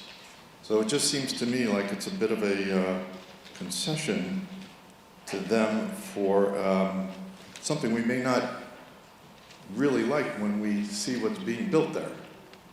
So I'd like everybody to really think hard about this one before granting this this waiver. Thank you. Next. Pedro Pachano at Abbey Hill Drive. I'm also vice chair of the planning board. I got a couple things respond to the gentleman. The zoning spells out clearly what can and cannot be done on every project. What a special permit does is that it negates basically all of the laws that town meeting has approved for its development of the town. What we're trying to do is just eliminate a small obstacle in the permitting process to do these types of projects, which if you haven't noticed, we haven't had a great deal of them. And in fact, the ones that we have had by private developers have been turned down by this town. We've had the two big housing projects that we have been done by affordable housing organizations, and they all require, or they don't require, but they basically rent out their apartments to people making 50 and less % of what the AMI, the median income is in town. So that's for very low people. We're leaving out people making, and these are people that everybody uses. Your gardener, your plumber, your electrician, your teachers, your policemen. We're leaving all those people out. Along the B2, which is where this is proposed, there's still a plethora of regulation. There is wetlands protections or water quality that require special permits. Every project will still have to come before the planning board for a site plan review. There's likely going to be Board of Health inspections, and I'm leaving one out. Conservation Commission probably is going to be involved in that as well. So there's plenty of place for people to speak. I'd like to respond to a letter that was sent out earlier today and possibly yesterday addressing this article that was, unfortunately, because I'm very fond of the person who sent it out, but she, in this case, sent out some fake news. This project will be subject. She sent out information saying that the number of units will not be regulated. Well, in fact, multifamily housing is regulated. You can't just put as many units as you want as it is right now. You need to have 250 square feet or 2,500 square feet of lot area per dwelling unit. That's a huge chunk. The second fake news that she put out was the 4 stories. We're not proposing 4 stories. The zoning stays the same. 3.5 stories, 40 feet. What was the third one? I didn't write it down here. She's coming up, maybe she'll remind me. I'll go through another list too of things that we allow by right in the B2 which means it's not regulated whatsoever. So of course, single and 2 family homes, you can build them anywhere, no problem. 3 to 8 units of housing you can do in the B2. Live-work units, doesn't matter how many, what size, it has to conform to zoning, but you can do them. Libraries, museums, municipal buildings, banks, garden centers, greenhouses, and there's 2 that I have to get out here. One of them, obviously, marijuana establishments. You can do them there by right. Of course, we know that there's plenty of regulation there, but the big one, you could also have horses there. And the big one tests really sort of your morality is not only the retail, we can do retail by right at 20,000 square feet, but you could also do a gigantic parking garage. So what we're trying to do is to say that people and people's housing and housing people in this town is more important than these things, including parking garages. Thank you. Further? Yes, Jim? Jim Stark, 1099 Main Street. Where is the B2 zone, please? I think people are in the dark about the area we're talking about. The question is, where is the B2 zone that will be affected by this? Mr. Moderator, happy to speak to the question and show a map if that's useful. Generally, it's on Route 7 north of Belcher Square, from Belcher Square to CHP. It's downtown, south of the Red Bridge now, the Red Bridge to Elm Street. Also downtown, just south of St. James Place to the Rotary. And finally, from Silver Street southwards to about Brookside Road. And I'll put a map on the screen, Mr. Moderator, if you'll allow me. Okay, that would be helpful. Jim, did you have any more you wanted to say? Well, I'd like to see the map first. I think it's a little bit reckless. I'd like it to be in the hands of the special permit granting authority.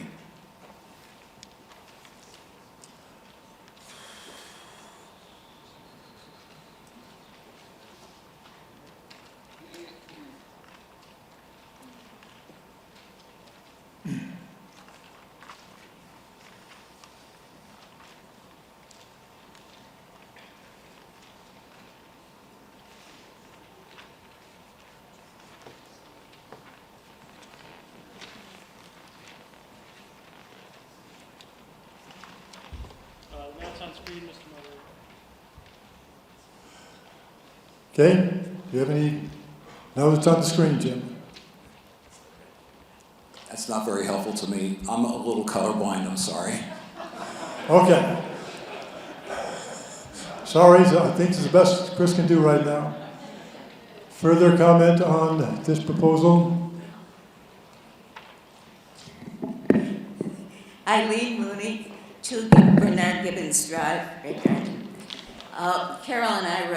Carol Deal and I wrote the letter. Oh, thank you.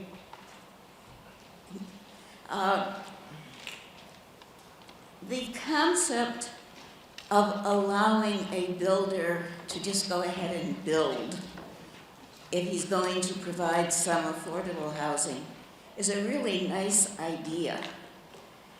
But this is a very obvious area.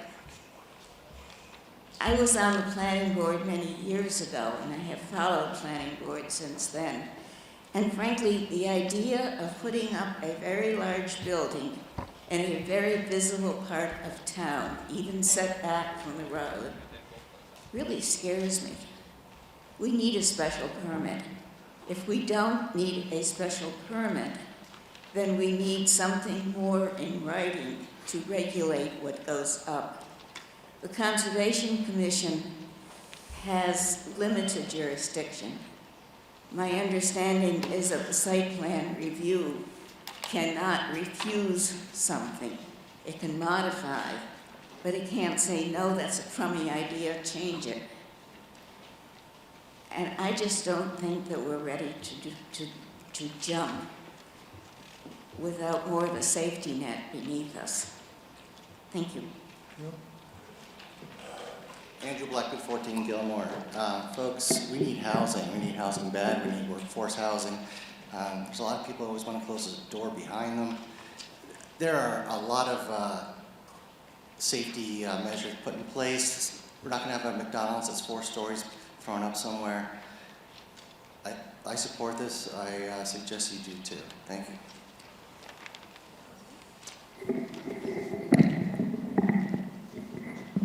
Malcolm? Malcolm Fick, 1 Maplewood Avenue, and very briefly, I'd just like to say that I think we have to agree that housing right now is more important than, say, garages or other commercial buildings. Commercial buildings can be built by right. They don't need a special permit, and we're just saying, let's treat housing the same. Not better. Let's treat housing the same as our commercial development in town. You? Do I see? Annie Alquist, 219 South Street. Mr. Moderator, I just wanted to clarify, as I read this warrant, it sounds to me like at the heart of it, it's trying to incentivize affordable housing. Is that right? I believe, well, And, sorry, Mr. Moderator.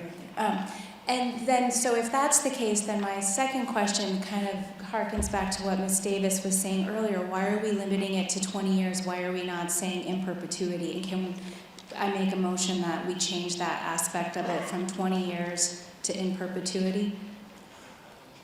you'd like to amend the proposed motion to change 20 years to in perpetuity. Is that correct?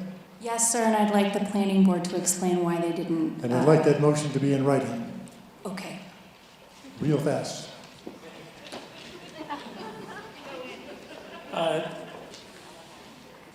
Generally, there's a point at which regulation can encourage housing or completely discourage housing. This proposal will promote housing generally, and if there's affordable housing in it, will allow it to proceed in a more streamlined by-right fashion. Requiring everything by special permit, or requiring additional units to be affordable, or additional units to be affordable for longer, or additional units to be affordable at a much lower rent, can in effect just kill the project outright. So you won't get any housing units. Our zoning is really good at producing single unit housing and 2-unit housing, and there's also zones that are really good at producing large housing developments for low-income renters. So really good for people who want to own their home, really good for large complexes where people can rent.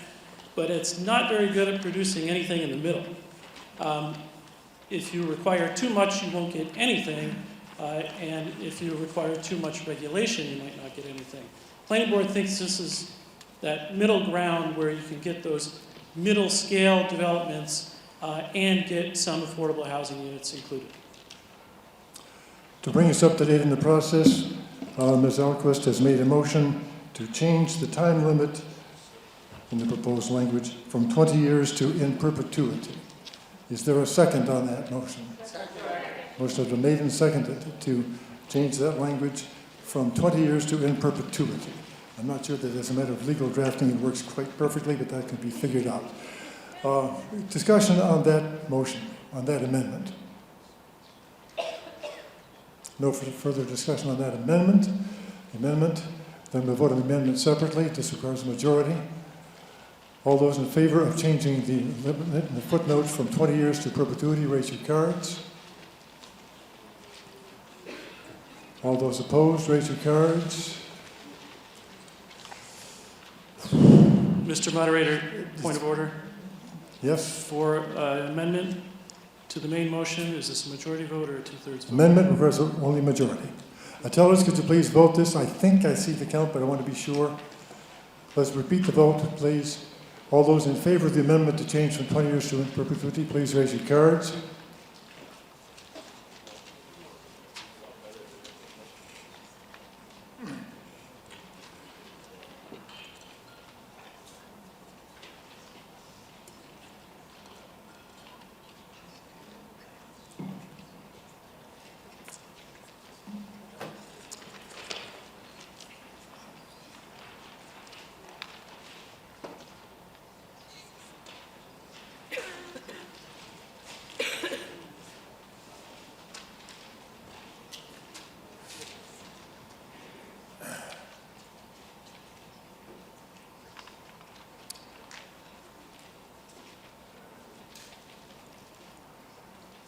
Please nod when you're done.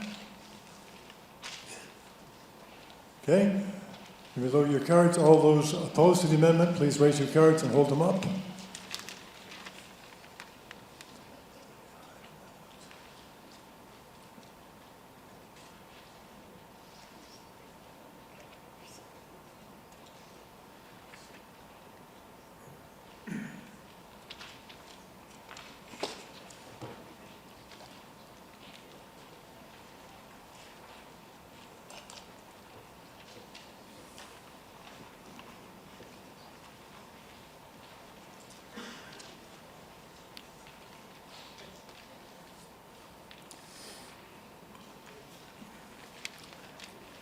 And when you have counted, go to the microphone. Yes, 18. Oh, wait, we're not quite done counting over here, I think.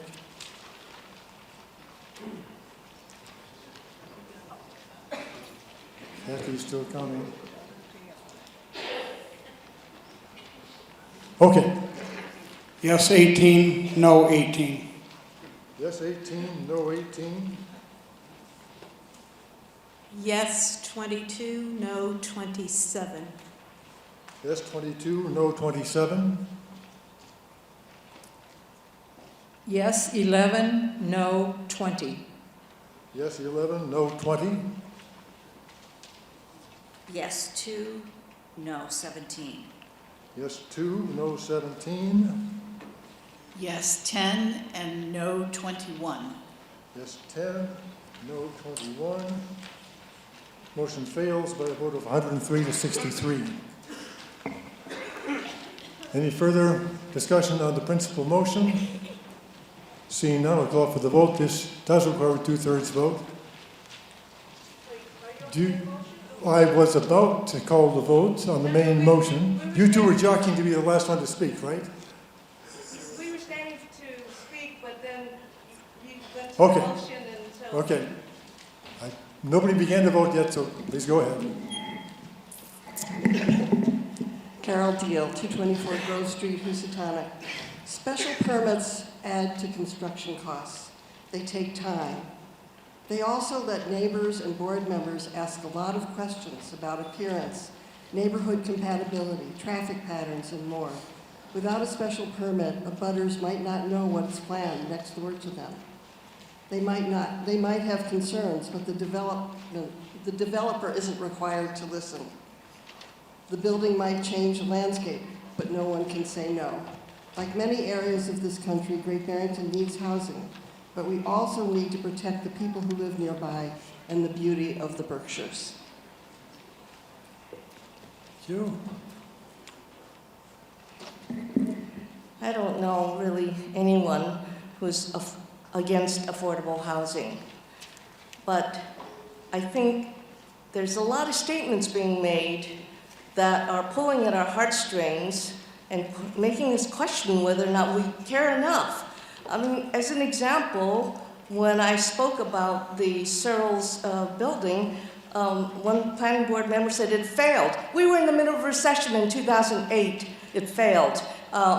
It didn't fail. I think putting things in like a 10% requirement for affordable housing are still very viable things we should be thinking about. On this motion, I'm with Carol Deal.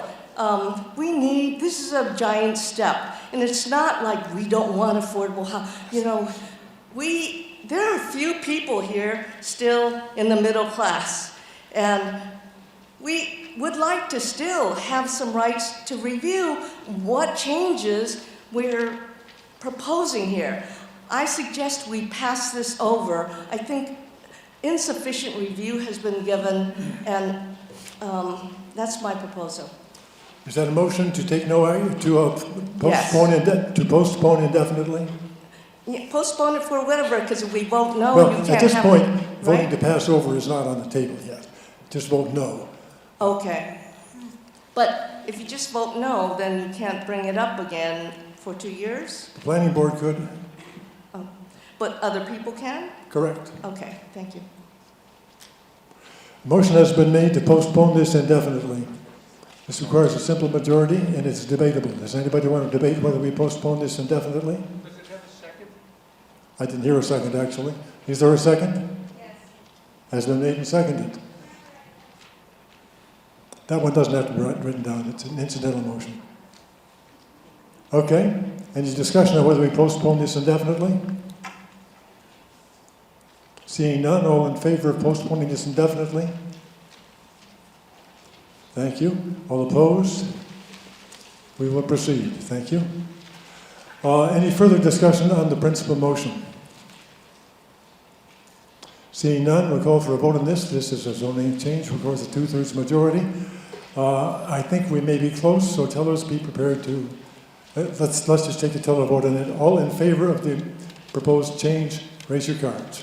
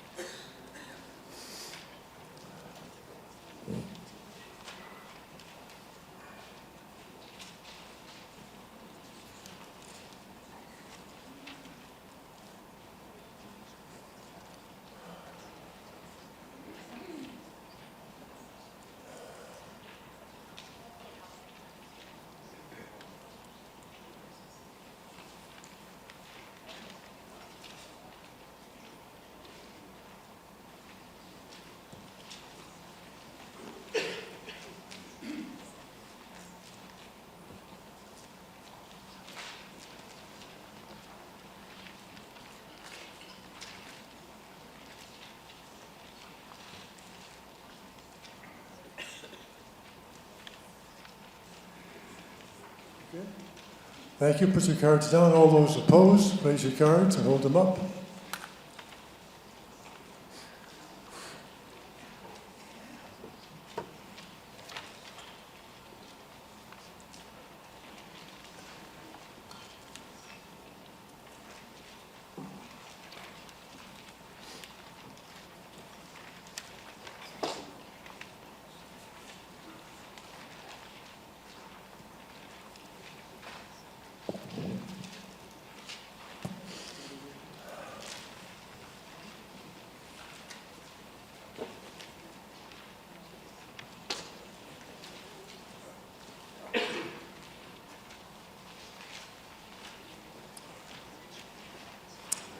Okay, I believe the vote is complete. Please report. 14 yes, 4 no. 14 yes, 4 no. 29 yes and 21 no. 29 yes, 21 no. 23 yes and 6 no. 23 yes and 6 no. 19 yes, 9 no. 19 yes, 9 no.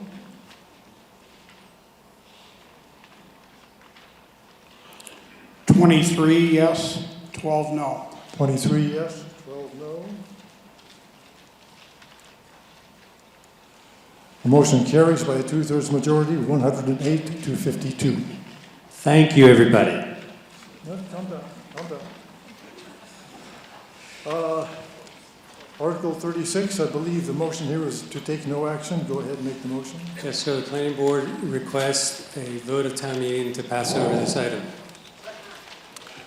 Motion has been made and seconded to take no action on Article 36. All those in favor, raise your cards. Opposed? Meeting has decided to take no action on Article 36. Article 37, transfer of a parcel by the old Route 7 path. Voted that the town transfer to the select board the care, custody, and control of the following described land located adjacent to the old Route 7 path for the purpose of sale to the owner of the abutting property, known as 434B Stockbridge Road, for the sum of $10,000. Said land being that area located within the deed description for said 434B Stockbridge Road and lying outside the asphalt trail portion of the path as shown on a plan entitled As-Built Survey Plan of Multi-Use Path and Tax Parcel number 26-27A, prepared for the town of Great Barrington by Foresight Land Services, dated July 14th, 2022, and to authorize the select board to execute a deed conveying the town's interest in such land and to take all actions necessary to accomplish such conveyance. Is there a second? Motion has been made and seconded for this real estate transaction. Are there questions or comments about it? It being a disposition of real estate, it requires a 2/3 majority. All those in favor, please raise your cards. Thank you. All those opposed? There are a few opposed. The motion carries at 9:44. And now we begin the 5 citizen petitions. Article number 38. Is there a motion? Yes. Yes. I move that the town add under the general legislation zoning, wireless telecommunications overlay district, the following wireless telecommunications facilities, WTFs, application requirement for completeness as new section 9.3.16.5 and the following definition of WTFs. Section 9.3.16.5, WTF applications will be considered incomplete until the FCC completes the DC Circuit Court mandated environmental review of the entire 800,000 to 1 million WTF rollout to the conditions as stated in the National Environmental Policy Act of 1970, including studies from scientists independent from industry who have fully investigated millimeter wave 5G small cell technology safety, and that the FCC regulations have been updated to include measures that comply with the results of this review, and that the town of Great Barrington shall consider reasonable alternatives such as fiber optic. Definitions: wireless telecommunications facilities means the plant, equipment, and property, including but not limited to cables, wires, conduits, ducts, pedestals, electronics, and other appurtenances used or to be used to transmit, receive, distribute, provide, or offer wireless telecommunication services. Is there a second? Motion has been made and seconded. Are you recognized to explain this? Could you please state your name and mailing address and voting address? Lori Deutsch, 9 Park Street. I am a doctor of acupuncture, Chinese medicine, and functional medicine. As a health practitioner, I am very concerned about 5G. Voting yes on the 5G warrant will prevent applications for 5G small cell installations until 5G is proven safe. The FCC, which stands for Federal Communications Commission, was court-ordered in 2019 and 2021 to investigate the harmful effects of wireless transmissions, but this has not been done despite the fact that numerous cities, towns, and countries worldwide have banned 5G, and scientific studies from all over the world have linked wireless technology to biological harm. In other words, 5G has never been determined safe. Studies have linked 5G small cell frequencies to cancer, thyroid conditions, skin diseases, eye problems, heart issues, weakened immunity, stunted growth, and more. It also affects the environment. It impacts pollinators and therefore our food supply. Studies done in 2022 show that 5G radiation stimulates hormones that increase appetite, slow metabolism, and disturb the body's ability to burn fat. Researchers argue that this has contributed to the obesity epidemic. 5G millimeter wave technology is different from what we have now. Transmitters will be installed every 500 to 1,000 feet in front of our homes, schools, and playgrounds. Children, pets, and wildlife are especially vulnerable, and our property values are also at risk. 5G is not about making phone calls. It's about streaming. It's not much faster than 4G that we have now. And 5G can be interrupted by rain, trees, and buildings, so it's not reliable. Fiber optic and cable are better options that are currently being rolled out in our communities. They are safer, faster, more reliable, and cyber secure.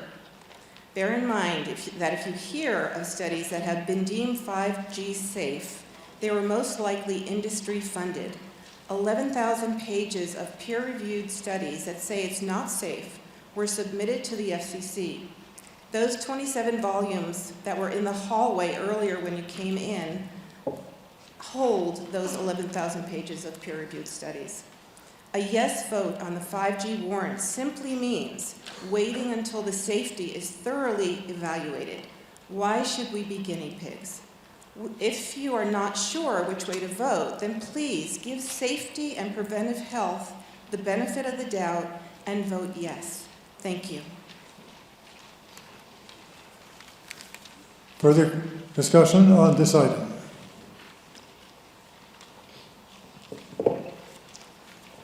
Susan Fine, 135 Hurlburt Road. As of January 10th, 2023, 430 scientists and medical doctors signed the 5G appeal, urgently calling for the European Union to halt the rollout of 5G due to serious potential health effects from this technology. Sorry. The 5G appeal documents 5G's ability to substantially increase exposure to radio frequency electromagnetic fields on top of the 2G, 3G, 4G, and Wi-Fi frequencies already in place. Radio frequency electromagnetic fields have been proven to be harmful to humans and the environment. I'm concerned about my health, and I'm voting yes for this warrant, and I urge you to do the same.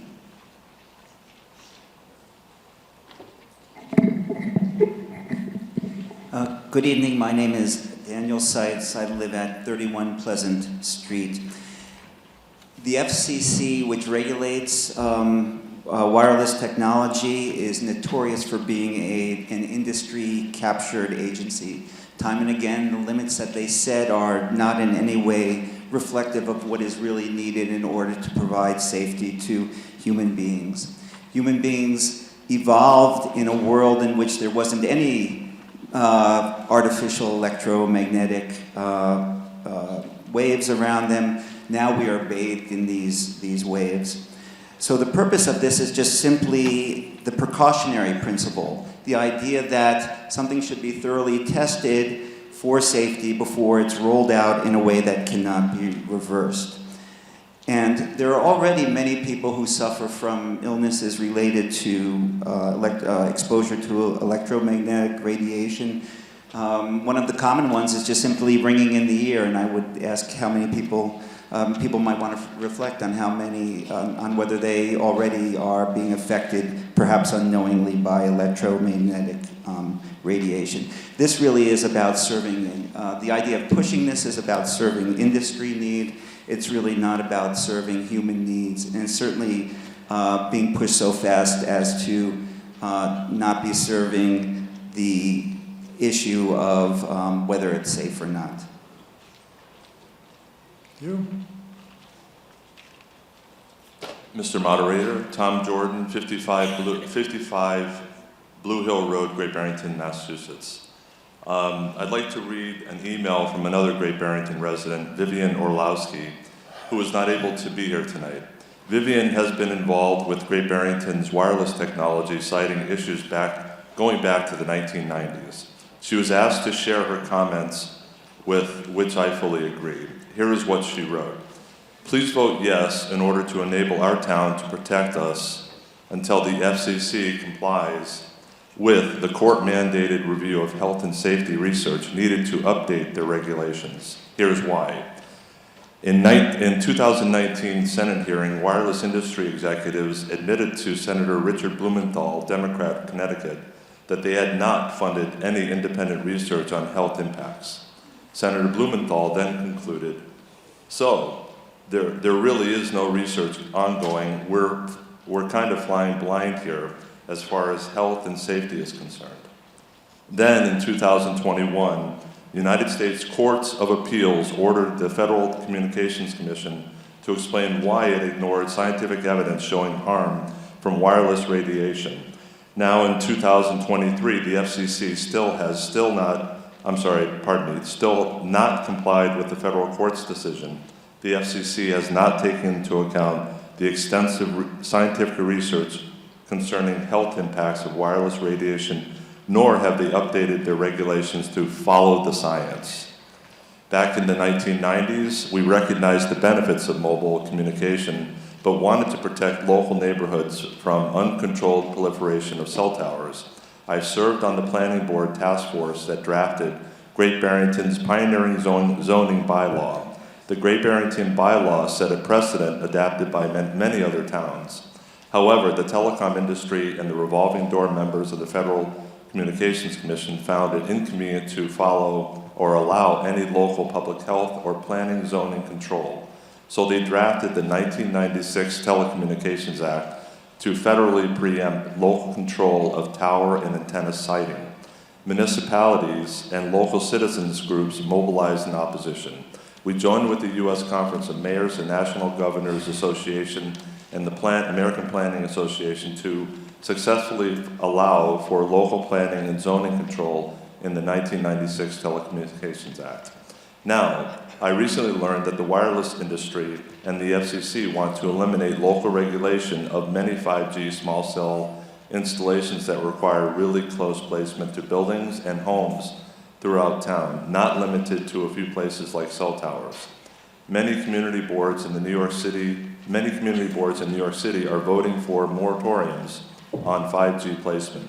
Great Barrington voters can follow the precautionary principle to require completeness of applications as provided in the warrant, Article 38. Thank you, Vivian. Thank you. Further discussion? I see a fair number of people around the microphone there. Is there anybody who wants to oppose the motion? I'm just suggesting. Go ahead. Hi, Jan Wilczek, 253 Long Pond Road. I'm a physician as well. And if you look through the literature and look at meta-analysis, there's been no data showing that 5G does anything evil. In fact, it's really the opposite. The 5G towers are close together because they can't reach far, but the amount of energy involved in moving data around is logarithmically better compared to the older standards. I think this is another one of these cases where someone on Facebook gets an idea in their head, and when you trace it back, it all goes back to one or two people.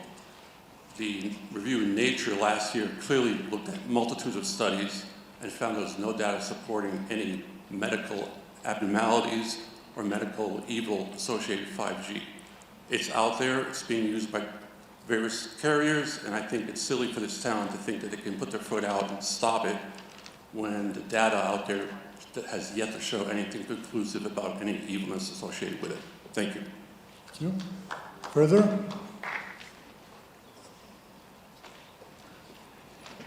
Ardith Truhan, 6 Hemlock Hill Road.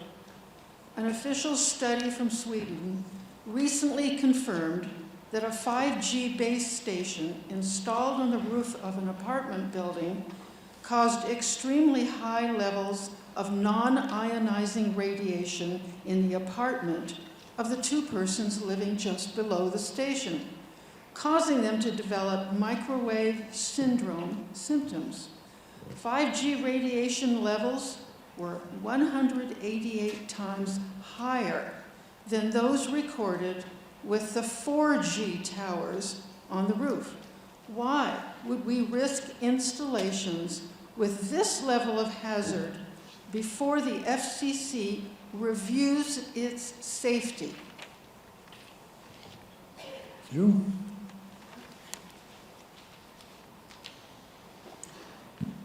Robin Zemer, I'm at 10 Forest Road.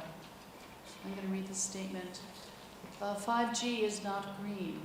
According to the Institute of Electrical and Electronics Engineering, a 5G base station is expected to consume roughly 3 times as much power as a 4G base station. Wireless technologies consume at least 10 times more power than wired technologies. Shouldn't we choose to be more environmentally friendly about this technology and consider fiber optics instead? Thank you. Thank you for being brief, given the hour. Any further discussion? I thought so. Hi. That's loud. Adam Turner, 121 Castle Hill Avenue. I'm also a physician.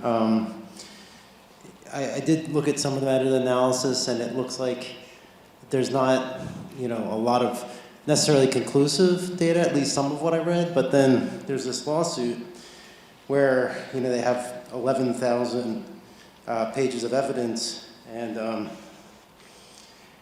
so the evidence was saying that there's, profound harm in the technology, and it cited peer-reviewed studies showing DNA damage, reproductive harm, neurological effects such as ADHD, and radiation sickness.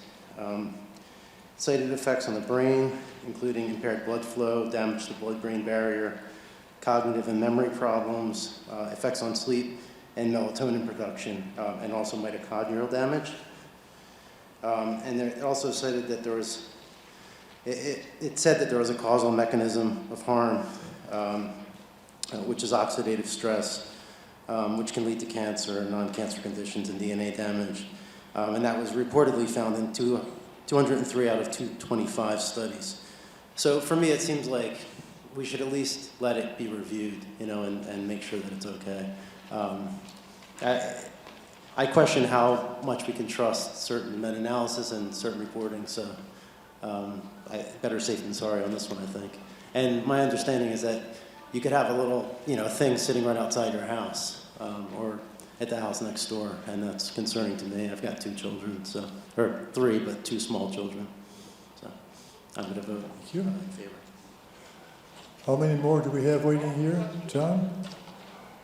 Motions to call the question must be made from the microphone. John Breasted, 151 Christian Hill Road. At 10 o'clock at night, Mr. Moderator, I take seriously your caution at the beginning of earlier in the evening not to repeat points that have already been made. But I have a different take on this question. I would vote for the proposal, but I have two concerns which haven't been, I don't think, voiced so far in this discussion. One is from the view of a person conservative about public health issues. And the other is an historical note about what's been happening in the 27 years I've lived in Great Barrington on variations on this issue. I think it's a prudent public health measure to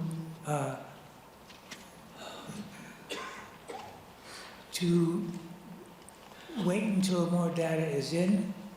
And I would, as a political actor, I would want to make sure that there's a lot of political pressure on the FCC to do the right thing and not let industry bend its findings.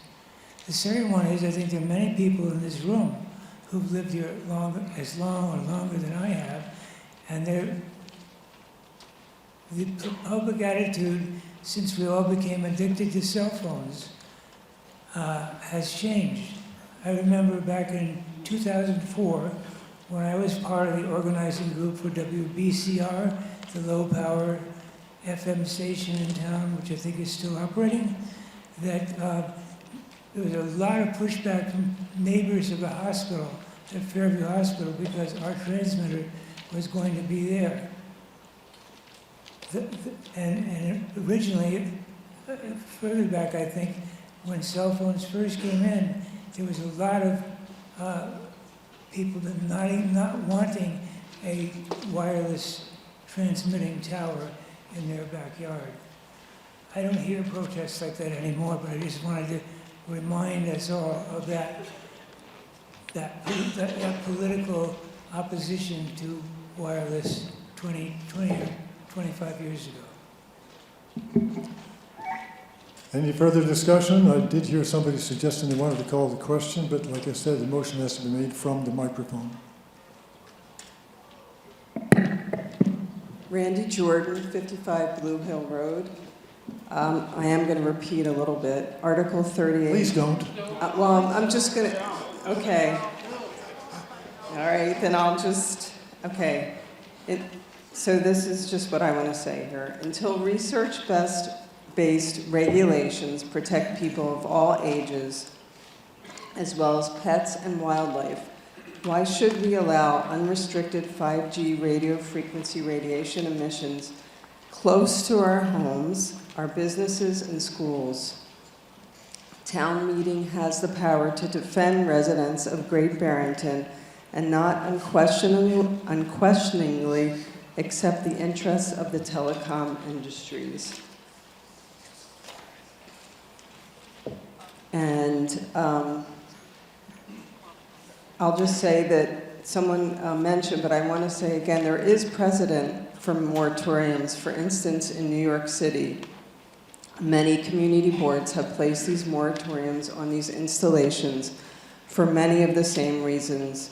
We can do the same here. And finally, if the telecom industry doesn't have any limits on how they install 5G in our town, we would see units continuously emitting high levels of pulsed radiation close to our homes, our schools, our businesses, our hotels and motels, and public buildings. And that could turn Great Barrington from the best town in America to a toxic one. Health-conscious tourists would likely think twice about spending time here. I wouldn't come here for vacation if I knew it was a 5G loaded town. So anyway, please vote yes for this.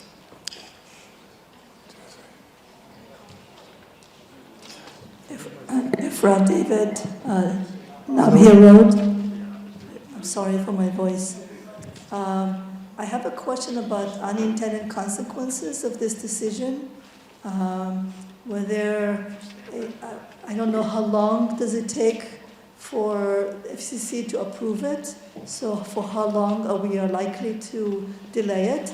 I don't know whether it will affect technology that are being developed to only use 5G. I don't know if 5G is only for streaming, and I hear it's also for navigation.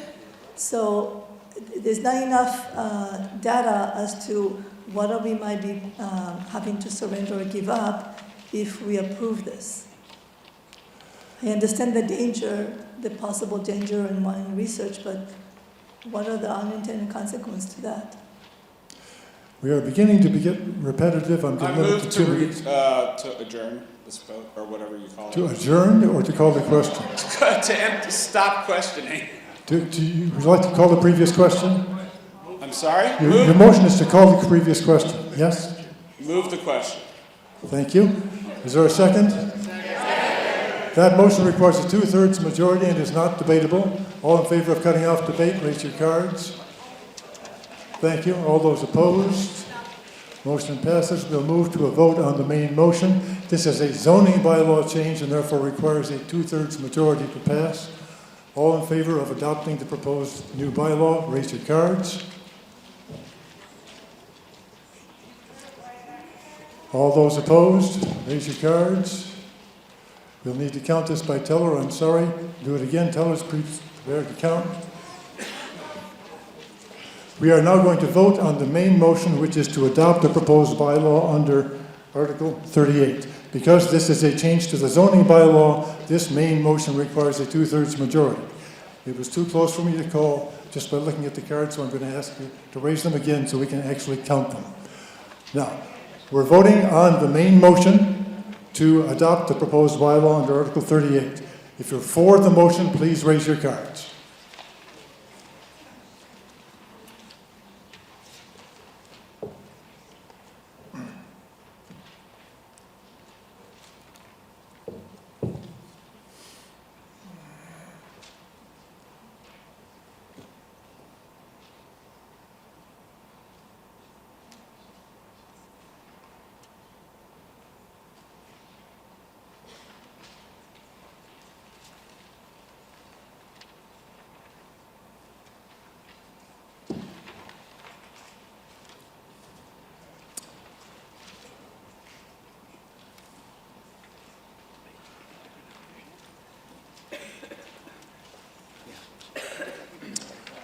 Thank you. If you are opposed to the motion, please raise your cards.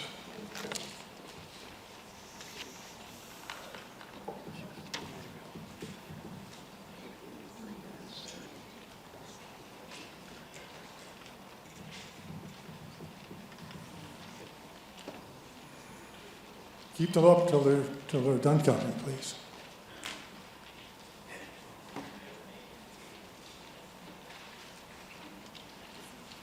And when the tellers are finished counting, go to the microphone and report. Thank you. 38 yes, 9 no. 38 yes, 9 no. 9 yes, 9 no. 9 yes, 9 no. 18 yes, 7 no. 18 yes, 7 no. 25 yes and 7 no. 25 yes, 7 no. 25 yes, 10 no. 25 yes, 10 no. The motion carries by a 2/3 majority of 115 to 42.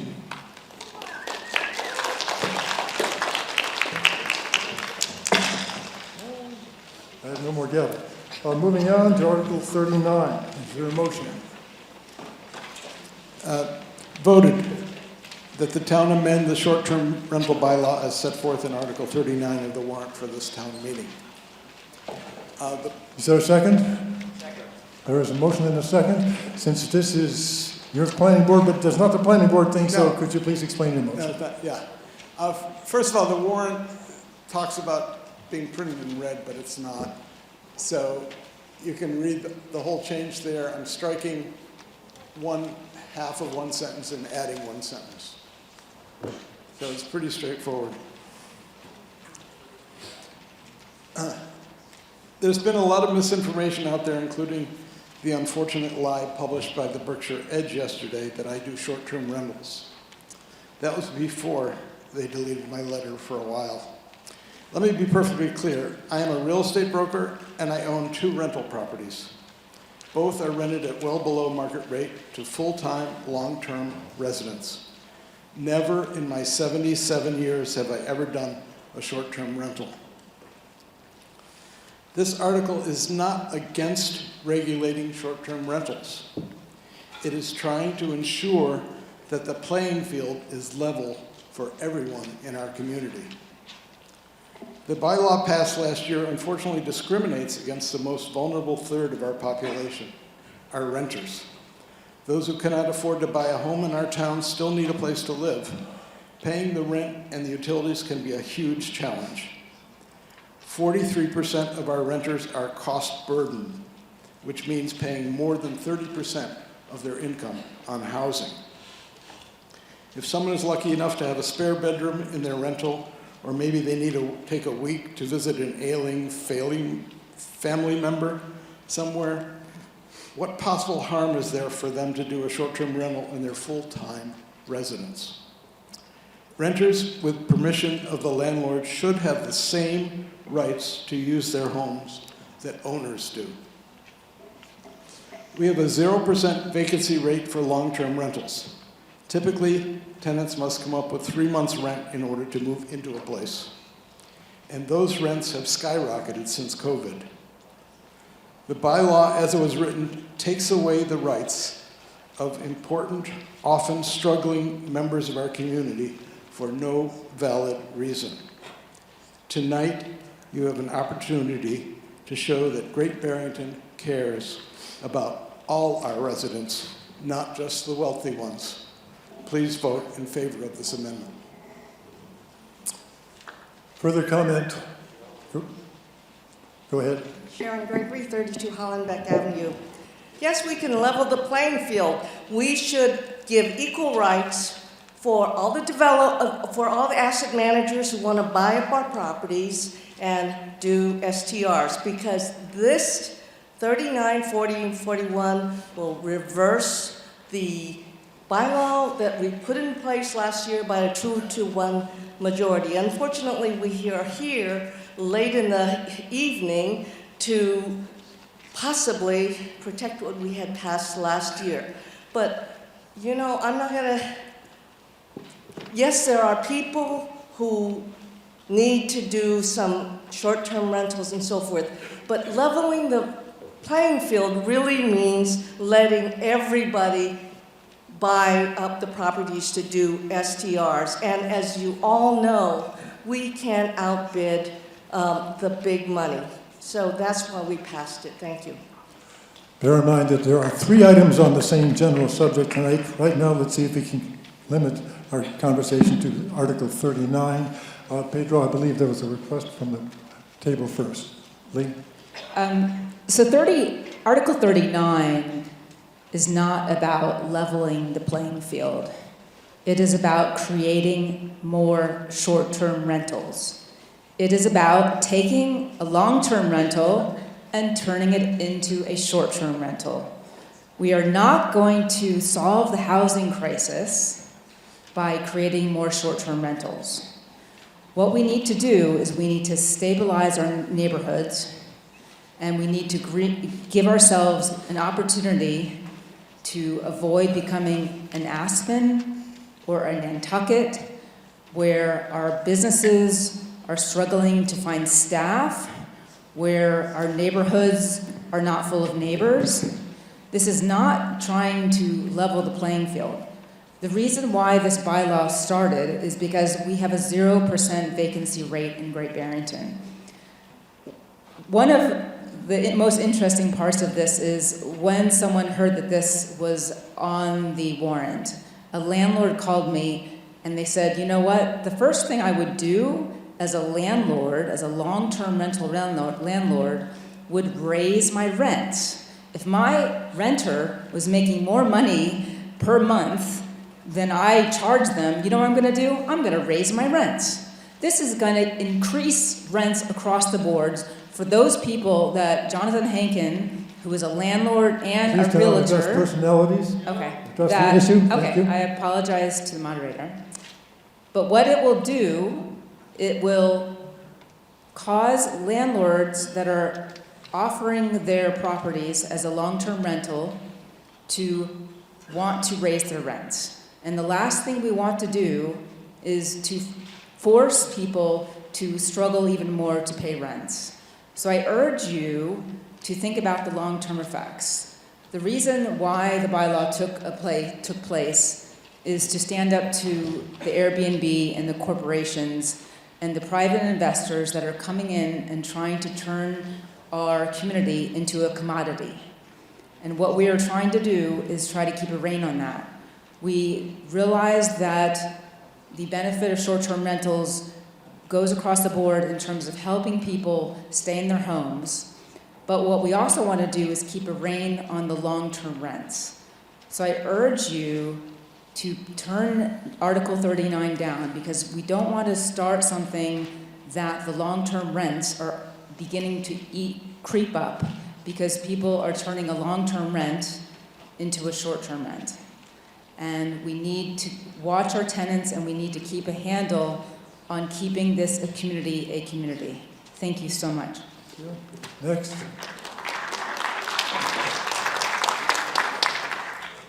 Pedro Pachano at Abbey Hill. You know, it's often said that in politics and in policy, the truth doesn't matter. It's who tells the better story that matters.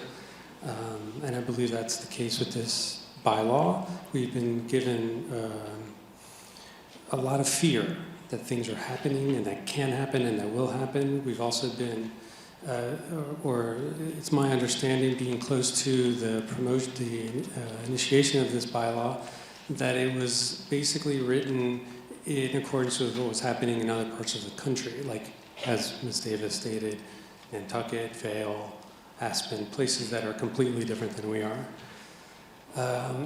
Jonathan's points are valid. I don't know how anybody can read this section of the bylaw and not think that it is somewhat discriminatory towards a certain vulnerable population. I guess I'll leave it at that for now. I urge everybody to vote for this amendment to the bylaw.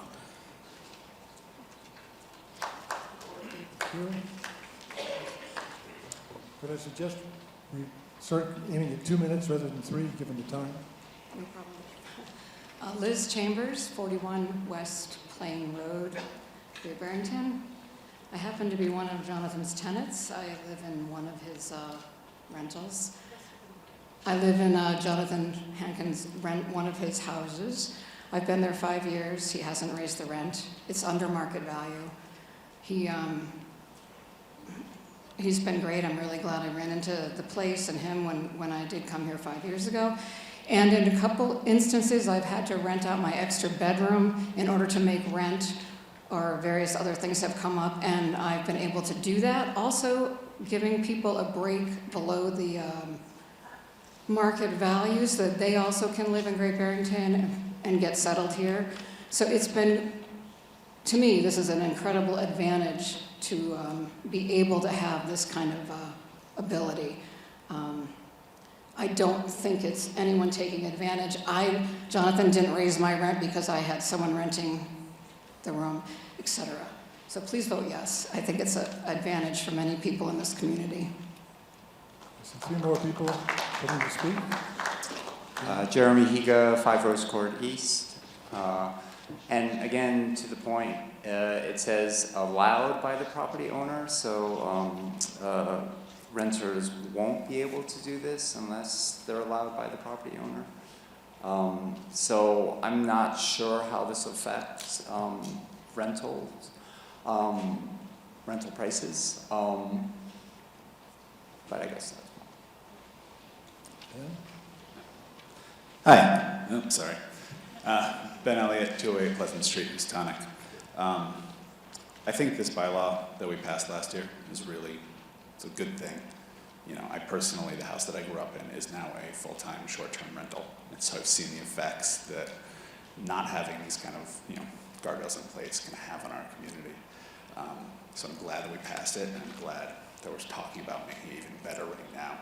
Because I do think that this is a good common sense proposal that allows all of the work that we did last year to be accessible to everyone in our community. I know a lot of people, a lot of good renters who have only been able to make ends meet by being able to rent out a room in their apartment. So an amendment like this can really help people, and I think we should vote yes on it. Thank you. One more, two more up there. Yeah, I just want to register sort of my dismay. Name Oh, I'm sorry, Leora Khan, 33 Grove.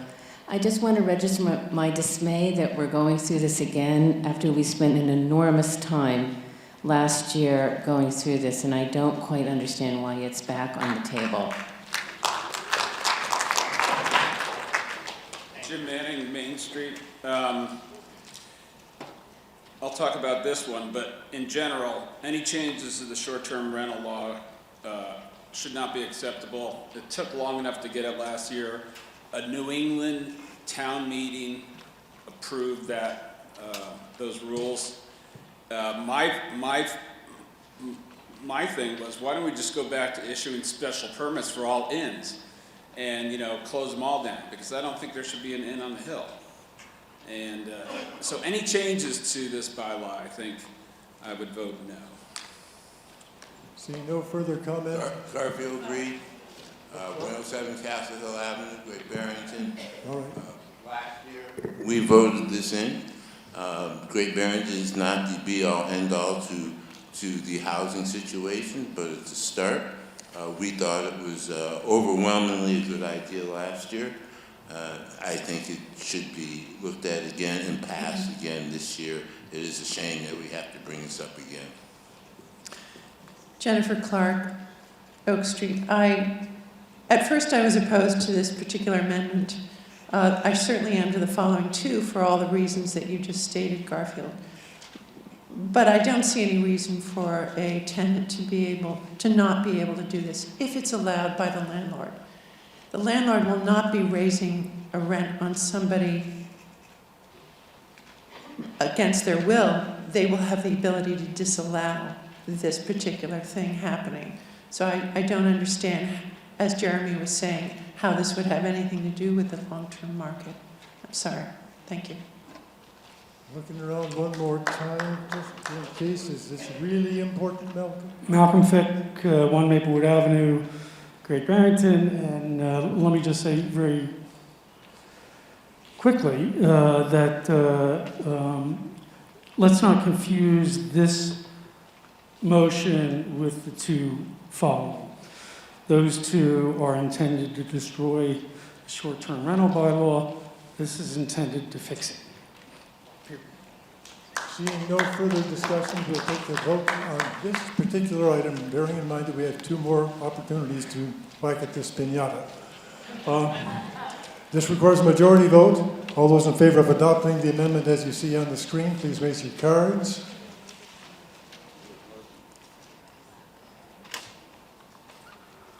Thank you. Put the cards down. All those opposed?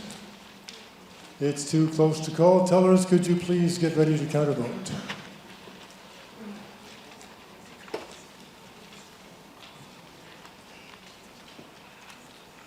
All those in favor of the amendment, please raise your cards and hold them up.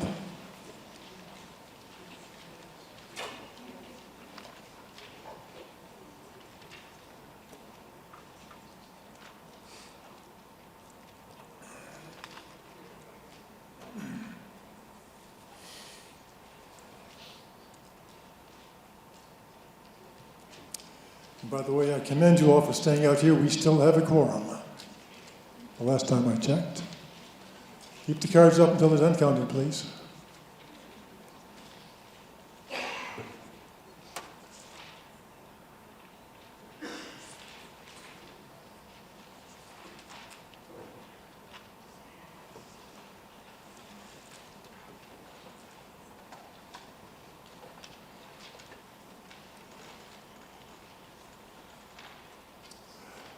You put your cards down. All those opposed, please raise your cards and keep them up.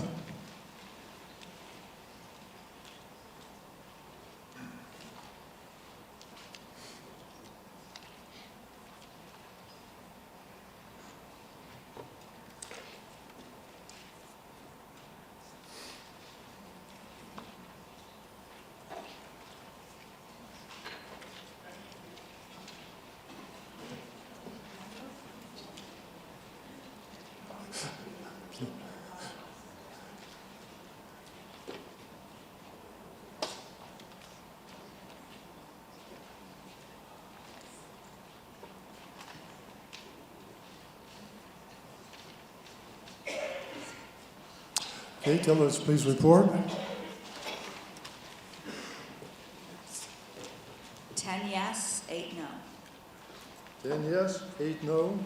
19 yes, 14 no. 19 yes, 14 no. 15 yes, 12 no. 15 yes, 12 no. 20 yes, 16 no. 20 yes, 16 no. 14 yes, 26 no. 14 yes, 26 no.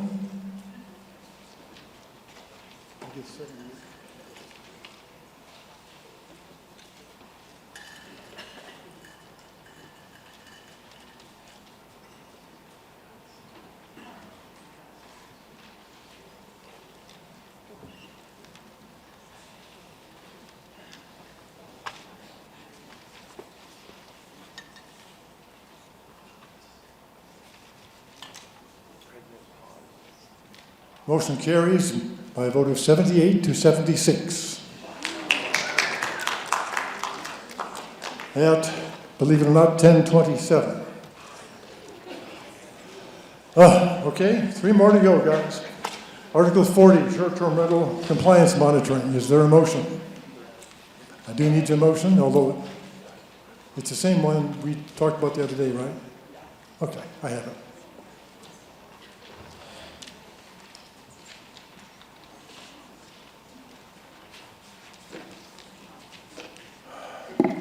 Name is Daniel Seitz. I live at 31 Pleasant Street. And the purpose of this motion is Please make the motion and then talk about it. Okay. I move to amend that the Great Barrington short-term rental bylaw by adding to the bylaw the heading monitoring short-term rentals in the paragraph from Article 40 of the warrant that begins with the words, the town of Great Barrington may not hire. And let me just read that. Is there a second to the motion? Motion has been made and seconded. Yeah. And you have a few minutes to discuss. Sure. And, I gave you 5, but if you can take less. I think I can. I think on this one I can take less. Okay.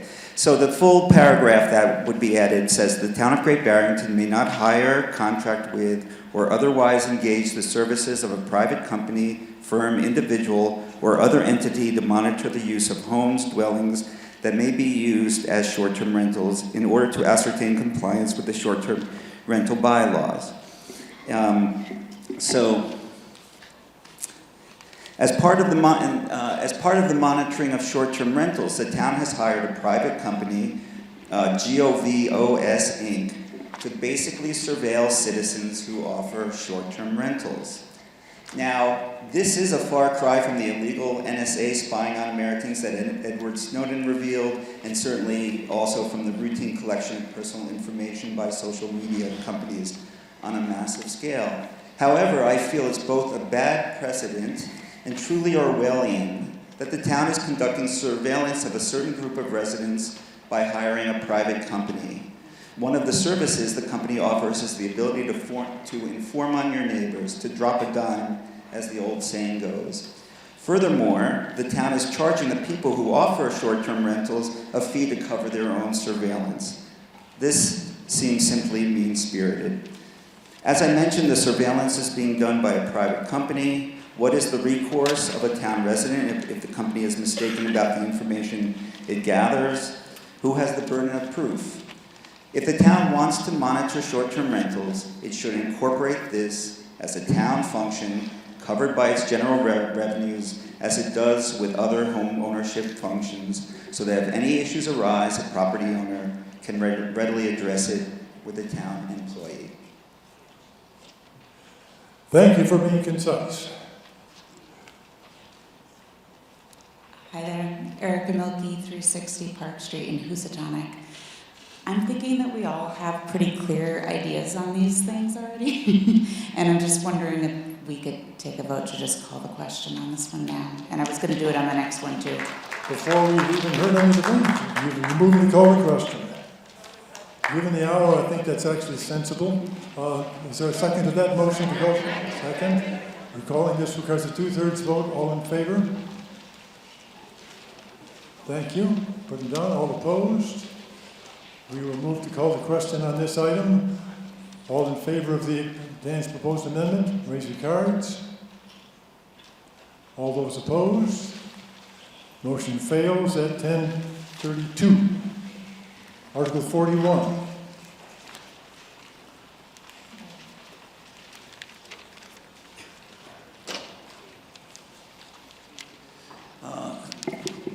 Hello everyone again. My name is Daniel Seitz. I live at 31 Pleasant Street, and I moved to amend the Great Barrington short-term rental bylaw by deleting from the bylaw the two paragraphs that are struck through as shown in Article 41 of the warrant, namely the paragraph starting with the words, "An owner may register," and the paragraph starting with the words, "up to 2 bedrooms."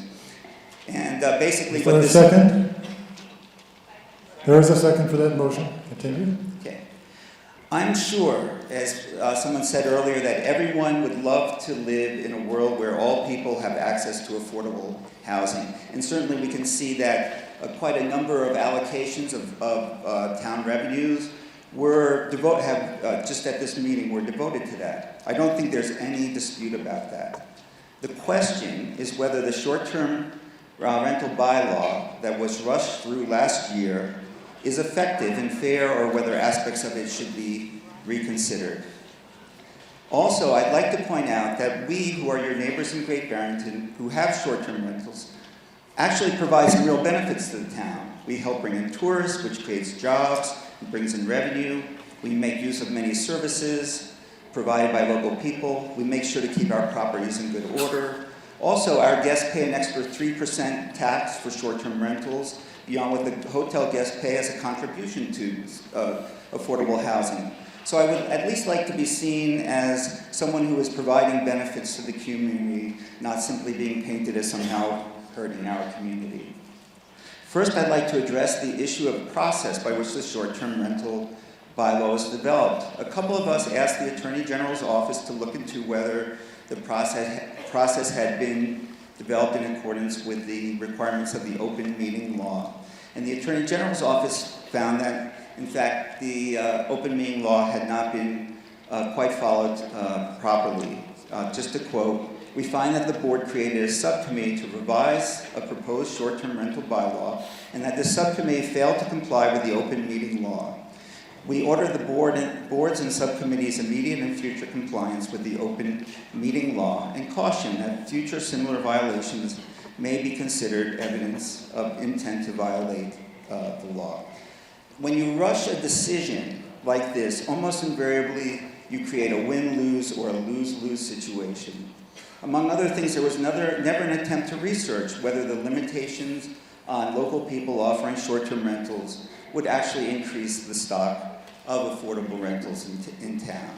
And there's this idea that it's incredibly wealthy people who own these properties. I can assure you that that's often not the case.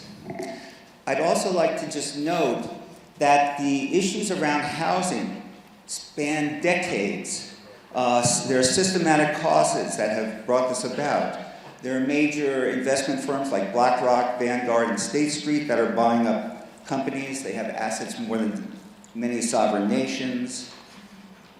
The crash of 2008 caused many people to lose their houses.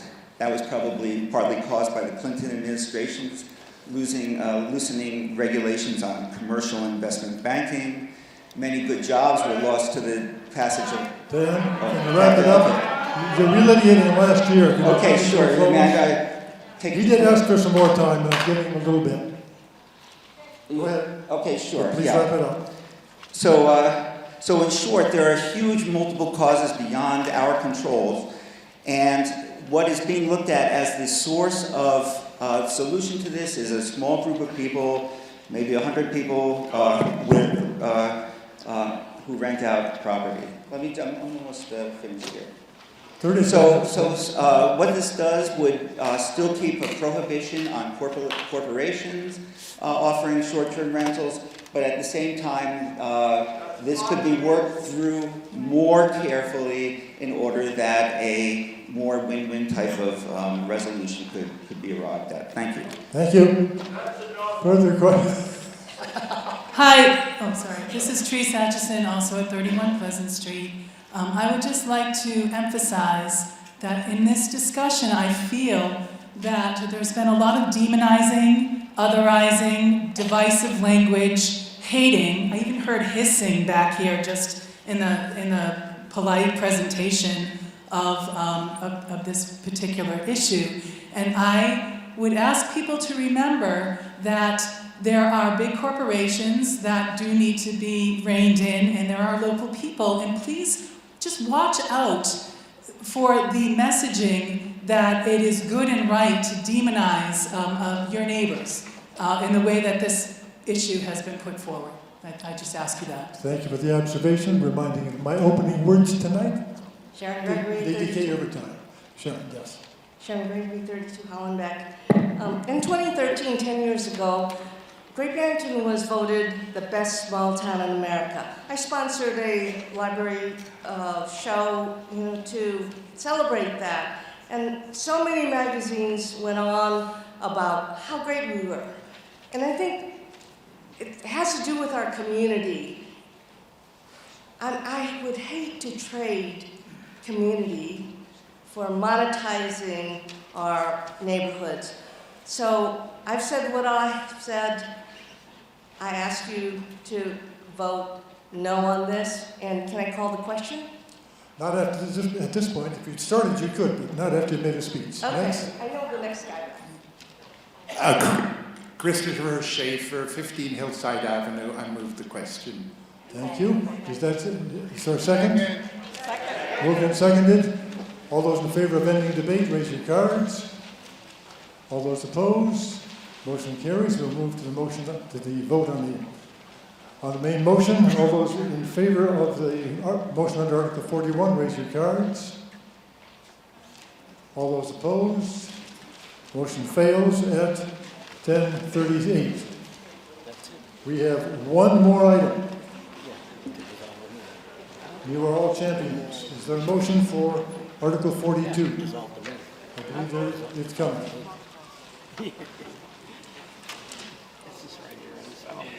Article 42, Citizens Petition.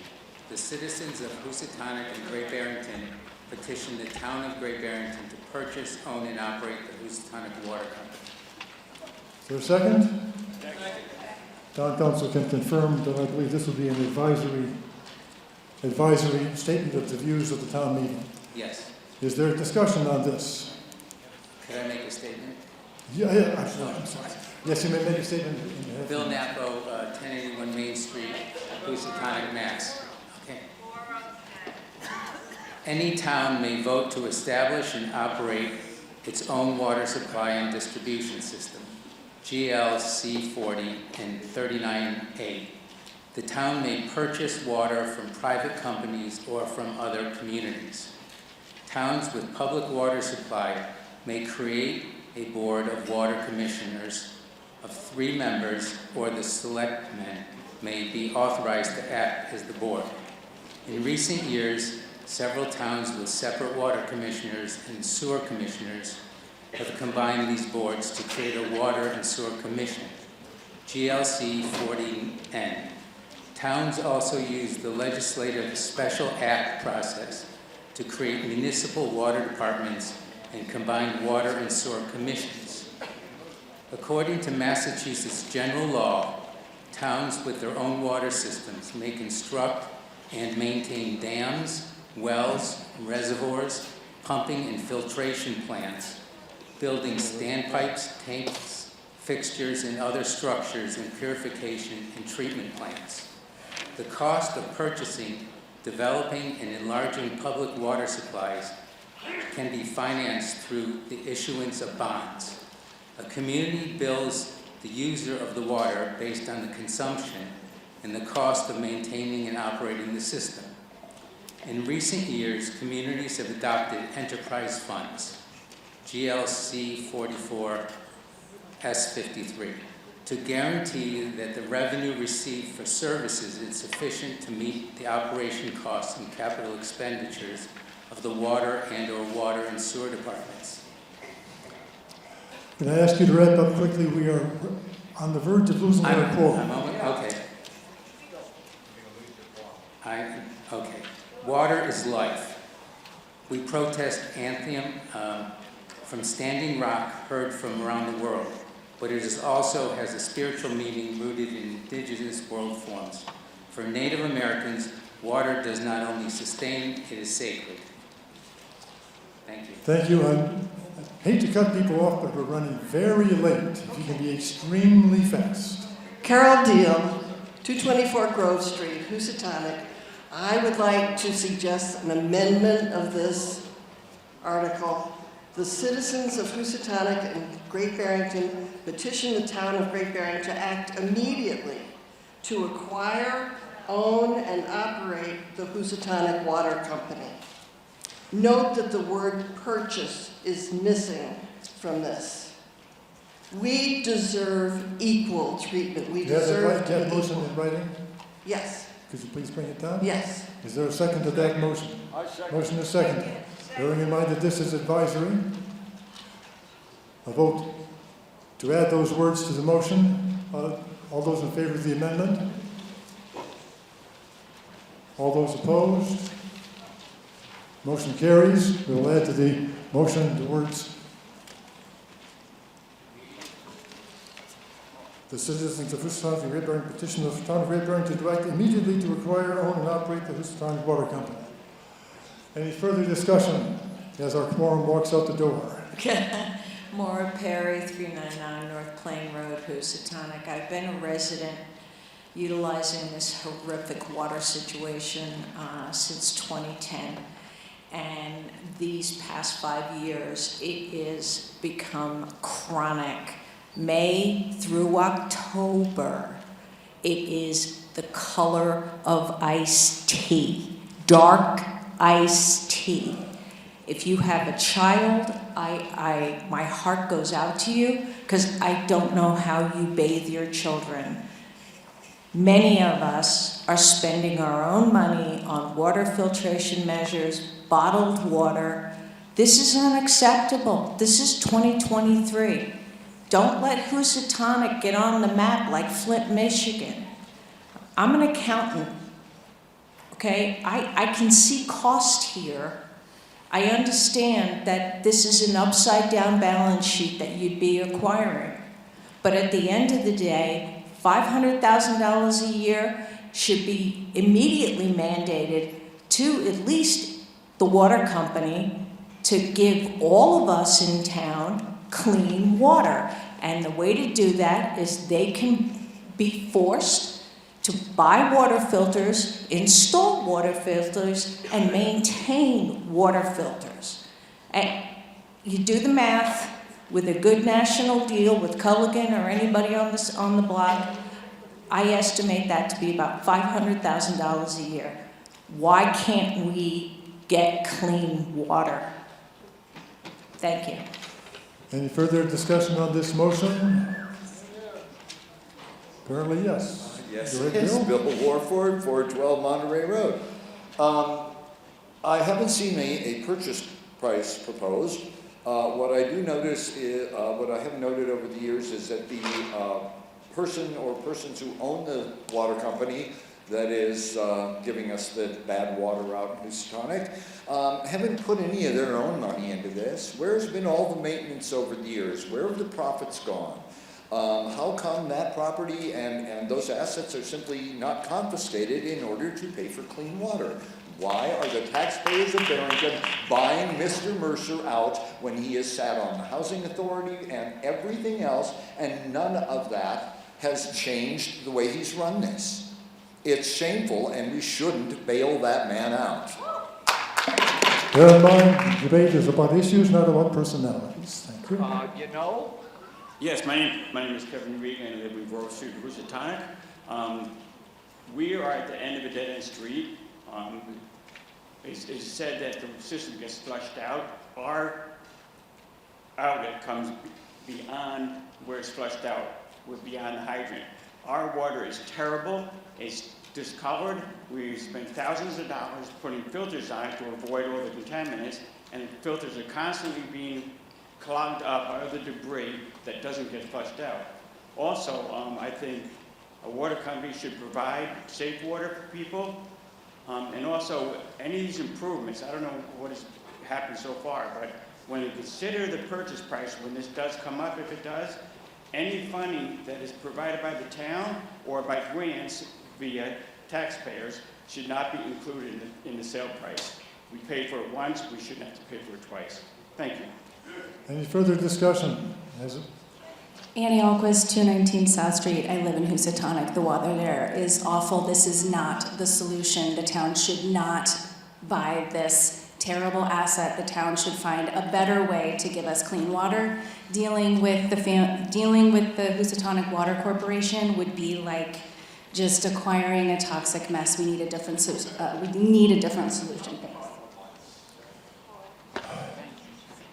Jim, you will have the last word. Thank you. Jim Stark, 1099 Main Street. About a year or two ago, the selectmen hired engineers to figure out what was wrong, and there were two different reports, and neither one explained why the dirty water is in some places and not others. And so that was a big waste of money. I have clean water. I don't use filters. I'm on Main Street. And if you remember what happened with the dump, we need to be careful. Seeing no one else at the microphone, I will move now to take the vote on the main motion as amended. May I just add one thing? You've already spoken on this. 10 seconds. It also affects our property values. Thank you. People do not want to move there because of the water. The vote is now taken on the main motion as amended by the language adding the words about immediacy. All those in favor, please raise your cards. Although we're voting on the main motion as amended by the language that Carol provided about immediacy rather than, anyway. Okay, thank you. Also leaving out the word purchase. Thank you. All those opposed? Motion carries at 10:49. Is there a motion to dissolve the meeting? So moved. Second? All in favor? We are dissolved. Thank you very much for sticking it out. I believe we actually have a quorum still. Thank you for not asking.